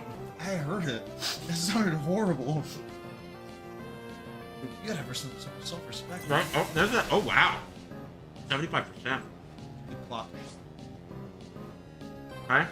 But you're not faster than this arrow. All right, moving on to the next game, bro. That's a slow arrow. +1 Mega T-Tar outspeeding that thing. Oh yeah, it's Mega T-Tar. It's Mega It T-Tar. can do it. Because it's 120. No, it's 121? 134. Yeah, so Max Speed Jolly outspeeds base arrow. That's right. Yeah. I think the number is like 121. Oh, never. Dude, now what we need to really sell this semifinals match is a ridiculous call from Adolfo. Yeah. Hold this back. Exactly. Yep. I mean, because again, like, I don't think it's I don't think it changes the perspective. Like, it's already in Matt's favor, but I Yeah. think ripping that Dragon Dance basically for just no gain on Adolfo's side was Yeah. like, I mean, that was like nailing 3 nails into the coffin. It was like an overkill. So yeah, I mean, ideally Adolfo understands that he can't let that kind of pressure go away unanswered and steps on the gas going into turn 1 of game 2. So we are doing top 4 asynchronous. So we will watch the other top 4 set once this is done. Awesome. So we get top four finals. Uh-huh. Dude, let's see the Adolfo pivot. What can we do? We're winning. Matt is battling? I don't know.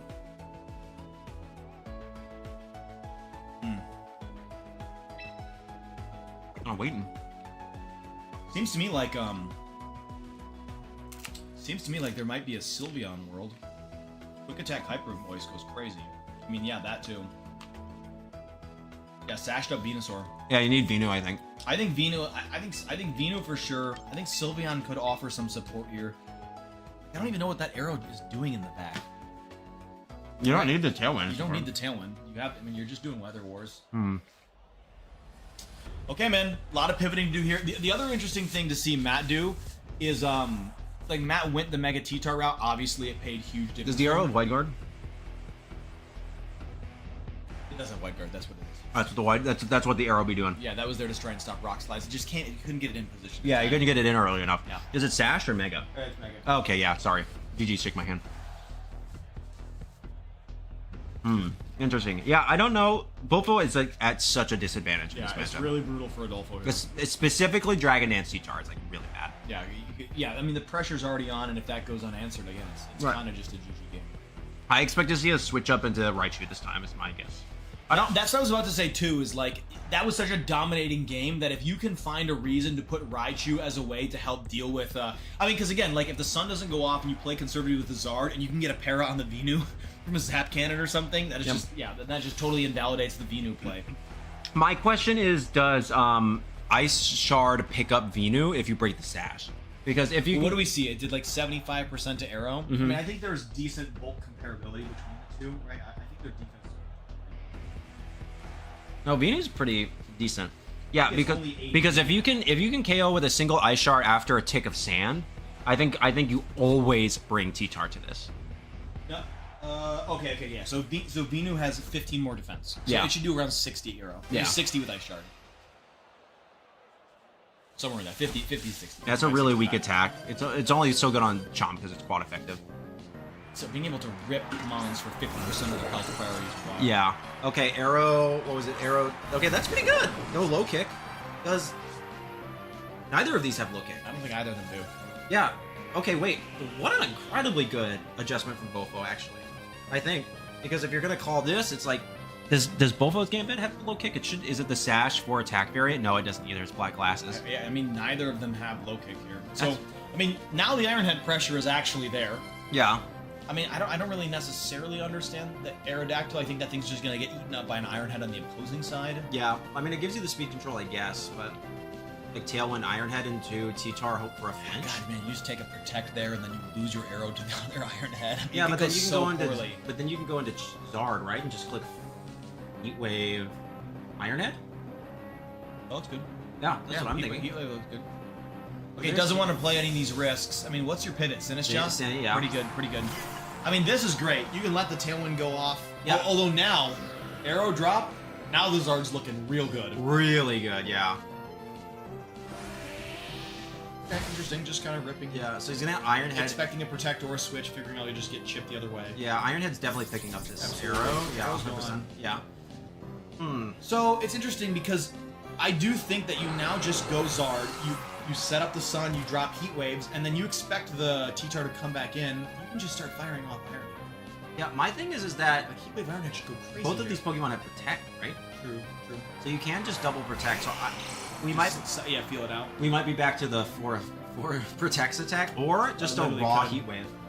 We might see Heat Wave no Omega True. from Bofo. Like you really need to position well. I don't know. I'm not sure because I feel like you want the Mega damage, the special attack buff. I bet a Mega Zard Y out of the Sun Heat Wave could pick up a double here. It's possible. Yeah, true. And then the Iron Head lands on the T-Tar guaranteed. Yeah, anyway, so yeah, maybe it is always Mega Heat Wave. I still think we Ironhead. could see some protection shenanigans. That's where my gut lies stronger. But I do think Heat Wave, Mega Heat Wave Iron Head should go really, really strong. Just as long as you get Chip into Oh yeah, double, get some Sand Chip going maybe. yeah, but as long as you get Chip into Tyranitar, as long as you get enough down, you can always get the Sucker Punch. So there's Yeah, super chat. honestly couldn't have asked for a better showcase for a tournament. Hey! Oh, hey, anytime. Really, thank you. We're happy to do it. We're having a ton of fun. This is great. Oh, dude, there's the Mega. And There's the Heat Wave, bro. Holy crap. And that's 2 months gone. Okay, Bro, okay. Bofo is doing what we wanted Bofo to do, finding that way back in. Yeah, just playing super. This is actually Playing aggressive, just foot on the pedal, man. That makes a lot of sense, right? Playing like a madman. Playing like a because, madman. because basically what he did in game 1 is he played super Very like, passive. passive, like really tried to feel things out, and he lost. Like I said, when you're in a bad matchup like this, Yeah, you can't afford passive turns. No, because the longer the game goes on, the more likely it is for the person with the advantage to win, because they just have more opportunities to make the safe plays. You need to force really harsh 50-50s. So that's exactly what they're doing right now. Well, it's interesting. I mean, it's not over. I mean, this T-Tar is putting on a lot of pressure. High horsepower puts on a lot of pressure. If I'm Bofo, I click Heatwave Iron Head right now. Because there's no, he still has Tailwind up. Oh my god, dude, that's so insane. Yeah, I forgot that Tailwind is going to be massive. Yeah. I think you Heatwave Iron Head right now. Because I think that will still pick up the Mammo. Yeah, dude, I think Heatwave does. And even if it doesn't, as long as you live, like it also will have to take a turn Life Orb chip and potentially a Sucker Punch later. Dude, this is why I can't play Charizard. Why? Because if you miss a Heatwave here, it's gonna be. Yeah, but he's not switching. This needs to be Heatwave Iron Head. As long as Mammo goes down, then okay, but who does he miss? Oh, Mammo, that matters a lot. Bro, actually. that's what I'm saying. I cannot. I felt it coming in my bones. That matters a lot, unless he burns the T-Tar here. True. Could be huge. Okay. Whoa. He understood the targeting game. And it's one. He's gonna go down to Sand Life Orb chip. Yep, Life Orb chip. Did he miss the? Oh no. That's actually okay though. I don't know, dude. I think it's a double KO. No. I don't know because, but even if it is, right? It's T-Tar v what I presume to be Garchomp. Bro, it could still be Garchomp in the back. There's the high horsepower, which I think he lives. No, he doesn't. No, he definitely doesn't live that. No, I think he had too much chip gone. That's okay though. That's okay. Okay, so Life Orb knocks out the Mammo now. Yeah, if this is Garchomp in the back, I do think Bofo wins. Because it's only knockoff on Rock Slide. I mean, who else could it be? Even if it's Sylveon in the back, it could still be a win. Yeah. Even if it's Venusaur in the back, it could still be. I mean, that's probably harder. Oh, that's not It's tougher. That's not the worst. Vena would have been worse. This is playable. But you need to basically dodge the Rock Slide flinch. Yeah, if you get flinched at all, it's immediately over. Yeah, so you basically you need single target Hyper Voice should yeah be into quick crazy. attack. Yeah, you'll be able to get your quick attack off. And it's dude, Fairy Feather Hyper Voice single target, even with T-Tar in the sand, is gonna rip for damage. Where's the? You can also hyper beam. It's Azure! Oh my god! Bro! This T-Tar's a goner! It's done! It's gone! It's bro. done! That was so well done. That was so well done. That was a great game, bro. It's faster! Is it the Garchomp? No, it's a Sylveon, but it's got the Hyper Beam. It lands, it's faster, boom! Wait, but that's so interesting because Sylveon has a base 60 speed and Mega Tyranitar has a base 71. Yeah. So that This is is slow T-Tar. that's a really slow It's T-Tar. not D-Dance? Well, I get okay. No, it makes sense because he has Tailwind. Oh, see, dude, that makes more sense. Yeah, so he's super fast Sylveon. Probably like so. There's basically two speed stats that fast Sylveon wants to hit. Right? It's either. It's also sorry if we clip the thing from the yelling, but Yeah, we definitely clipped you the either mic. hit 95 speed in order to outspeed outspeed Sneasler under Tailwind.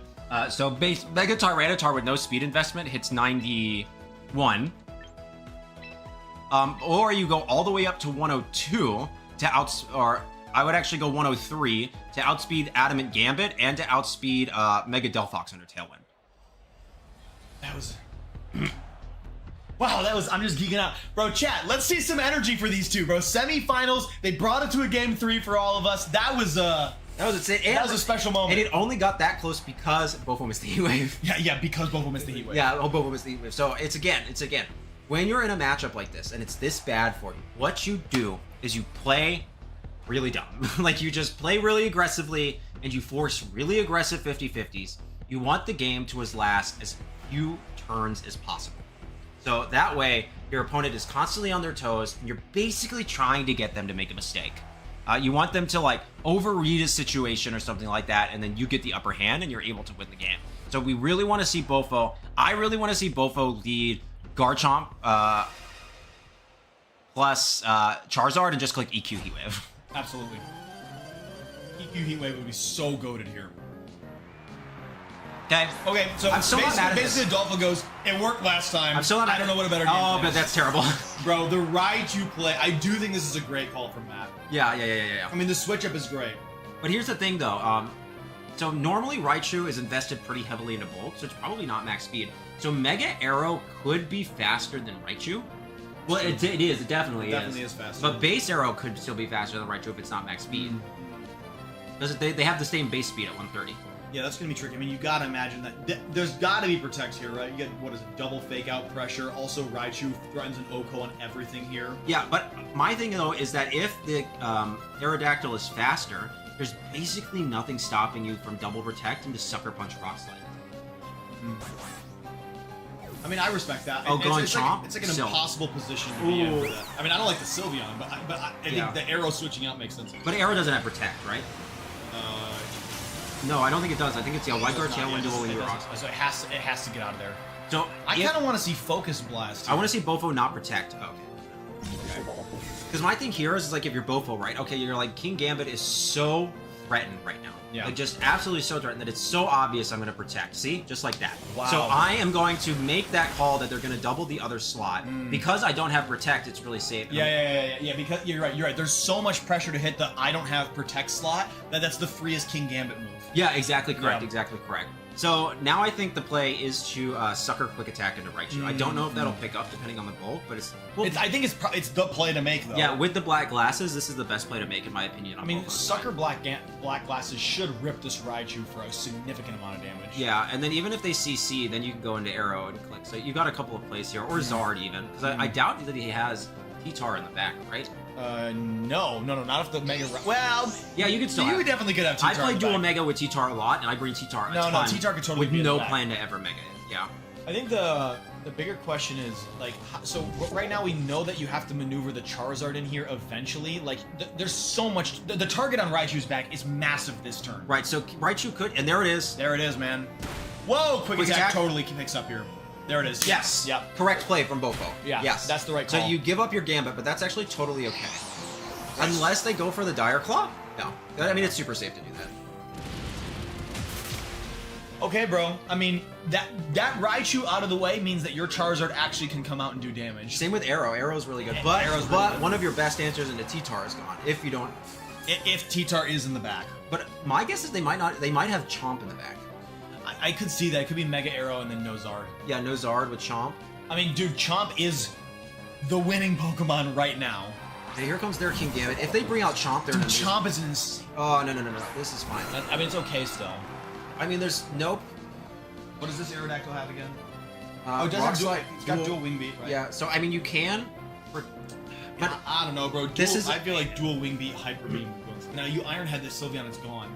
So it's another 50-50 play, right? Big time. Because basically you can Sucker Punch CC into Arrow to pick it up, but then Sylveon can attack, or you can simply Iron Head Dire Claw and just say I don't really care about the Tailwind. Yeah, it doesn't it's matter. going for the Detect.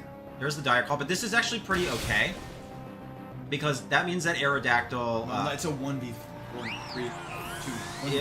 If he lands the dual wing beat, and he does, and no, and it doesn't pick up. It doesn't pick up. Now it's a 1v3, right? Iron Head KOs the Aerodactyl. Oh, absolutely. That's a Thickler right there. There's the trick is, Chomp could still be in the back.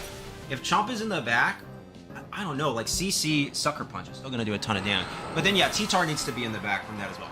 If Chomp can live the double up of CC Sucker, no. I mean, Sucker Punch Dire Claw here should rip for 1 billion, and then honestly, Ice Shard or Rock Slide. The trick Zard is faster. So what you do is you do not Mega the Zard here, and you click Raw Heat Wave. Because if T-Tar is in the back, then you can Mega after the stand is already put up and click Solar Beam. God, Yeah, bro. yeah. The amount of mind games that are like to be able to, we have to hard read that it's not Mammal in the back too. That has to be right. But you have to play with the fact that Mammo's not in the back. Like you just have to. If Mammo was in the back, you lose the game. I feel like Sucker Dire Claw might KO this Charizard if you're not Mega. I don't know. A lot of Zards now are running like 30-30 HP defense. That's true. I mean, we saw it's timid, but I think we noticed it had bulk. I think that's the wrong play. I think you hold the Mega here, because basically if T-Tar's in the back, you just like lose now. You have to be saying really specifically that T-Tar's not in the back. Oh, I mean this too. Oh God, bro, no. bro, Matt is playing brilliantly. I mean, they're both playing great. Yeah, but they're both that playing play really, there really was well. just so good. And he Sneasler avoids. Oh, that's terrible.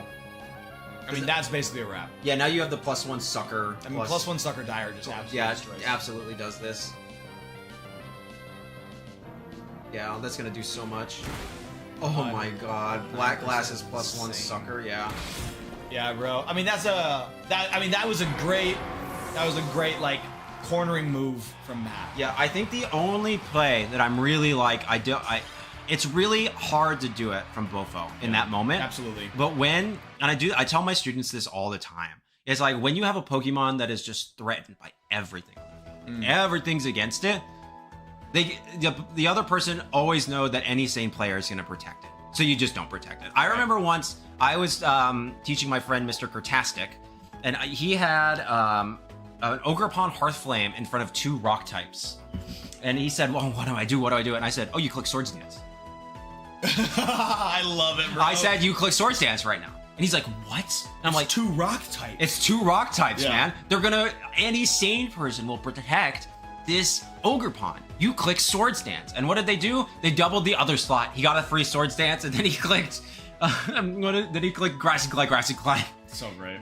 Like, so it's just how you do those kinds of things. It's like, and it's really, really hard in that moment to make that call, but it's like Everything in your bones, everything in your body is saying, don't make that call. But you got to. You gotta got to make that call. All right, man. Off to Evan versus Fetty. So we saw in the Sand versus Sun matchup, as predicted, Sand manages to clutch it out. Yeah, just barely though. Both just barely. And now we get to see the Rain versus Snow. No freeze dry on Frostlass though. That is huge. All right, we're joining the room. Got the team lists pulled up. Cool, perfect. All right. We know game. I'm gonna let them know that we're ready. Good enough. They'll know what I mean. Ready, Ween. Ween. Ready, Ween, Yolar. All right, they're on the court. All right, let's do this. Let's do this. This bro. is our final semifinals match. But they haven't selected their teams yet. So after this, it will be the finals set, and then the tournament will be over, and then we can get out of this hot room. Dude, it's getting toasty in It here. is. Do you want me to go grab a fan? I'm okay. I'll survive. If you're uncomfortable, go grab Well, it. we can rock it out, because then we'll go out into the living room and watch anime. We're gonna watch anime. And then nobody gave us any anime suggestions. Waiting for those still. Yeah, we're still waiting for those anime suggestions. Okay, so this is to me, I don't know, man. I think this is another hard match for Evan. Yeah, I mean, again, the fact that he has Electro, dude, again, Arc Swampert is just so brutal. Yeah, my thing here is like you do have Frostlass, but Frostlass not having access to freeze dry Makes is it really infinitely tough. harder. Yeah, because otherwise then you just like Oh, always you don't care about Swampert as much. Yeah, you always start in the Swampert, so it's gonna be kind of interesting. You do have double Intim that can be really helpful. But then at the same time, it's like there's Sneasler, there's their own Staraptor. I mean, you know, Sinistra is going to be a critical part of this battle. Yeah, I mean, for sure. You know, you assume Frostlass is coming out. I mean, Probably Prim.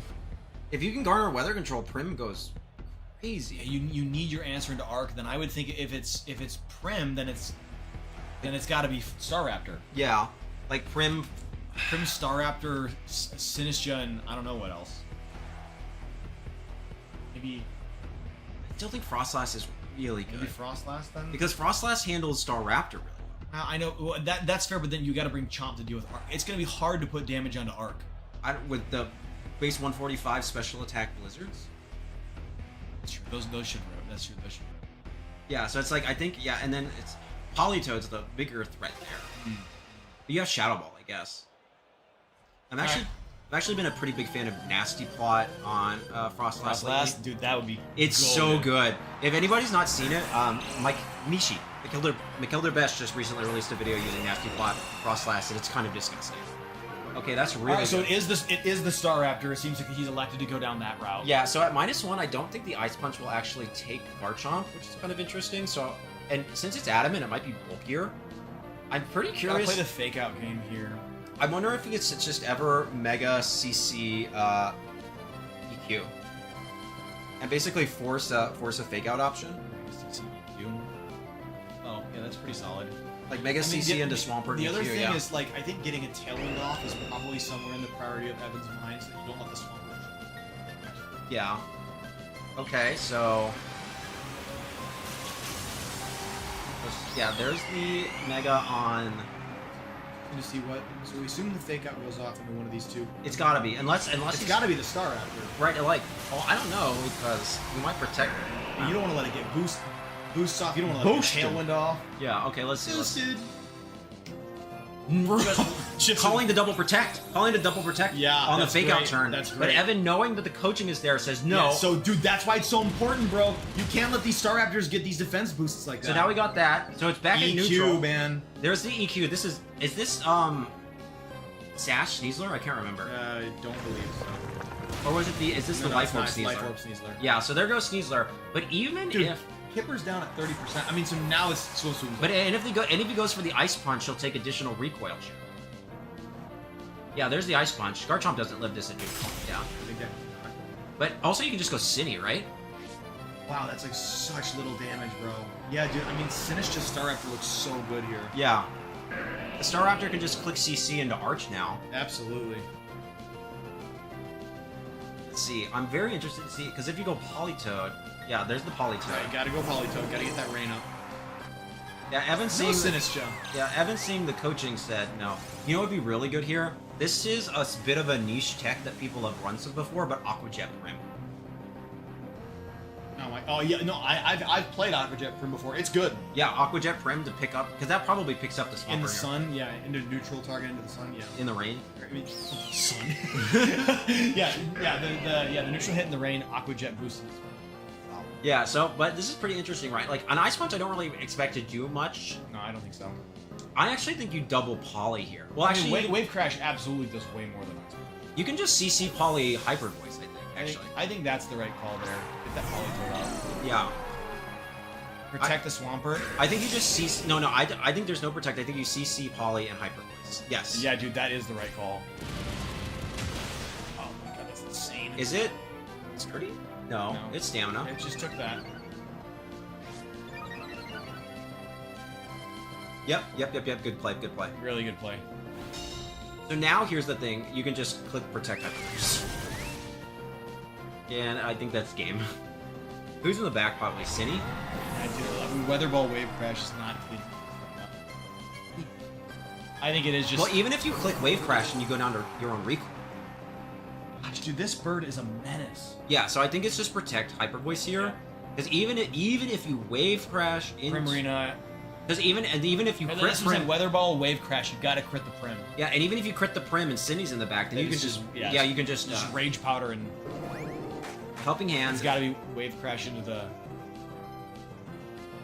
Oh, whoa. Calling the fake... And Prim lives! Oh, dude, My missing goat. that is definitely that just... But, well, I wraps. mean, Evan didn't protect either, so... Right.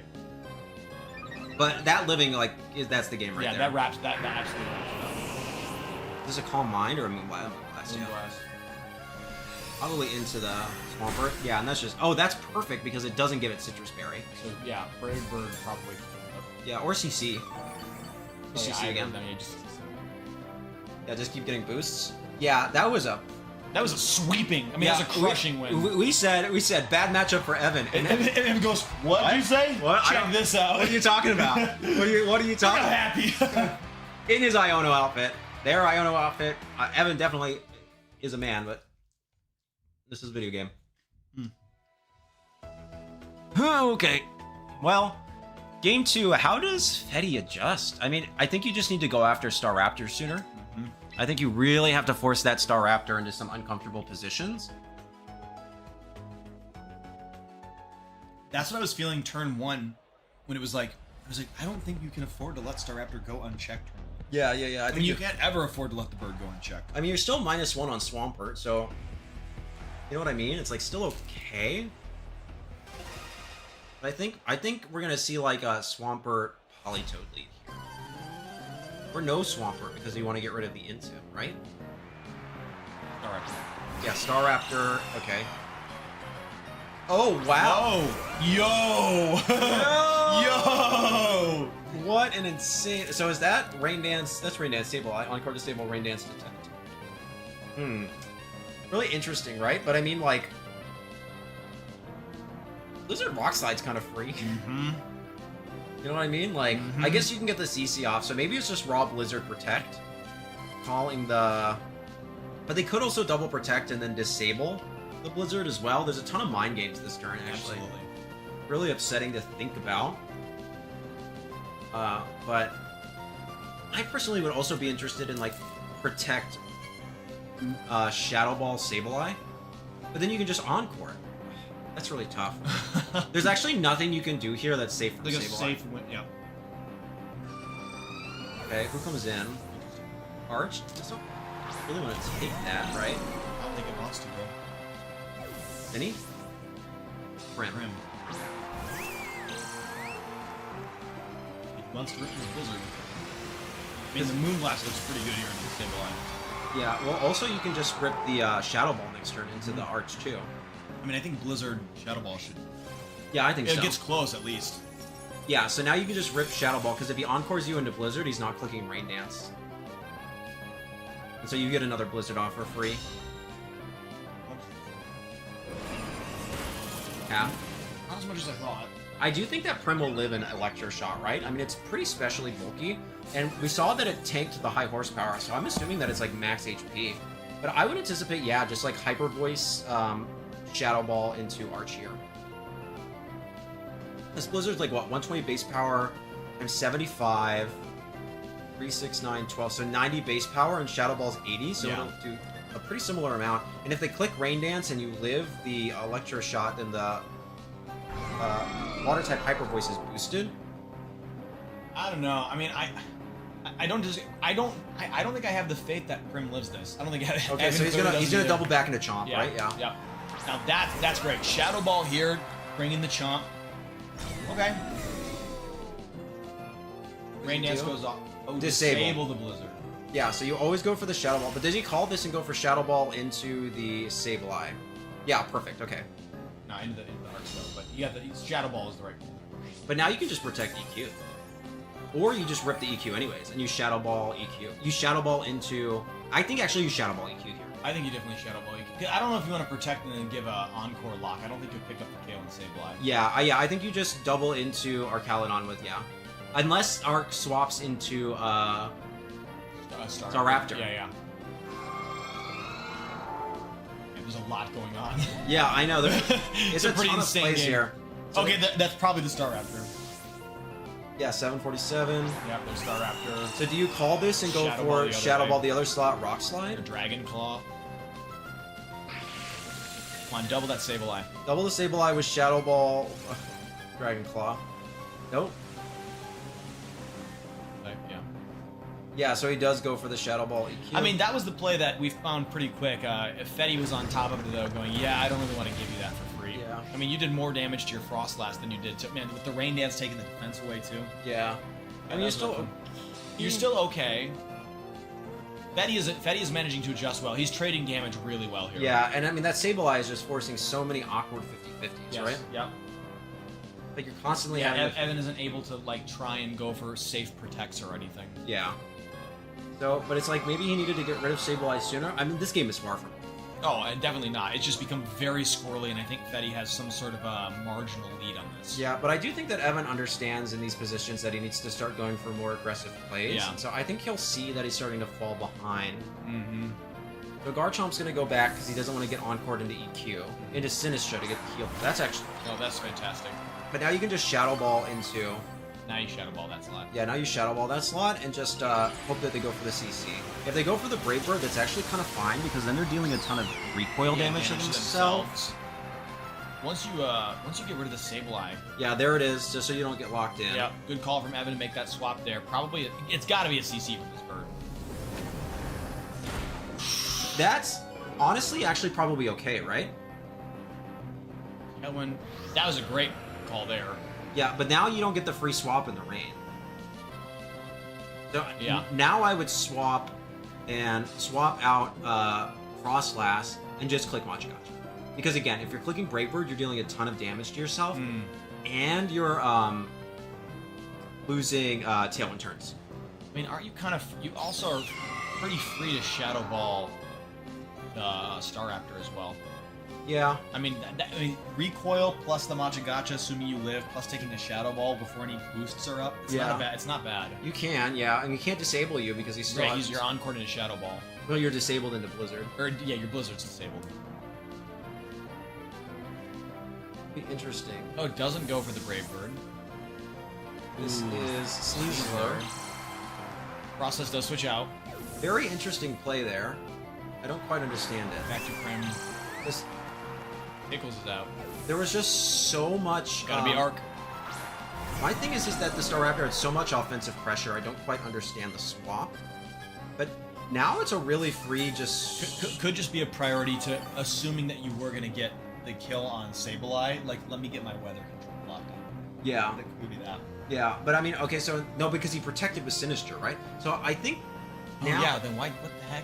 Yeah. So, but yeah, I don't know. I mean, I'm saying I don't understand why Fetty swapped out Staraptor. It was just in such an amazing position.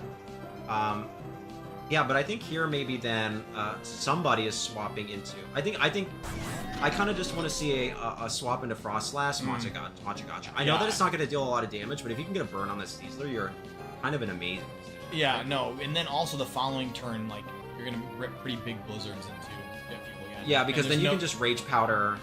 I guess, yeah, we already confirmed that the only way to set rain is the Sableye. Oh, very interesting. Okay. Going the other way with it. Is he gonna protect the Prim? No, double swap. Double swap. Into the Chomp. Okay, wait, I see it. I see the vision. Do we get a status? Okay, that's if you're gonna get if you have to take one, you'll take the poison. If you're getting a status, that's the best status. Does he Electroshot here? Draco Meteor. Okay. Are we actually mad about that though? I don't think so. Because now you can just go into City and click Earthquake. Well, that's that's your best damage into Staraptor is kind of the only thing, right? Yeah. Because, well, no, Moonblast is solid. Yeah, Moonblast is really good too. Moonblast is really solid. I think the bigger problem for me is that Arc is already at +1. No, Archaludon is not. Defensive. Right? No, it's not. Because there was. Sorry, I keep thinking that he fired off a Machagacha. He protected that turn. Yeah, there's no Machagacha. This is a perfect EQ turn. Yeah. Expecting I sort of expected one of them to go out for Staraptor. Yeah, here comes Staraptor. But again, if you just go for the Matcha here and get the... Does he call this, though? Does he just Dragon Claw that slot? No. He goes for the EQ. Makes sense. But he could just Matcha here fishing for a burn, right? The burn would be crazy. Because nothing else on the field wants to take this. I think the bigger problem is that if he doesn't get the burn and Primarina's Moonblast is his best KO or offense... Trick Room. Kind of great. Very interesting. Okay. You risk the Dracos, right? But at -2, it should be okay. You live at least one. Right? You think so? Yeah. Well, yeah. Yeah, you absolutely live the -2 Draco. You're a Garchomp.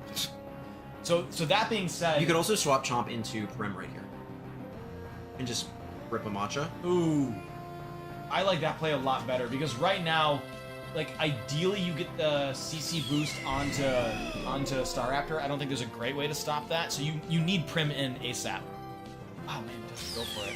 Okay. I mean, I guess I get it. You were trying to stall out the Trick Room, but Evan doesn't switch out either. Is he going for another EQ then? Maybe. Rage Powder, take the Draco away, drop you to -2, go for another one. Flash. -2. That's a crit. That's definitely a crit. Unlucky, but it is what it is. Yep. Maybe, actually, this is good if he can take out his own Cine. Not quite.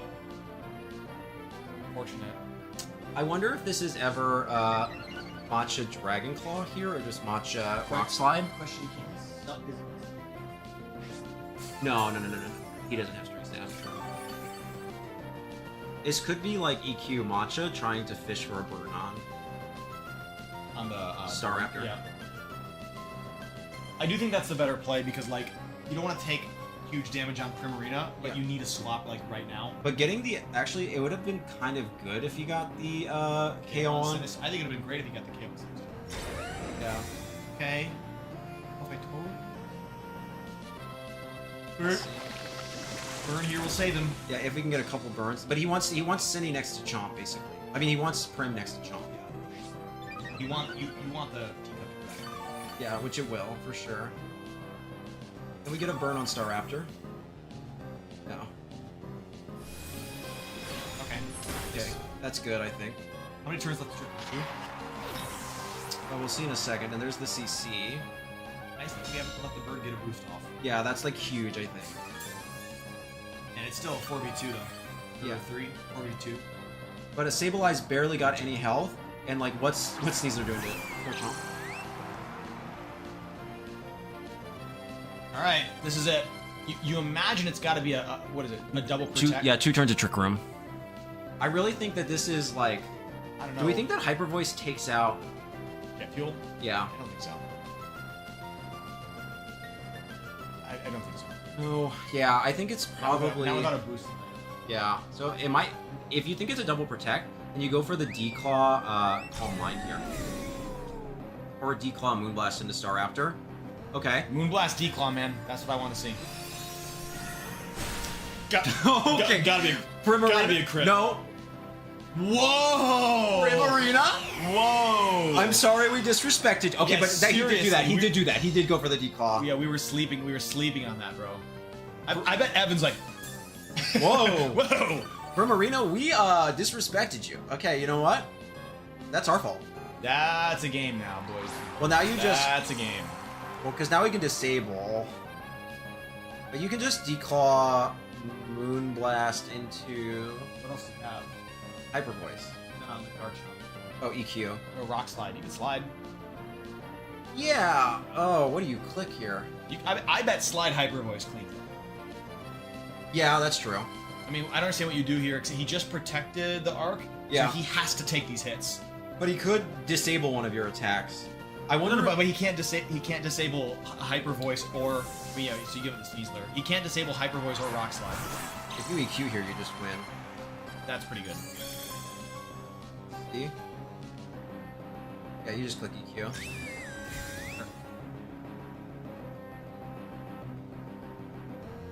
But now, okay, I think you win.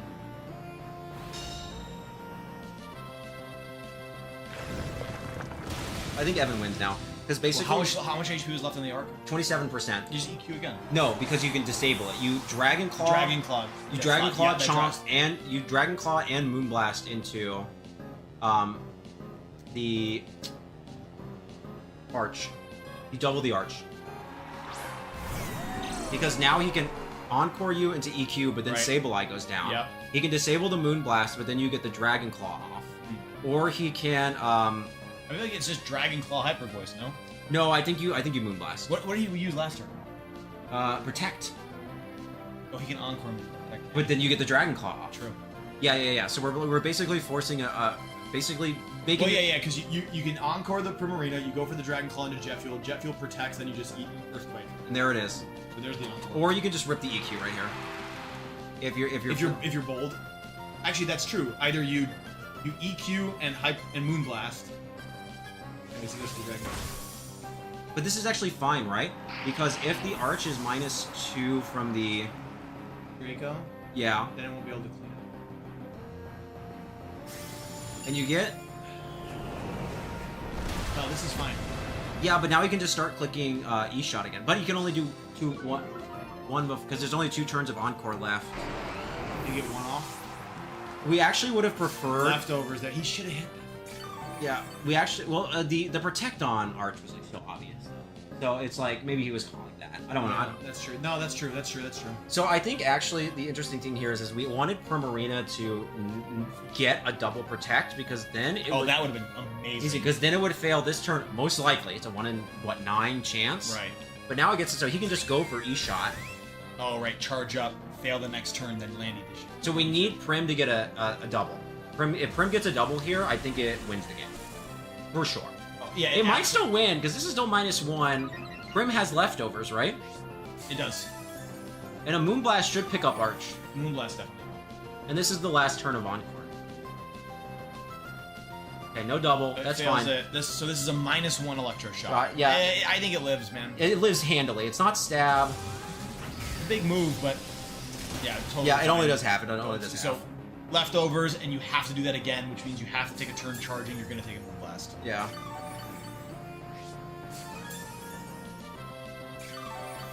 Yeah, there's Primarina into its Encore.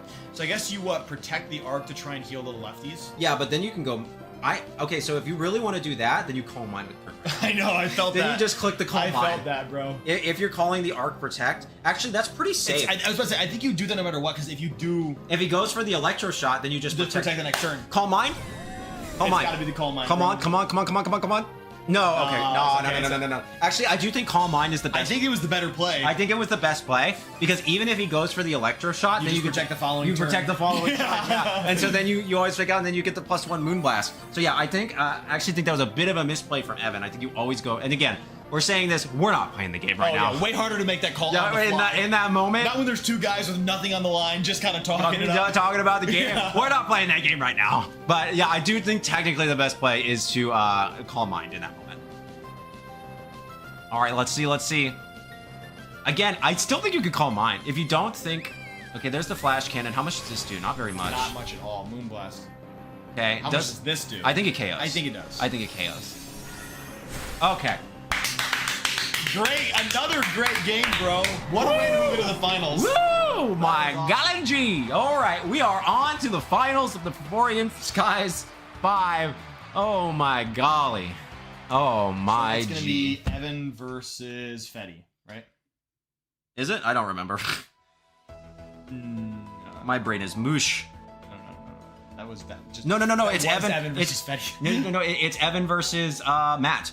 We get the rematch. Oh, bro, the rematch in the finals. So, fun fact of the day: Evan has won this tournament every time he's participated. Is he really? This is the first time I think he might not win. Well, he already got it over Matt, but notably it was a really tough one. Yeah, it was really tough. So yeah, but Evan is 5-0. Matt is 4-1 with Evan. But the thing is that when you have these matchups, right, the winner is not incentivized to rethink the matchup very much because they won the game. The loser is incentivized to rethink the Spend matchup a lot of time analyzing that thing. because they lost the game, and you just lost the game. But So cheap. Also, I bet no one got that reference. Yeah, no, I did, but we're old. We're old. So, but now, Matt has probably thought a lot about this matchup, and so he's like, okay, what do I do? Like, how do I play this? So I would actually see a world where Matt can take this one out on top. I have no idea. Evan and Matt, very good players, both really good players. I know Evan personally. I know he's an excellent player. I don't know Matt, but from the way that he's played so far, I thought he's played exceptionally well. He's played very well. And so this is going to be a very this interesting Mammoth finals. Swine Raichu Y team has been so fun to watch. Yeah, I love Raichu Y. If you want to see a Raichu Y team, check out my video, my most recent video where I give you a full team report of my Raichu Y team that I used that Chwar used to win the last Thavorian Skies tournament. I used to win a small Limitless tournament, and our friend the Urban Ranger used to place third in the last Thavorian Skies tournament as well. Watch the video. And I used to place second in our locals. That's a crazy rap sheet. Watch. And if you want to see even more of this stuff, join the Thavorian Skies Discord. There you go. I got another one. I got to make sure. Finals time, baby. Let's go. Let's go. Like, All right, wait. we got the room code.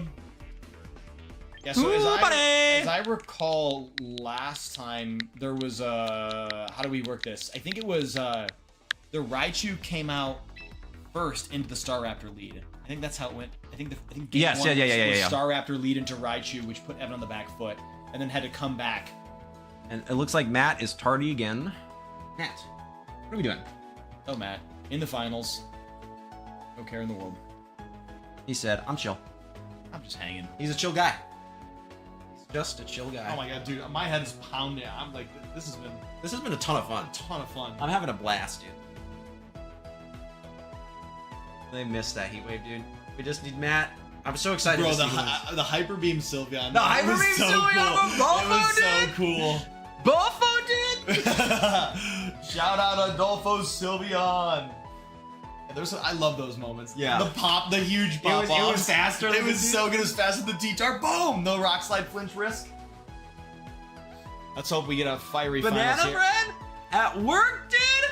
Hell yeah! Yeah. Yeah, dude, and I remember. I think this matchup here was maybe one of the other best, or one of the top 2 or 3 matches that we watched tonight. Was watching these two go Yeah, at it. yeah. It's gonna be. It was so tight. And again, the one thing that I really enjoy about these games that you're about to see, right, is that these two have faced already in a 3-game set, right? It was 3 games? Yeah, it was a 3-game set. Yeah, 3 games. So we're getting to an instance now where they faced each other enough times. They're not facing the team, they're facing the player. which means we're gonna get some insane reads. Yeah, there's going to be a lot of plays that don't make a lot of sense without the context of these two having played beforehand. Yes. So you're gonna see a lot of probably some really hard calls saying, okay, I know how he's played before. He wants to do this. Yep. And I think we get back to the point where Evan must play like a madman. And it goes right back to that. It's like you want the game to last as few turns as possible. So that way your opponent does not get the opportunity to enact his safest lines. So we're going to see, does Matt stall out the length of the game, allowing himself to make the safe plays, or does Evan force the awkward 50-50s that end the game at a faster pace? Let's find out. So we've got the matchup we're all familiar with. Let's see a good final set, boys and girls. We can do this. Matt versus Evan. We got fewer viewers. They don't want to see him again. We want to see him again. Yeah, so I'm trying to remember how it was that Evan managed to eke out the pressure that he did. I believe he was playing Frostlass. I think it was the Frostlass, because in game 2 he brought the Frostlass out. It looked unintuitive. He got the win at the end by saving the Frostlass Mega, yeah. which was fantastic. And then he just leaned way hard into that the second time, and it just paid off. Yes. So let's see, does Evan want to risk trying the Staraptor mode again? Is there any sort of a switch up, or does he feel confident enough to rip the Frostlass? I don't know, man. Like, I mean, Staraptor is really good if he really leans into T-Tar. I mean, Staraptor is amazing if it's not a Mega Waichu. Yeah. Right? But it's all about, I don't know. It's going to be really tough. Garchomp handles Mega Waichu well, but that's why you have the Ice Shard Mamo. I mean, I think the Waichu Mamo's lead is just so oppressive. Yeah, I agree. No matter what he picks. All right, let's see. Venu Professor Matt versus Swampert Professor Evan. Here we go, bro! The finals! Okay, Mamo T-Tard. I mean, that's another safe lead. First is Frostlass Incid. Oh, I like this adaptation. Yeah, I don't know, man. So we have seen a propensity for Matt not to Mega, so I wonder if this is ever just like...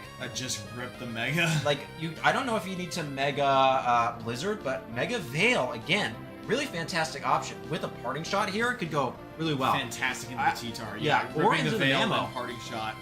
Oh, yeah. Because then you get the drop, and then... hey, your Garchomp's probably no longer risking the instant KO. Yeah, unless you crit, of course. I'm not going to speak that one into existence. It's too late. Yeah, it's too late, bro. It's too late. And there it is. There's the Mega. So that was good. I mean, that's exactly what Jail's talking about. Where like Evan's familiar with the pattern of Matt's tendency to Mega Evolve, and he's decided to play into that right now. The trick is, can Matt do the same thing and keep up the pace? There's the Fake Out. No, and he does not. Is this just a raw Blizzard? I mean, yes. Or is this a Veil? It's a raw Blizzard. Well, not a raw, but it does a lot. Over half to Mamo. Freeze on T-Tar? No. Good And God. Instant goes down. That's still I think fine. it's okay. Oh, that Crit. crit. Wow. I don't... No, No, we did the calc. We did the count. 12% chance for the instant to live. If it's not max defense. If it's not max defense. But now it's like you just go... You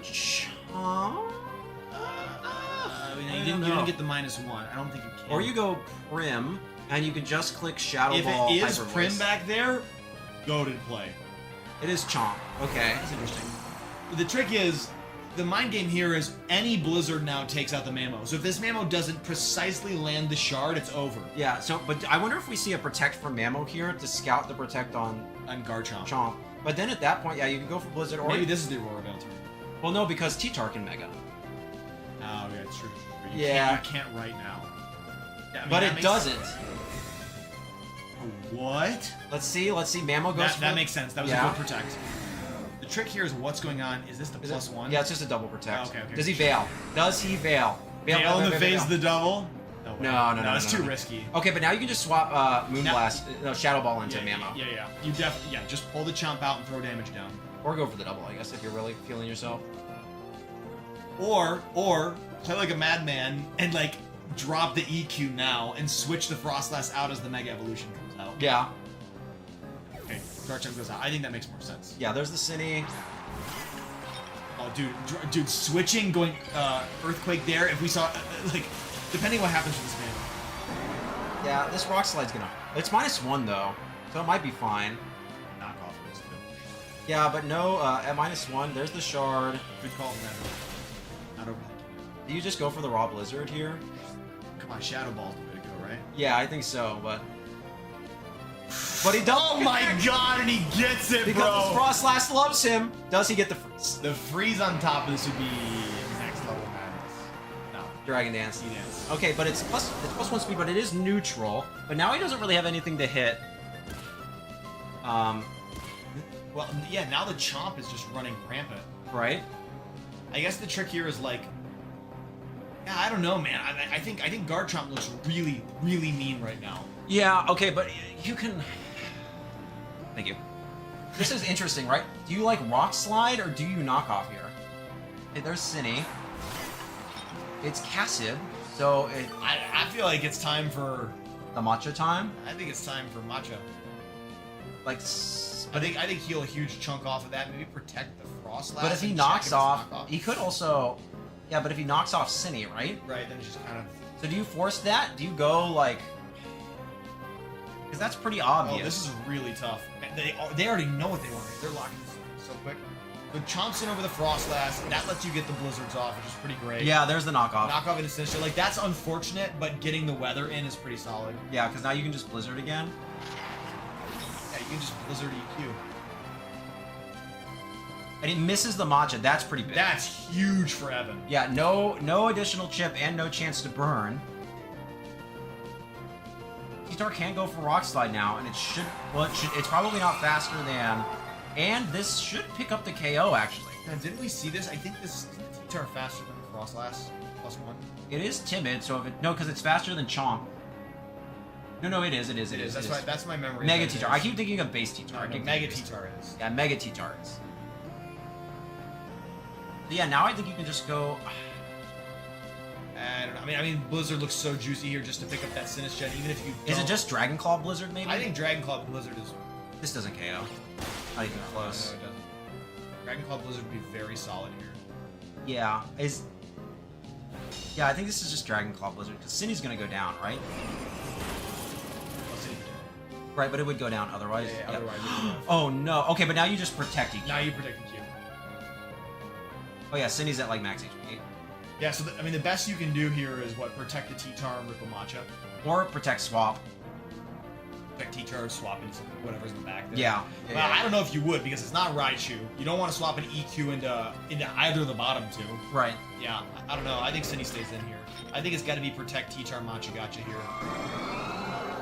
Well, unless you In which case, you could just call that protect out. Yeah, and drop Blizzard. that Blizzard, baby. Blizzard again. Ooh. Ah, it's so risky. Yeah, this is so risky. This is a really turbulent turn. We're gonna find out. Oh my god, these are the... They're really thinking about it.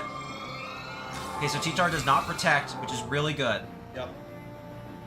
There's the Rock Slide. That's great. You're This going- is fantastic. You're going for the flinch. You're going for the flinch.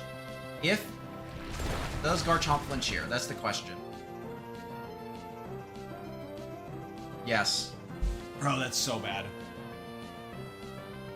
That's just GG's. Does it miss? No, because you can get the double. No burn. I mean, I think the burn will still pick up. So I think you go for the double EQ again. I think you're right. Oh no, Evan forfeits. I don't know if that was too early. Yeah, I think the double Double protect, land the EQ. EQ, pick up the KO T-Tar, and then if it's like a Sneasler in the back, Yeah. you should just Blizzard your way through that game. Yeah, you can still win. Yeah, I think that was maybe a bit of a premature forfeit there. I'm gonna say. It's a really hard call to make. It's a really challenging game, but I mean, that was looking pretty good for Evan. It was like flinch into burn just made it even just so difficult. yeah, I mean, but what are you supposed to do about that? No, you know? nothing. It's like Evan played well. That's more what I was trying to say. Is I felt like Evan positioned himself well. Tough end game. You can't do anything about it. Yeah, But welcome to Reg just MB. run it back. Reg my bad, you know. Okay, so we saw that what we wanted to do was rip a Frostlass into Mega T-Tar. Does any pivoting happen? Right? Because this is I think what happened last time is didn't Evan get baited? He tried going Star Raptor afterwards and caught the Raichu game 3. Maybe I'll have to see. So Sneasler Gambit here. Okay, not revealing your hand too early. See, then he does go Star Raptor. He goes Raptor Prim.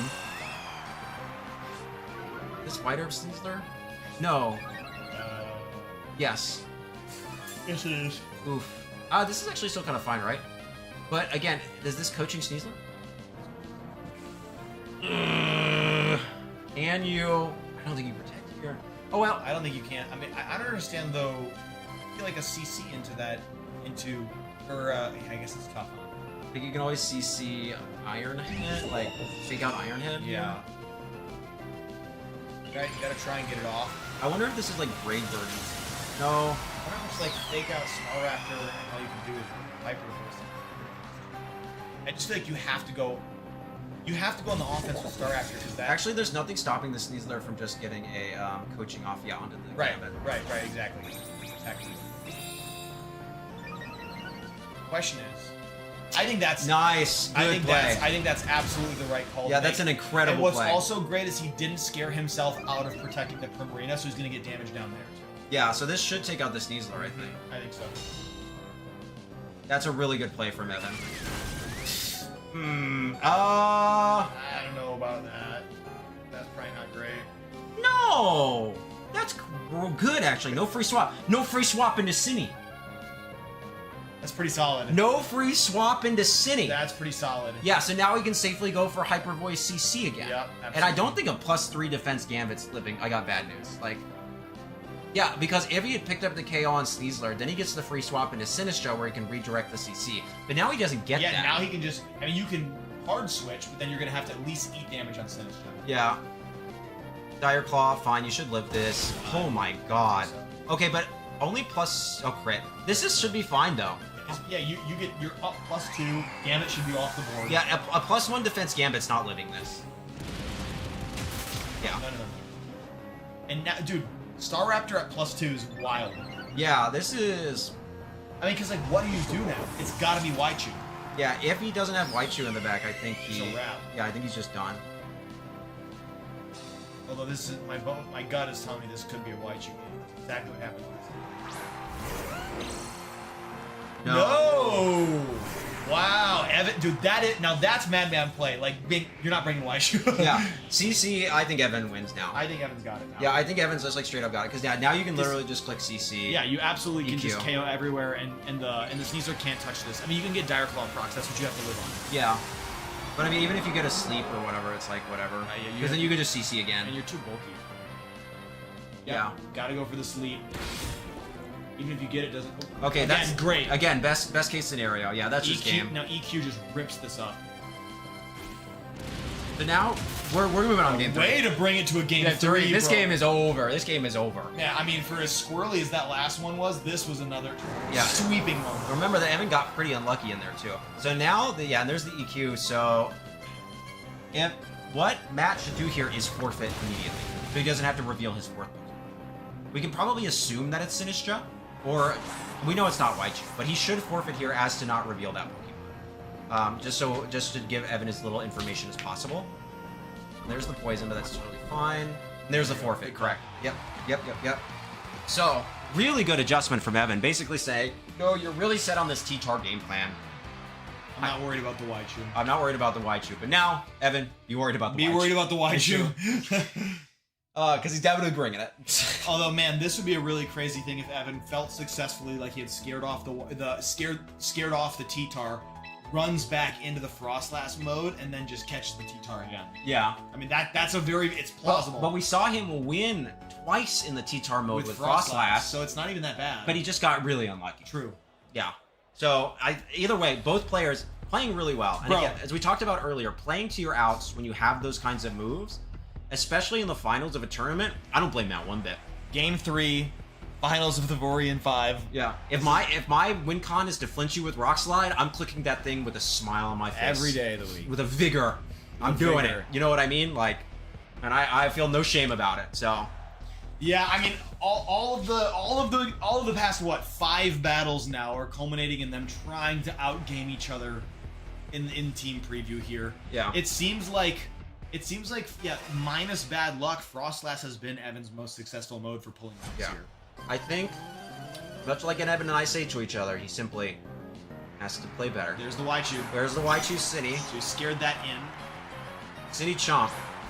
Really incredible. Ooh, Yes. that's beautiful. Nothing stopping Earthquakes. Yeah, just an EQ matcha. I should say we're happy if either person wins. I got a comment last time though. They were like, it seems like you really wanted one of the sides to win. I will be happy if either one wins, but I will say this is a very big uphill match for Evan. I would be excited to see somebody kind of pull this out. Here comes Mamo. Matcha EQ. Absolutely. Okay, there's the protect. But if he gets a burn... Man, dude, that was cheeky. I mean, Matt could have lost, like... Oh, dude, the matcha's so great, though. If he gets the burn here, it's incredible. Certainly over. But, I mean, then you can just Rage Powder EQ, right? No. Yeah, I don't think it matters much, because Rage Powder EQ should be fine. Or you can just hard swap Chomp and go with... do another matcha, right? Yeah, to me, I feel like matcha is super free here. You can pivot back into if you have the Frost Last, you're gonna that's a great swap there. Or Instant even. Yeah, or Instant. Yeah, Instant is fine. Frost Last looks good. Like if you're expecting the Waichu to come out, right? You don't bring print. True. So it should be Instant Frost Last effect. So yeah. Is he calling this? Okay, now Cinny, what, Rock Slide? Rock Slide makes sense. Yeah, that makes sense to me. Wait. Earthquake, nice. Okay. Cool.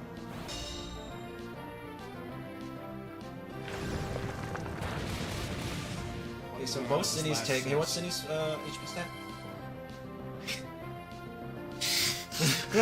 I hate how long it took me to catch on to. Trick Room. Yeah, I was wondering if that was. That's a mistake, I think.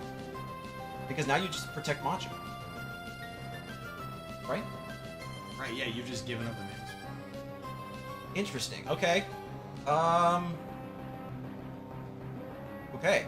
Yeah, maybe he was calling a swap? Probably. A swap and a Frost Last?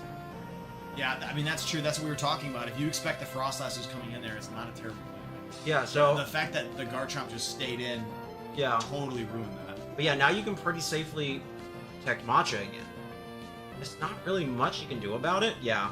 Who's he go into? Yeah, Sneasler. But Garchomp's slower than Sneasler. But there's no protect! Oh my god, is this Earthquake about to just steal the Sneasler off? Hey, what's Garchomp's HP stat?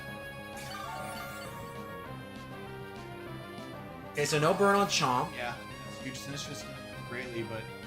But now we get a heal on Cinny. That Earthquake partner looked great. There's a burn on Sneasler, but if he clicked Earthquake, this does not It matter. does not matter at all. Let's see. Oh, what's Cinny's HP stat? Okay, oh my god, hit it 3 times. Yeah, that number popped up way too much in this video game. There's the EQ. Yeah. I mean, I think Evan found the lead that gives him the most security because EQ does ridiculous damage to Waichu, Waichu, T-Tar. It's probably 2 KO into Mamo. Yeah. KO Ginkamet, KO Sneasler. The only problem was the Ice Shard. Yeah, so Rage partying around is like not having the Mamo out first made it really hard for Matt. So is this like protect? Is this Declaw Matcha then into Cinny maybe? Oh, because like the Oh, he protected his own Cinny. Is this another Earthquake? Oh, double protect. Yeah, fair. Calling, looking for a protect on that end maybe. Yeah, there's the shard. Now you can't get. Now you have to risk the protect this turn. Yeah. Yeah, so Matt has a pretty free protect here. Yeah, but even then it's like. I know what you go for is just burn on Garchomp. Yeah, but what you're really doing is you're waiting for Trick Room to end, so you play because you know Waichu's in the back, so you can just start cooking Blizzard. Yeah. That or you swap Chomp out into anything. Like Ensign? Is Ensign in the back? Is Prim in the back? Like if Prim's in the back, I think you sack Prim here. It's basically useless. Yeah. Yeah, if you brought Prim and Waichu's up there, yeah, it's just you can use this. Yeah, you need Chomp here. Yeah. But I don't know if the Ice Shard. Okay. The Chomp stays in. I think this is like a Matcha Declaw angle, right? That makes sense. That makes sense. So it's just gotta be a Declaw. And just Cinny back and forth, slinging Matcha. See the Declaw come out. Yeah, does he burn the chomp? That's the Right, question. because that makes a difference. Yes. Yeah, he does. Okay, but I do think the EQ will still take. And after this many matches, you know what I mean? It's like... Right, I think it probably does.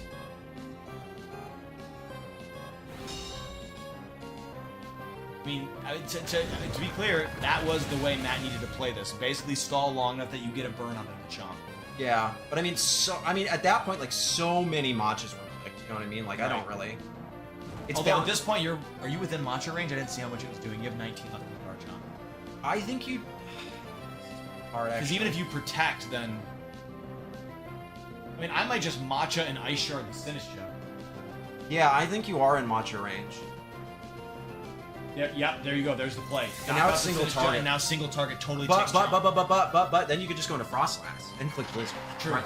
Knowing that T-Tar's not in the back. Because, is, turn over now after this turn? Yeah, this is the last turn of Trick So Room, if this lands... which it does. Well, that was a... Yeah, I mean, that was the right out to look for. It wasn't guaranteed, but Matt fishing for that burn to allow to get to this position was the right call. Yeah, so, okay, so now this is... Twist- So who are the last two? If it's Frostlass Prim, I think you go Blizzard Calm Mind. It is Prim. That's why I never wanted to bring it. Yeah. Okay, so now I think it's... Okay.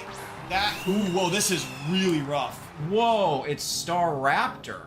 Yeah, that's rough. Is it though? Like Brave Bird.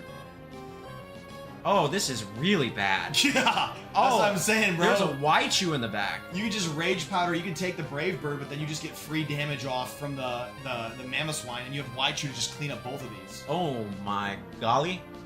So, okay, so it looks clearly like Matt has a really strong lead here. Is there anything that Evan can do to get himself out of this? To protect Calm Mind. Yeah, I mean, it seems to me that Primarina in this position here is the only tool you have to really work with. Yeah, you need to keep these two Pokemon on the field or call the swap into Raichu whenever you can. I think, but you want to get as many or. I suppose what is this? It's just Brave Bird. Why is he going for Brave Bird Hyper Voice? I think you CC Hyper Voice calling no Rage Powder on Cinny. Ice Shard and Ice. Whoa, that does so much damage, bro. I don't know if the CC matters so much. It's got to be Brave Bird Hyper Voice. You miss the KO otherwise. Yeah. Okay. But now you'll go down. I think you lost. I think it's over. Because now Waichu can come in and just click Zap Cannon, right? On both things. And yeah, Because it'll outspeed. I guess you have to get targeting right. No, he lives. Star Raptor lives. That's huge. I still think it's over. Well, I don't know. If you get targeting right? Waichu can only attack one thing at a time. Yeah. Okay. So, oh my gosh, this is. Well, this is a really crazy end game here. So here's the thing: is this is Tailwind on Star Raptor, right? Not Roost. Is it Tailwind or Roost on Star Raptor? It's 10. But is the Prim gonna be fast enough to outspeed this Raichu? That's the question. Oh, with Tailwind. It is Tailwind. I mean, maybe what you do is you fake out the Star, or the Zap Cannon, the Star Raptor, and just accept the fact that you have to take a Hyper Voice, and then maybe Evan needs to Calm Mind right now. I don't know, dude. Yeah. I mean, I don't know. This is It's like maybe it is Tailwind Calm Mind. yeah, and like, but does a CC pick up this Raichu? That's the question.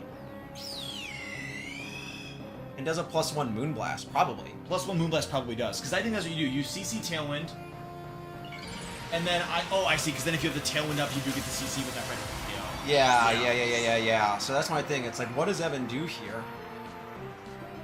Gotta get. Does he go for the Calm Mind? Yeah, that will be the solution. Or he could live a Zap Cannon with Prim. It is full HP.